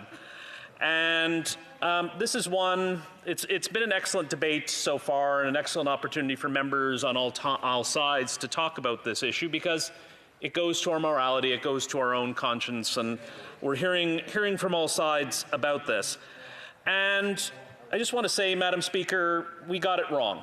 We got it wrong with the last piece of legislation. We got it wrong with C14, and I want to commend the Attorney General for coming forward with Bill C7.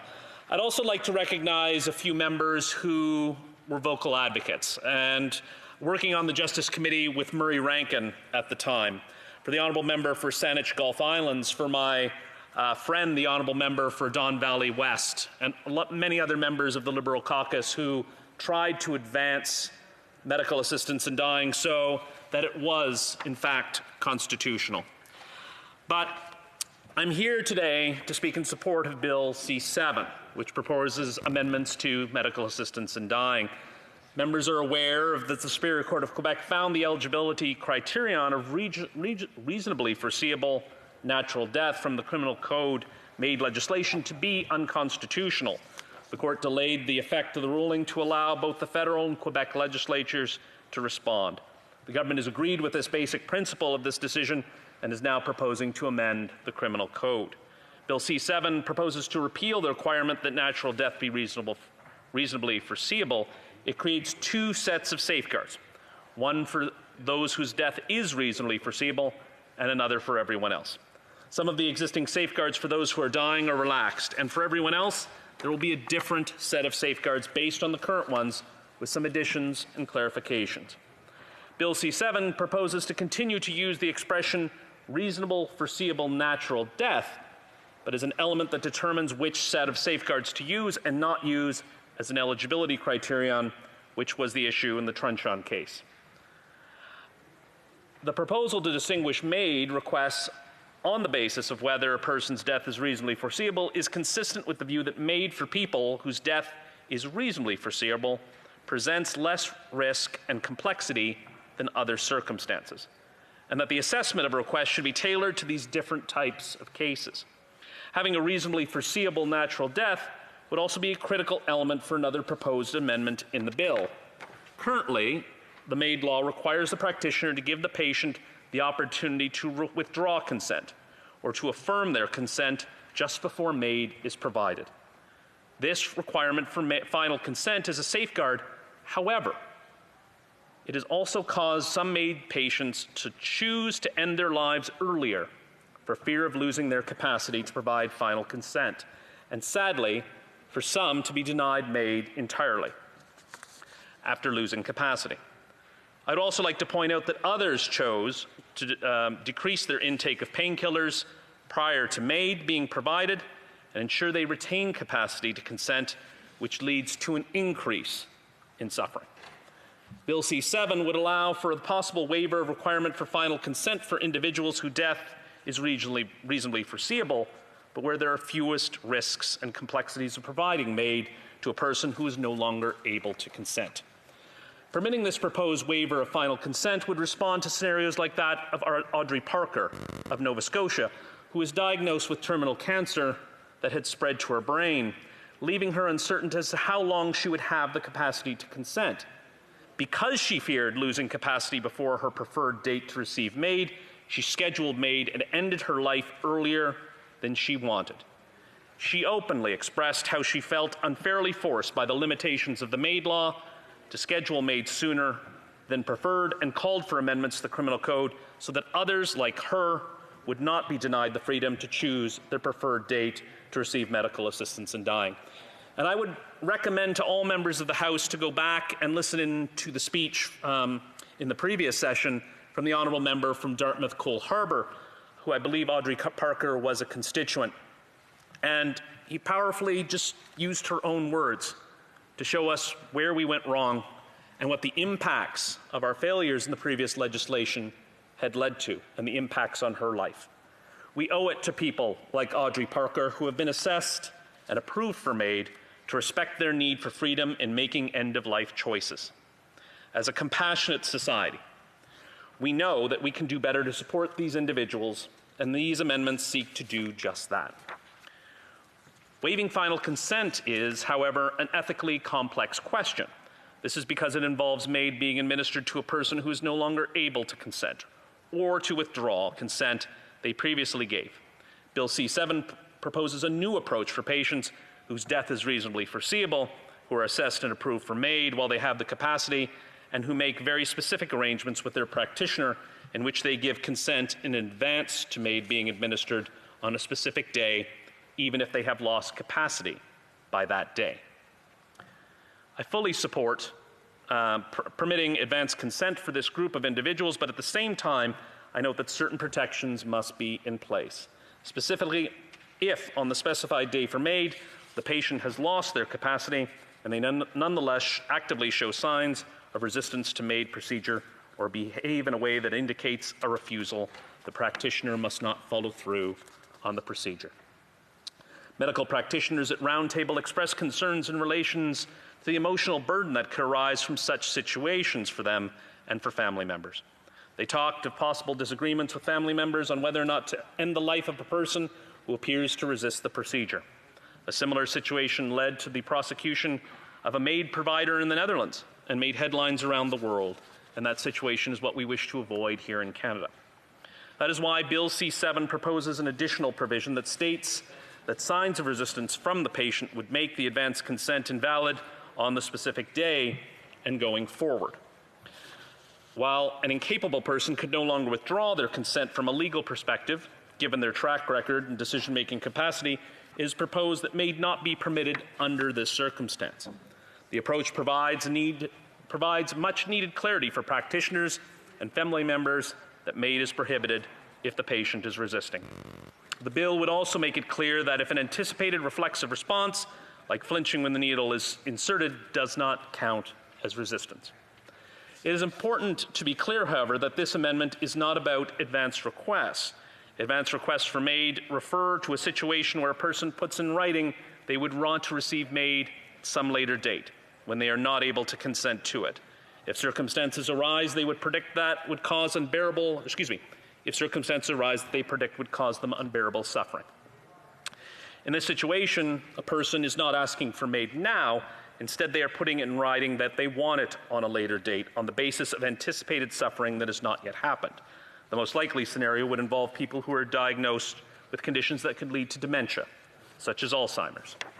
These people would want to have a plan in place if their worst fears should come to pass.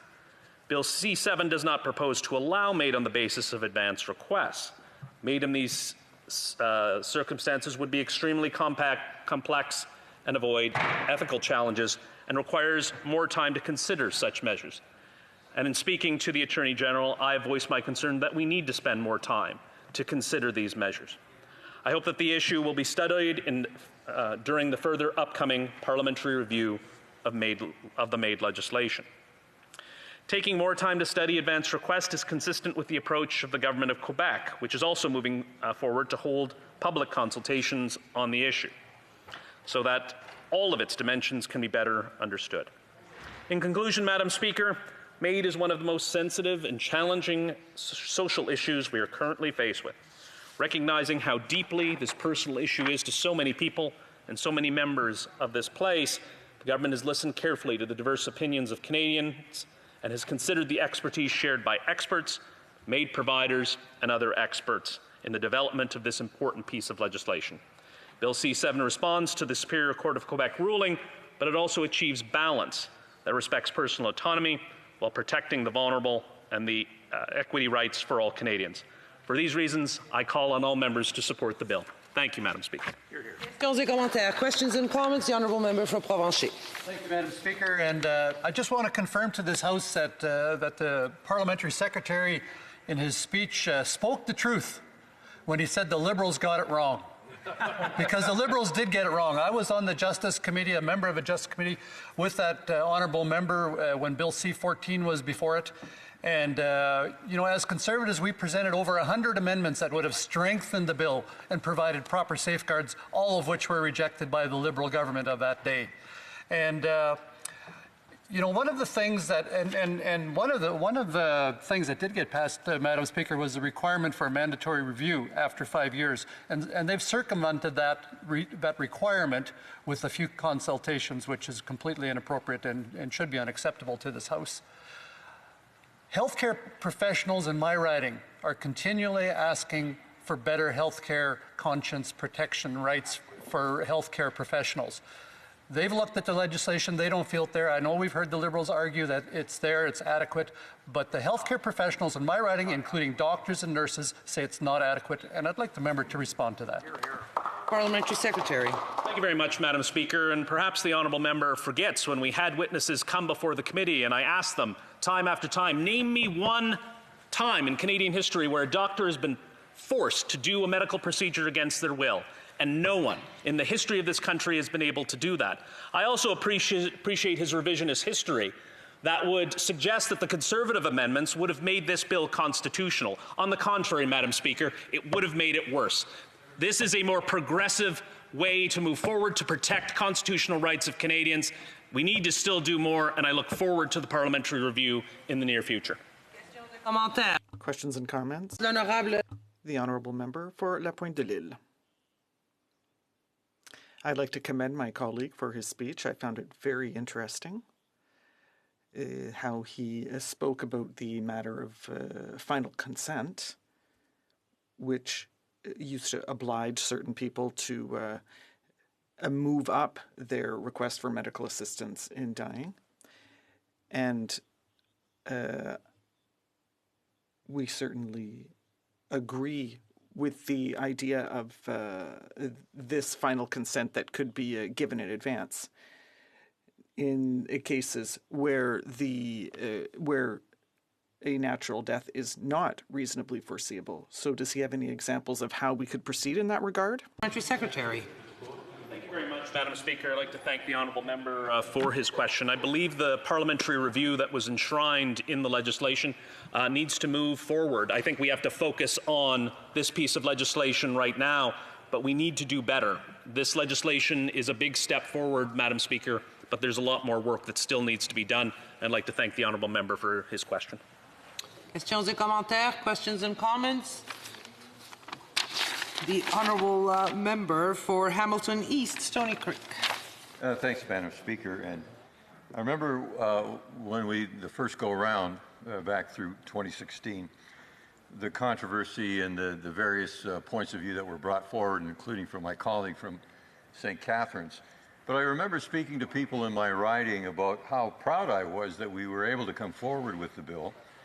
And I think that we heard some positive statistics earlier on about people whose suffering was ended through the bill that we brought forward. So I'd ask my friend from St. Catharines the point of view of whether we need to be exactly perfect when we come forward, whether it's cannabis legislation, assisted dying, that at least we're at a point now where we can consider some very good things that have happened and a way of improving them.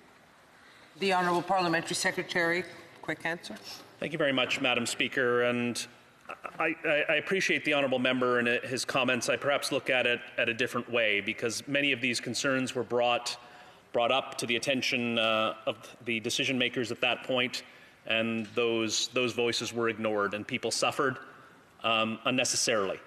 And I take it as a personal loss myself and wish my voice could have been stronger to prevent that suffering. And we took a step forward with the previous legislation, but we need to keep taking those steps forward, Madam Speaker.